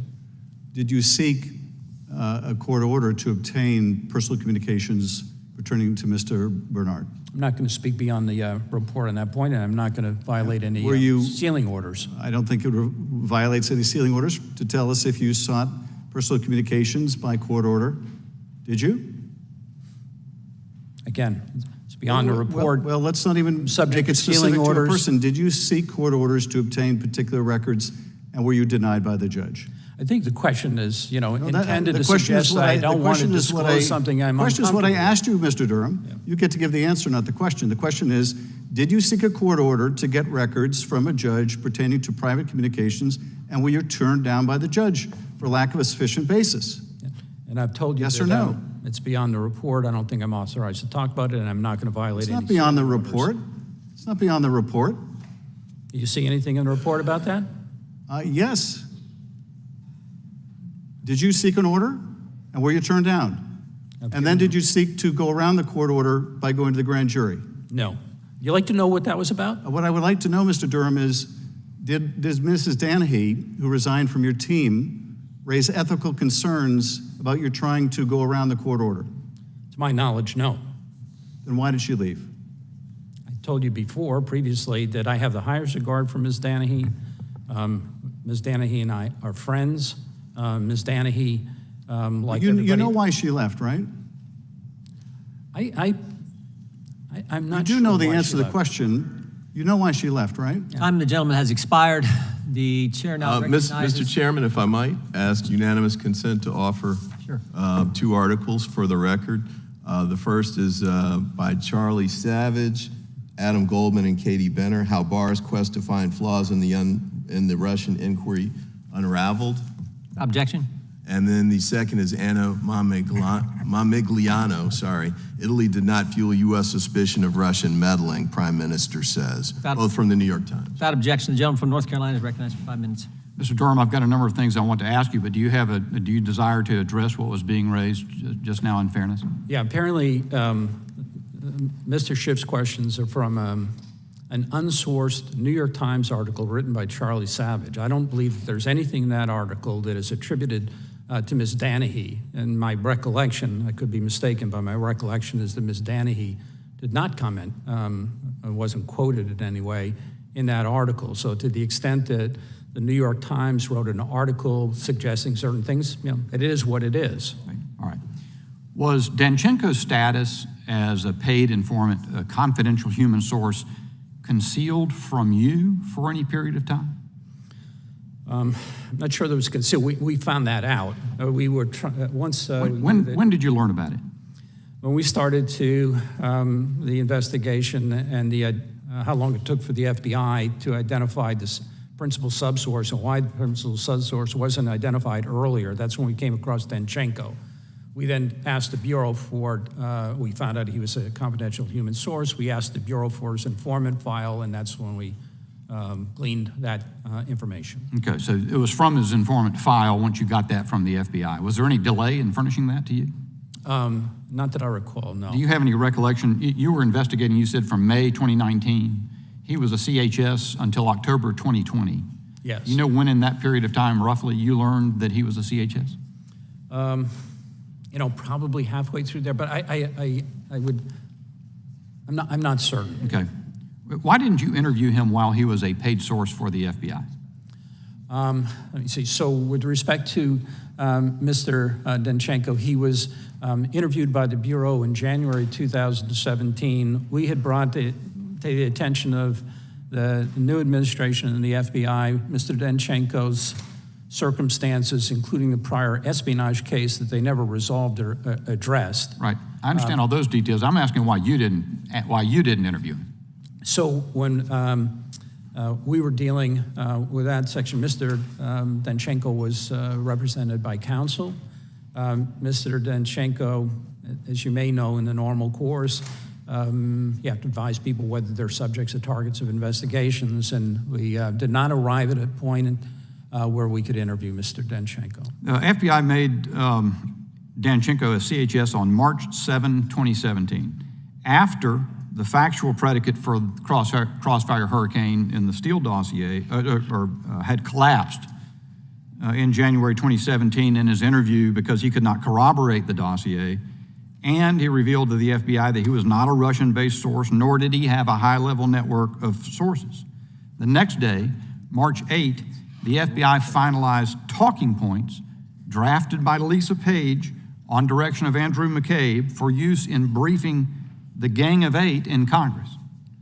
And Congress was briefed prior to Director Comey's testimony on March 20. Now, Attorney General Barr told the nation in December 2019 that you were examining the continuation of the investigation beyond the January collapse of the supposed factual basis and looking at irregularities, misstatements, and omissions. Yet your report makes no mention of the March 8 talking points prepared for Congress. Why? Aware that there were talking points because it just wasn't part of the crux, the central portion of what we were reporting on. I want the clerk to put up on the screen what is my submittal mark number 7 while I'm asking you this question. These talking points emerged into public as a defense exhibit in the Sussman case. They contained lurid allegations about Manafort operating high-level contacts with the Kremlin through Carter Page, that Steele had a primary subsource who was Russian-based, and that the primary subsource had a network of high-level Republican subsources. Same garbage that Danchenko had debunked in his January interview. These talking points were circulated among senior FBI leaders and Department of Justice leaders, more than a dozen, passed on them. Did you interview them all about how this could occur or consider this material as the basis of prosecutable offenses? We identified and interviewed many people in the FBI. I guess I would have to know who this particular email was circulated to be able to tell you whether we interviewed each of those persons or not. Last point, I guess, because I'm about out of time. You identify the failure of the FBI to interview Dolan as sort of inexplicable. Totally agree. But as I go through your report and look, there are people who declined to be interviewed. Not only Dolan, Danchenko, McComey, McCabe, Priestap, Strzok, Page, Glenn Simpson, among others. It seems inexplicable to me that you didn't compel their testimony. Can you explain that at all? First, let me make it clear that it is as disappointing, perhaps more disappointing to me and my colleagues, that these people would not agree to be interviewed. You know, some of them had a lot to say publicly, but they refused to be interviewed by our folks. Let me explain. I'm not going to speak to any particular person because I don't want to violate any rules, but let me give you the general kinds of considerations that go into these things. First of all, the only way in which you can compel, as it were, a person's testimony would be to get a court order after somebody has asserted the Fifth Amendment privilege. So one factor, there are multiple factors I'll go through here, but one factor is that a grand jury subpoena doesn't give a federal prosecutor the authority to simply force people to talk about things that the prosecutor, or in this instance, the investigative reviewers, might be interested in. In order to properly use a grand jury subpoena, you need to have an active grand jury investigation that's ongoing and a reasonable belief to believe that the person that you want to have come in has relevant information about that information. Otherwise, you run up against claims of grand jury abuse or claims of trying to set a perjury trap or other bad faith reasons. So you can't just subpoena people to make them talk. You can subpoena people when you believe that they have relevant information. So that's a factor. We also take into consideration if a person has previously refused to cooperate, they won't cooperate with you on matters, even matters that they previously talked about. And on prior occasions, those people have repeatedly said, I don't recall, I don't remember, and so forth and so on. You have to make this sort of prudential judgment. Well, okay, if you were to subpoena a person because you can make an argument that they have information that might be relevant to the investigation, is it going to be worth the effort to have them come in and then repeatedly say, I don't recall, I don't recall? You look at the most sensitive piece of information that you all saw in the classified information, right? That source. Mr. Comey was asked about that in a congressional hearing under oath, and he didn't recall it. Understood. So you make the decision, okay, are we likely to get something or not? Mr. Chair. Yep. We over? Yep. All right. Gentlelady from Vermont, our newest member, is recognized for 5 minutes. Thank you, Mr. Chairman. Mr. Durham, thanks so much for being here. I know we've been at this for hours now, but I'll get right to it. Nothing in the report that I've heard so far today or that I've read exonerates Donald Trump. You didn't find that his campaign did not overtly flirt with Russia. You didn't find that he did not attempt to overturn the 2020 election. And you also cannot exonerate Donald Trump for the things he does in the future, obviously. Just as you cannot control the agenda of Congress or what we do here in our hearings under Chairman Jordan. And now, Mr. Durham, I don't necessarily agree with the origins of your investigation nor the conclusions that you reach in the report, but I do absolutely respect your position as special counsel and the actions of the DOJ as an independent entity. So, Mr. Durham, I think it's really important for us to establish, do you agree that it's important for the Justice Department to be independent from the rest of the executive branch? Yes. And it was obviously the Department of Justice plays some role in connection with the but must be Department independent. decisions. Must have some independence. Right. And it was important to you that Attorney General Garland did not interfere with your special counsel investigation, correct? Correct. And in fact, as we mentioned earlier, you thanked him for giving you the latitude to operate without his involvement or interference. Correct? But Donald Trump has consistently eroded the barrier between the DOJ and the rest of the executive branch.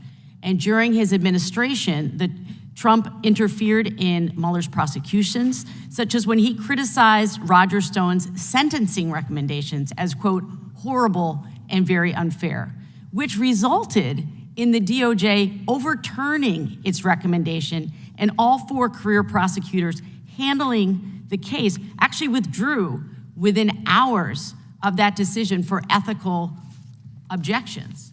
Are you familiar with the Roger Stone sentencing recommendations? You follow that at all? I'm sorry, the Roger Stone sentencing recommendation? Yes. No. I mean, I know there was one made, but I don't recall what it was. Okay, so regardless of the sentencing recommendations, is it appropriate for any president to interfere with a special counsel's prosecutions? No, the special counsel is supposed to be independent of the Department of Justice. That's right, not appropriate, never appropriate. And Donald Trump has promised to do more of this if he's reelected. He has said it publicly on numerous occasions. So, Mr. Trump, should the DOJ continue to operate independently from the president, again, any president? Yes or no? I'm sorry, can you just repeat that one? Should the DOJ continue to operate independently from the president? Yes or no? Yes, the Department of Justice should operate independently. Thank you, Mr. Durham. And as I said, Donald Trump has made it clear that if he is reelected, he wants to use the DOJ to go after his political enemies, regardless of the facts. And he has shown that he is willing to dismantle American democracy if it will put him on top. He has demonstrated his willingness to do this as president, and he's promised publicly to continue to do this if he is reelected.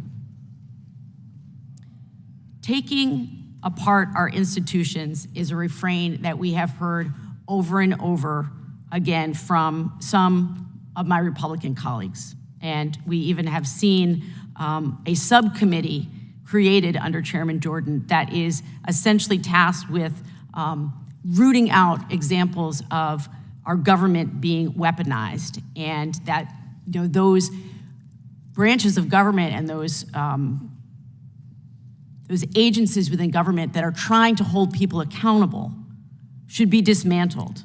And I think they're essentially being accused of weaponizing specifically because they're choosing to hold people accountable. I find that deeply disturbing as an American, and I think we all should be alarmed by this trend.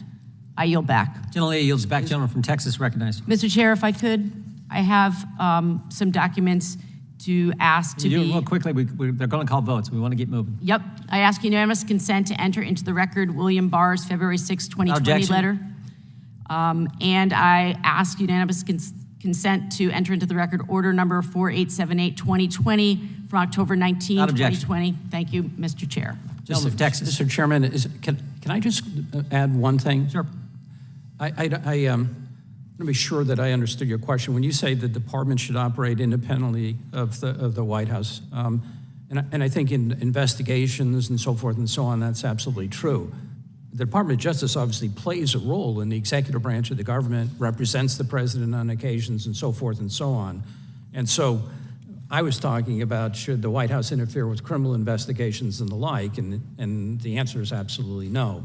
But in terms of them operating completely independent of the White House, that would not be accurate. They're part of the executive branch. Yeah. Gentleman's recognized.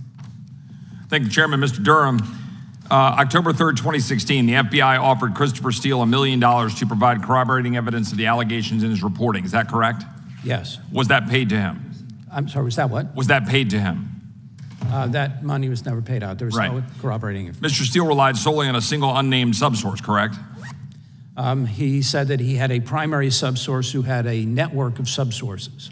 On October 18, 2016, the FBI submits the application for Pfizer surveillance relying heavily on the Steele dossier. No corroboration, correct? And no corroboration for the substantive claims in that. But they knew Steele was a signed up paid informant. Could have asked for sources, never did, said he was reliable, no record of reliability, correct?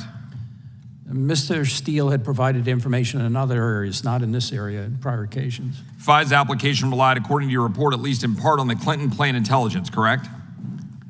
I'm sorry, And the FISA application relied, according to your report, at least in part on the Clinton plan intelligence, correct? Yes. And they knew Steele had been hired by Fusion GPS, and Fusion had been hired by a law firm on behalf of senior Democrats, and that HC was aware, correct? At various points in time, those things became known to the FBI, yes. And at December 2016, the FBI determined that Igor Danchenko, a Russian national, was previously subject to FBI investigation to be Steele's subsource, correct? Yes. They do not talk to Danchenko before the next FISA application, correct? Correct. January 12, 2017, the FBI goes back to renew the application for FISA surveillance, correct? Yes. Coincidentally, 1 week before Trump is inaugurated, correct? Correct. They then, after 2 trips to FISA, finally talked to Danchenko, basically determined it's all crap because they'd been relying on a Democrat operative, Dolan, correct? Well, part of that is true. They clearly had relied on the information in the Steele dossier. There was a portion of one report from Steele that was definitely tied to Mr. Dolan. Then in March of 2017, Jim Comey testified here on Capitol Hill that the FBI, under its counterintel authorities, has investigated Trump for collusion with Russia and people might get indicted, correct? Correct. Is it normal for the FBI director to talk about FISA-related investigations publicly? As a general matter? I would say a general matter, I would say no. Right. And again, knowing full well the uncorroborated allegations and knowing full well the genesis of said investigation was tied to Hillary Clinton's campaign, which the FBI director would have known. People in the FBI knew that. Correct. April 2017, they go back to FISA. They report they've interviewed principal source and that the source is credible, but they leave out the entire fact that it's only credible and making clear that they relied upon before was total garbage. They continued through the summer of 2017, correct? That's correct. Under federal law and FISA rules, once they know there's an error or some material fact is incorrect in previous applications, you're supposed to correct that, right? That's correct. Was that done here, yes or no? Not at the time. Was Deputy Director McCabe in charge of this investigation? Deputy Director McCabe had direct involvement in the investigation. Was Deputy Assistant Director Peter Strzok heavily involved with the investigation? And was FBI Director Comey briefed on the investigation? The evidence that we came upon was, yeah, they were definitely, this is driven by the 7th floor. Each FISA application is a verified application, and there's a Woods file with every factual assertion kept in a file, correct? Correct. Is it reasonable to believe that senior FBI leadership, and indeed senior leadership at the DOJ, did not know all these failures to ensure truthful facts were used for each FISA application, an application directly focused on an American presidential campaign? Is it reasonable to believe that the senior FBI leadership, and indeed senior leadership at DOJ, did not know these failures? That I would distinguish between what the FBI knew and what the Department of Justice knew. So FBI leadership knew it? The FBI, people in the FBI knew this information. Not everybody knew everything, but they had all of this information. So 2 final questions. In the fall of 2021, our colleague, Mr. Schiff, said in an interview, but at the beginning of the Russia investigation, I said that any allegations should be investigated. We couldn't have known, for example, people were lying to Christopher Steele.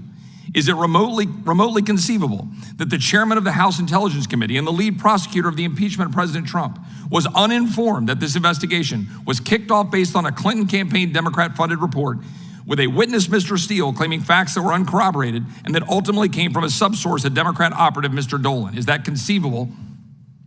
And is in fact there evidence out of the House Intelligence Committee that directly contradicts that and that he did know, in fact?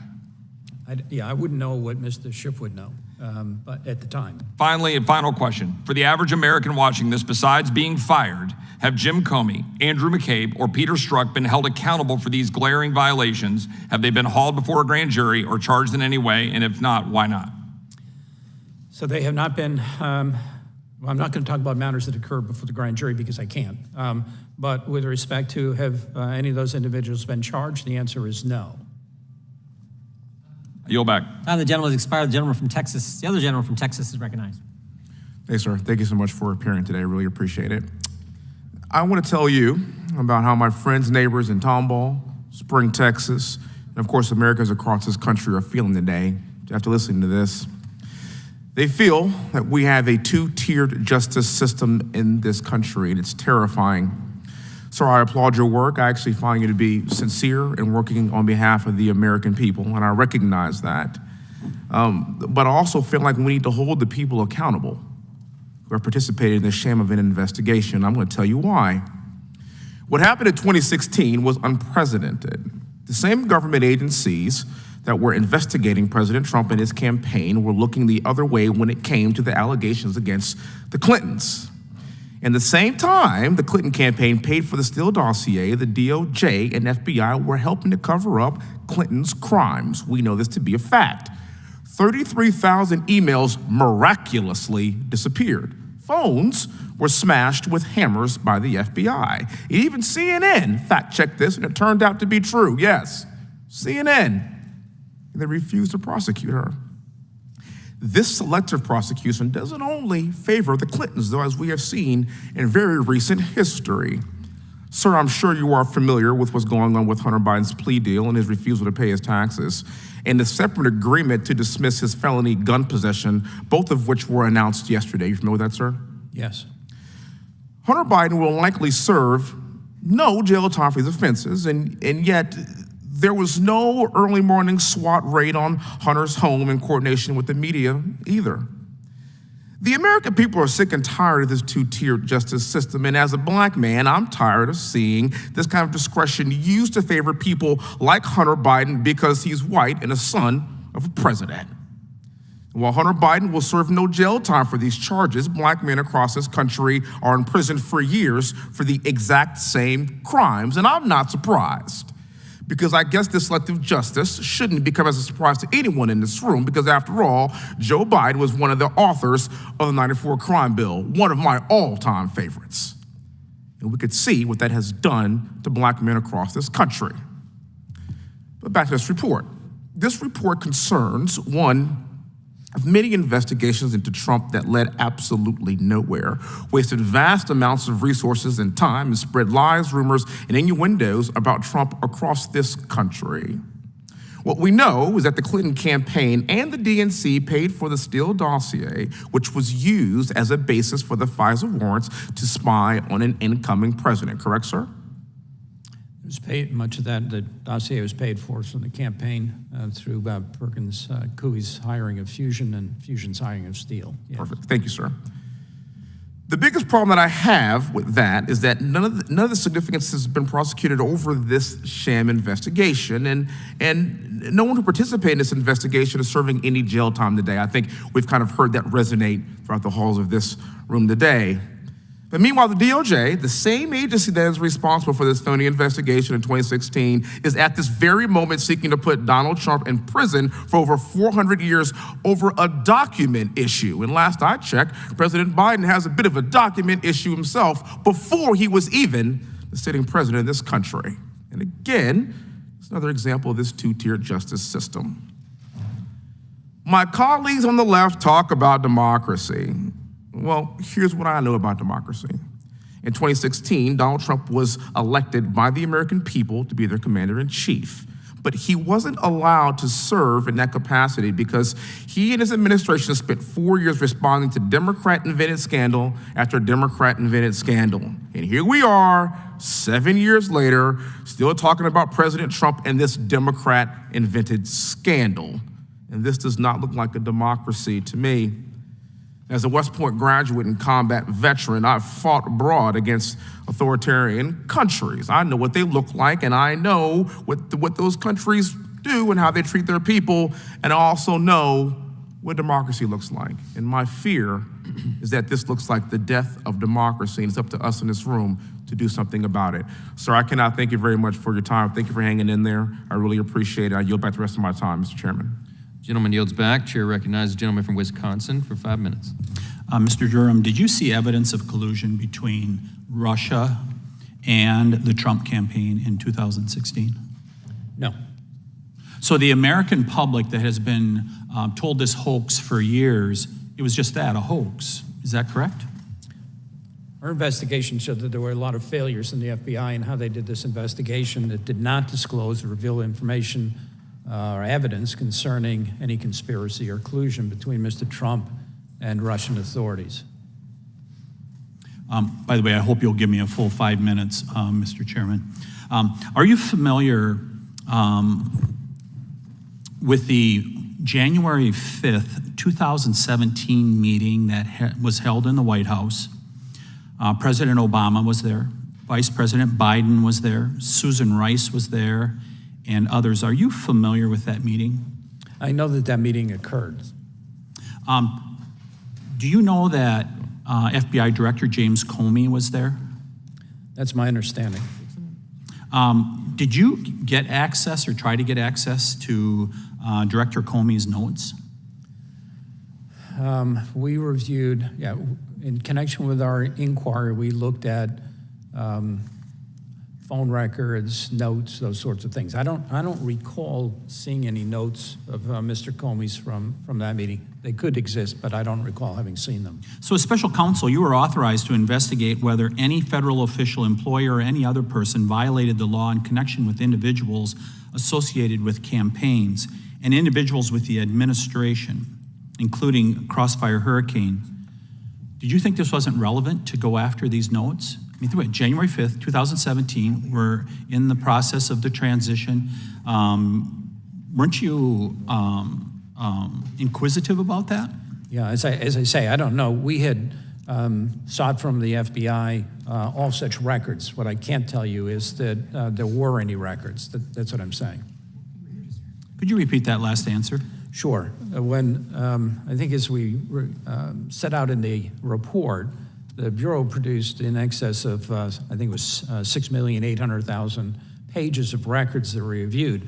Among the records that we sought from the FBI were relevant notes, records, telephone records, and the like. What I can't tell you is whether, and Mr. Comey being one of them, what I can't tell you, because I just don't know, is whether or not there were notes of Mr. Comey's from that meeting. Are you aware that in 2017, prior to the Department of Justice filing a motion to dismiss the case against General Flynn, they interviewed Mr. Priestap? Yes. During that interview, the Department of Justice found Mr. Priestap's notes, which suggested that the FBI was trying to entrap Mr. Flynn. Why didn't you interview Mr. Priestap? Why do you think it wasn't relevant to subpoena Mr. Priestap to gather information on his involvement with Crossfire Hurricane, especially the Attorney General at the time said they were trying to lay a perjury trap for Mr. Flynn? Sure. So as relates specifically to Mr. Priestap, and is reflected in the report, Mr. Priestap did agree to talk to us with regard to the Alpha Bank matter. So we interviewed him on that matter. He was not willing to talk beyond that. As previously indicated, we were disappointed with some of these decisions on the part of high-ranking members of the FBI not to cooperate as you are. But there are reasons. You have to, if you're going to subpoena somebody to the grand jury, which is one of the more powerful tools that you have, you've got to look at a number of factors to determine whether or not it's appropriate, whether it makes sense, whether it be productive. And in this case, not speaking to Mr. Priestap's situation alone, but one of the decisions was, okay, does Priestap have information that would be relevant or is likely to be relevant to the criminal matters, not the general inquiry into what happened in the investigation of the campaign, but the criminal matters the grand jury is looking at or not? Mr. Durham, I only have 30 seconds here. Oh, okay. Yeah, we're very disappointed also. I keep hearing this term disappointed all day long. Let's sum it up. Vice President Biden and President Obama knew about it. Hillary fabricated it, the FBI orchestrated it, and the media sold it to the public, and it's still out there. The question is, who watches the watchmen? The FBI has become a Praetorian guard here, protecting the nation's capital, but not the people of the United States of America. It is going to be up to us as Republicans, and solely us as Republicans, starting on this Judiciary Committee, to get accountability to the FBI in the United States of America. Gentleman yields back. I apologize, Mr. Durham, but we are going to have to, I apologize to my colleagues. I was wanting to get this done before votes, and we've been working with the floor, but unfortunately they've called him. So we're going to recess. It'll probably be 30 minutes, more or less, and then we'll come back, and you can obviously make yourself comfortable back in the area. Then again, I apologize. Our team here was hoping to be able to get through that. We'll be back in approximately half an hour. Committee stands in recess. 30 seconds to the gentlelady from Indiana. A quick follow-up on CHS 1 from page 243, who, according to your report, created conspiracy allegation in direct conflict with his recording and misstated significant and material fact to the FBI, among other things, and you are unable to establish his intent. Would you be able to provide to the committee a recording of your CHS 1 interview on April 6, 2021, per page 192, and any other interviews in your possession? Yes or no? Did you refer to page 43? I'm sorry, if I can just find on page 43. Page 92, would you provide recording to the committee that you list? Yes or no? The recording with confidential human source 1, I think, is what she's asking about. And she would like that provided. She's asking if that could be provided to the committee, Mr. Durham.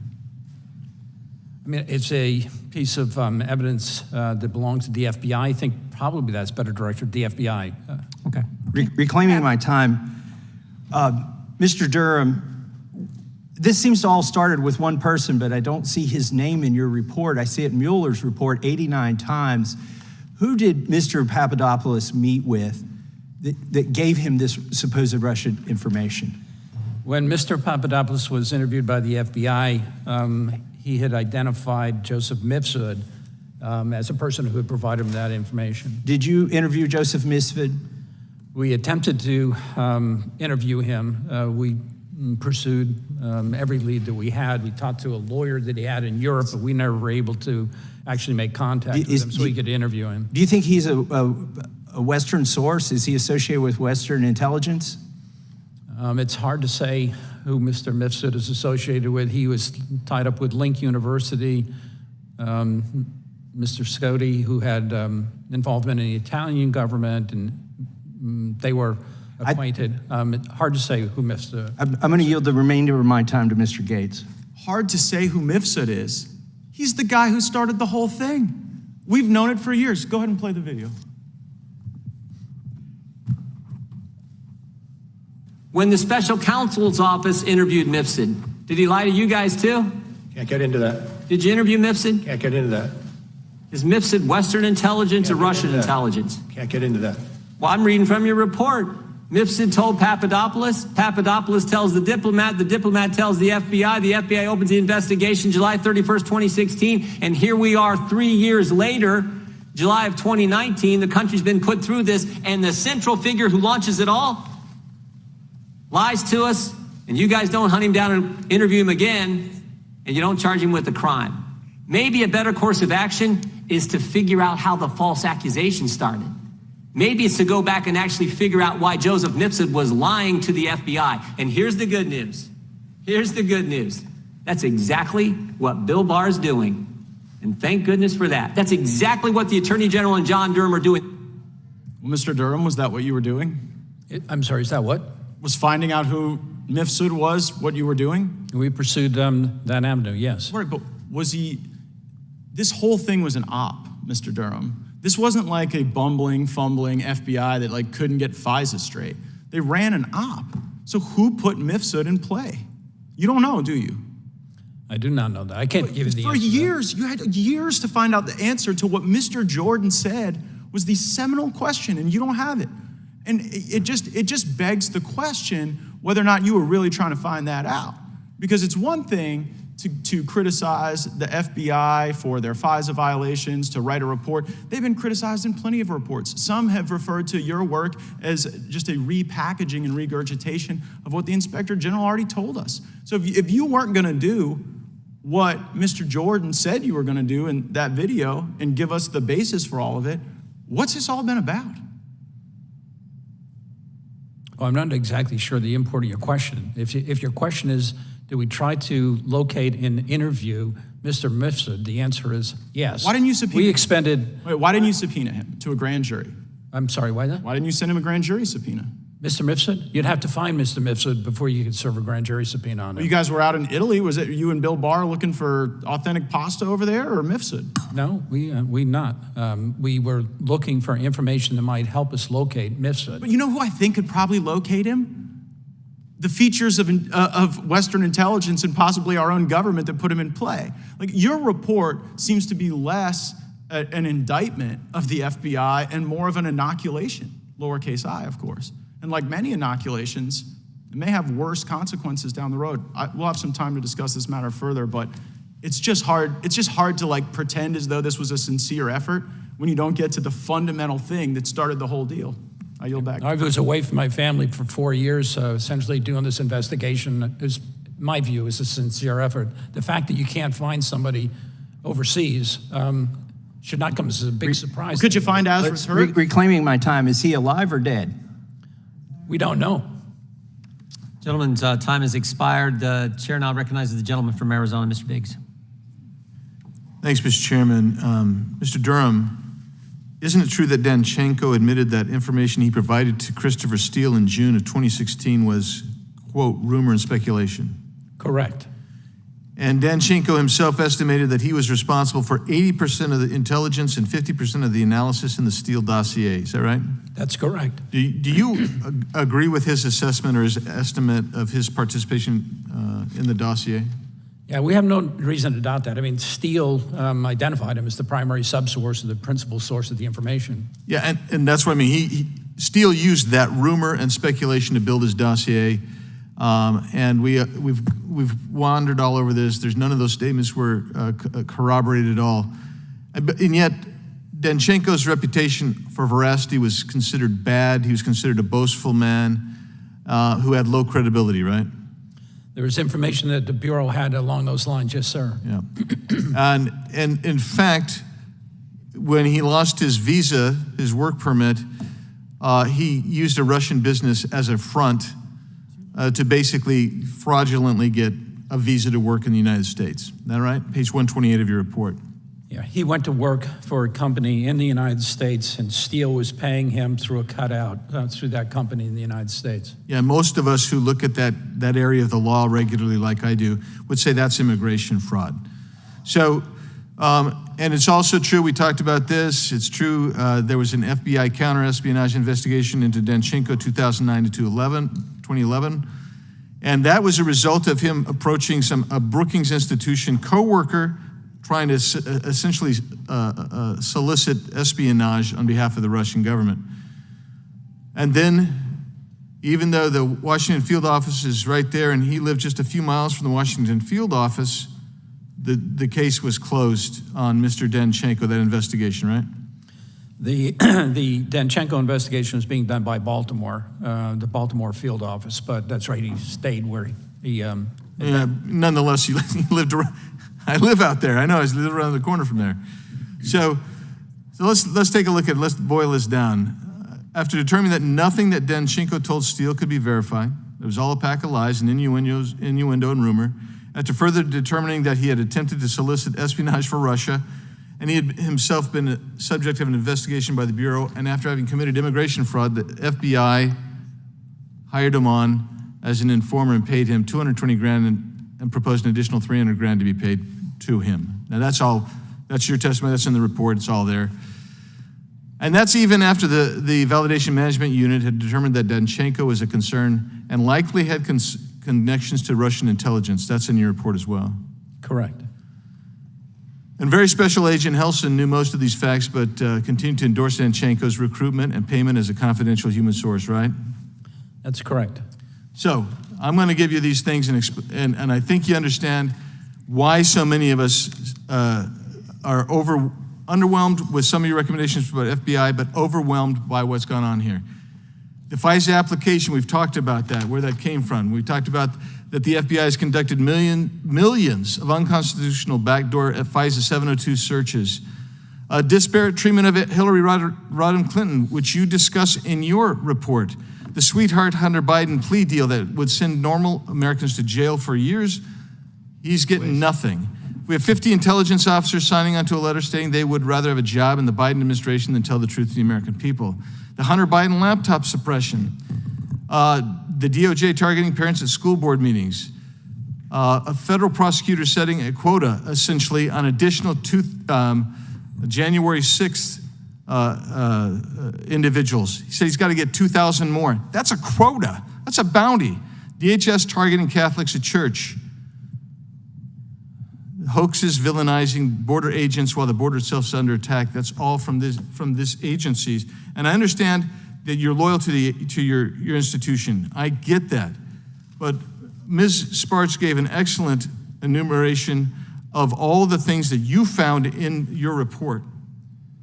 And that's why people like me, and I don't want to speak for anybody else on here, we're baffled, just utterly baffled, that more people have not been held accountable for their crimes. Because these are crimes. What's gone on in this country, the division in this country today, I can trace back to one thing. It isn't Trump going down the escalator. It is the Steele dossier paid for by Hillary Clinton through the cutouts, and that's caused the division in this country today. I yield back. Witness can respond. I'm not sure there was a question at the end. Okay. I know, I'm just giving you opportunity to I was respond. gonna, I didn't get there. Yeah. The gentleman from Florida is recognized. Yeah, I agree with Mr. Biggs. You've given us testimony today that you're disappointed that the FBI didn't cooperate more, right? That was your testimony. Said that. Yeah, so we're disappointed too, but the difference is when regular folks do things that are wrong and unlawful, there's typically greater effort to try to get those people before a grand jury to utilize criminal process where appropriate, not for other purposes. And it's just like, oh, well, Bill Priestep, the guy who might have set this whole op in motion, he just didn't want to talk to you about certain things, and you were real accommodating to that. And then Mifsud, the person who juices Papadopoulos to create this predicate that you find improper. You guys, I mean, did you ever know who his lawyer was, Mifsud's lawyer? Talked to his lawyer in Europe. I don't know if So wait, you could find the guy's United lawyer, States. but you couldn't find him? We contacted somebody that we knew had represented him in a part of the effort to try to locate him. And you got the lawyer.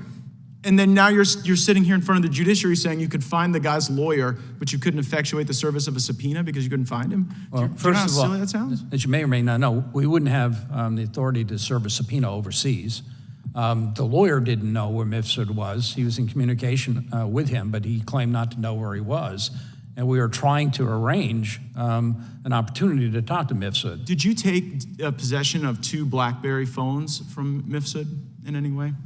There were phones that were provided to us by So you could find the Mifsud's phones, but lawyer. not the guy. Correct? Do you see how silly this looks? Like you found the lawyer, you found the phones, but the actual dude who got ordered by Western intelligence to go start this thing you couldn't find? It's kind of laughable. It seems like more than disappointment. It seems like you weren't really trying to expose the true core of the corruption. That you were trying to go at it another way. Yeah. As we said in the report, and as I said in my opening remarks, we pursued the facts as best we could. Well, how about given this the tools fact? that we have? Okay, how about this fact, Mr. Durham? The entire Mueller team does a hard reset on their Apple phone in synchronization to wipe away evidence. Did you investigate that? I've read that. Well, why did you investigate it? Who gave the order on the Mueller team to wipe the phones? Yeah, that was not something that we were asked to look at, and we didn't. No, that's not true, Mr. Durham. That is not true because I'm holding the document that authorizes your activity, and it specifically says the investigation of Special Counsel Robert Mueller. It's in Mr. Chairman, I seek unanimous consent to enter into the record the order that says that you're supposed to investigate these things. And so, like, whether it's the Mueller team, Mifsud, how about Azra Turk? Azra Turk, what's Azra Turk's real name? Do you know that? I'm not going to be disclosing the names of FBI personnel that are otherwise unavailable. But an FBI, so the FBI sends somebody to go honeypot George Papadopoulos. Who gave the order to do that? I think that's beyond the scope of what's in the report. It's literally the scope of what your charging order is. Who put it in motion? We get after it was put in motion, the FBI did a bunch of wrong and corrupt things. Totally understand. We're trying to deal with that. But when you are part of the cover-up, Mr. Durham, then it makes our job harder. Yeah, well, if that's your thought, I mean, there's no way of dissuading you from that. I can tell you that it's offensive and that the people who worked on this investigation have spent their lives trying to protect the people in this country and pursue within the law what it is that we are authorized to do. You tried 2 cases, lost both of them, and then the one guilty plea you got, Kleinsmith is back to practicing law in Washington, D.C. today. Yeah, that's beyond my control. Right, but the fact that you allowed that plea to occur, right, and then the punishment was insufficient. The fact that you didn't charge Andrew McCabe, you didn't convict the lying Democrats or the lying Russians, you didn't investigate Mifsud or the Mueller probe, even though, as we sit here today in black letter, that was your charge. Have you ever heard of the Washington Generals? The Washington Generals, yes. Yeah, and they're the team that basically gets paid to show up and lose, right? Well, I'm sure that the players who exert blood, sweat, and tears don't view it that way, but you might. I think they do. I think they do, because the job of the Washington Generals is to show up every night and to play the Harlem Globetrotters. And their job is to lose. I'm sorry, I was thinking of a different thing. Yeah, so their job is to lose. And I'm kind of wondering, and it just seems so facially obvious that it's not what's in your report that's telling, it's the omission, it's the lack of work you did. And for the people like the chairman who put trust in you, I think you let them down, I think you let the country down, and you are one of the barriers to the true accountability that we need. Do I get to respond to that or comment on that? Yeah. Well, I don't know if you've ever investigated a crime. I don't know that you have. You didn't investigate these, Mr. Durham. Whether or How about not, Andy McCabe? Did you charge him? Did you investigate him? Gentlemen, time has expired. The witness can respond, and then we'll move on to our last. I don't know, sir, whether or not you've ever had occasion to try to investigate crimes under the rules and regulations and under the Constitution that we're bound by. We can gather evidence in particularly lawful ways. Can't charge people because we might think It's not something. just that We you can didn't charge, you didn't investigate. You didn't investigate the Mueller team wiping their phones, and you won't tell us who gave the orders because you're protecting those people. Gentleman's time has expired. The gentlelady from Wyoming is recognized. Mr. Durham, in reviewing your report, I sincerely wanted to understand the work that you did and decipher the various investigations that we have been discussing. The origins, the history, the backstory, the who's, the why's, the what's, the what ifs, and the how. I desperately wanted to figure out what happened to what was once our flagship law enforcement agencies, the FBI and the DOJ, to determine what went wrong and to evaluate how we can go forward from here. I have listened with great interest, hoping to find some answers to the burning questions of the day. And I have reached a few conclusions that I do not believe are subject to dispute or debate. Now, I truly appreciate your regard for the agency you have dedicated your career to. I am sure that as your investigation progressed, you must have been truly saddened by what you found. What you have exposed, however, is that we are dealing with something so corrupt and so rotten that no amount of face paint, deflection, or whitewashing can fix this. You have been asked lots of questions about predicates, protocols, the Steele dossier, the Australian connection, Mr. Papadopoulos, Mr. Carter, the FISA court, and Crossfire Hurricane, among others. Your responses have been enlightening, but let's get to the brass tacks. None of those people or documents or reports were relevant to the FBI when it identified Donald Trump as public enemy number one. What do I mean? The accuracy and veracity of the Steele dossier was irrelevant to the FBI. The accuracy and veracity of the reports coming from the Australian embassy were irrelevant to the FBI. The fact that the Russian experts in the CIA, FBI, NSA, and other agencies had no evidence of any kind of relationship between Mr. Trump and Putin or Russia was irrelevant to the FBI. And the fact that there was no verifiable evidence, such as testimony, documents, videos, or recordings of Russian collusion, was irrelevant to the FBI. Nothing, and I repeat, nothing that the FBI did was designed to show that Donald J. Trump was a Russian asset. That wasn't the purpose of the entire charade.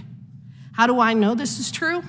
Because they told us so. The very people who cooked this up and the ones who ran this entire operation. Strzok, Lisa Page, Andrew McCabe, Kleinsmith, Steele, the DNC, Perkins Coie. It was never their purpose to prove Russian collusion, and in fact, from the very beginning, they knew that no such thing actually existed. They knew that the entire Russian collusion narrative was fabricated by the Clinton campaign to deflect attention from her mishandling of classified materials and destruction of official emails. But they didn't need to prove Russian collusion. They just had to keep the investigation alive. And so long as they had a complicit press, and so long as they had people in this very body who has been here, one of the gentlemen who has been here much of the day, who would go on TV every night and lie about the smoking gun, they could further their personal and political agendas. Oh no, the purpose of Crossfire Hurricane wasn't to prove Russian inclusion, it was to destroy Donald J. Trump. And they told us that with the text messages that are set forth on page 49 and 51 of your report, 49 and 50 of your report. And then, if they failed at blocking Mr. Trump from being elected as president, well, they had a backup plan. They had their insurance policy, to use Strzok's terminology, which was to make it impossible for him to govern. To use whatever tools were available to taint his presidency, the legitimacy of his election, his ability to work with foreign leaders, and to make everything about Russia, Russia, Russia.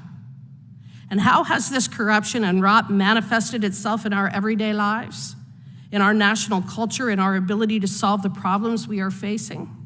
It has destroyed some of the key foundations of this country. A foundation built on equal protection, on the belief that justice is blind, on the belief that you will be held accountable if you commit a fraud of the magnitude of what we have been discussing here today, on the belief that due process, justice, and constitutional rights are more than mere words. It has left a smoldering, hot, volcanic mess where the soul of this country used to be. All because a few people in the FBI decided they wanted to destroy a political candidate and ultimately a president and anyone associated with him.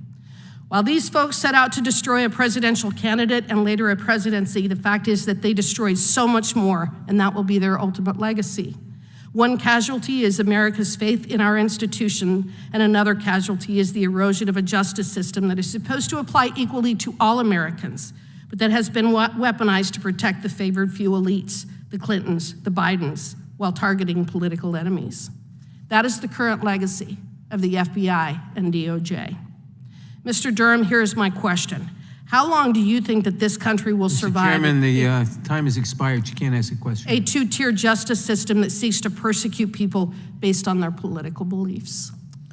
Witness may respond. Gentlelady's time has expired. Do I respond? Sure. Yeah, I don't think that things can go too much further with the view that law enforcement, particularly the FBI, the Department of Justice, runs a two-tiered system of justice. The nation can't stand under those circumstances. Well said. Gentlelady yields back. This concludes today's hearing. Mr. Durham, we thank you. Could I put, with unanimous consent, could I put two documents into the record? Take that back. The hearing is not over. The gentlelady may make her unanimous consent request. Don't miss the most damning Durham finding and 6 documented instances of systematic pro-Democrat FBI corruption. Without objection. So entered. Again, Mr. Durham, thank you. Thank you for your work. Thank you for a long time being here. 6 hours is almost 6 hours is a lot of work. So we appreciate that. Without objection, all members will have 5 legislative days to submit additional written questions for the witness or additional materials for the record. Without objection, the hearing is adjourned.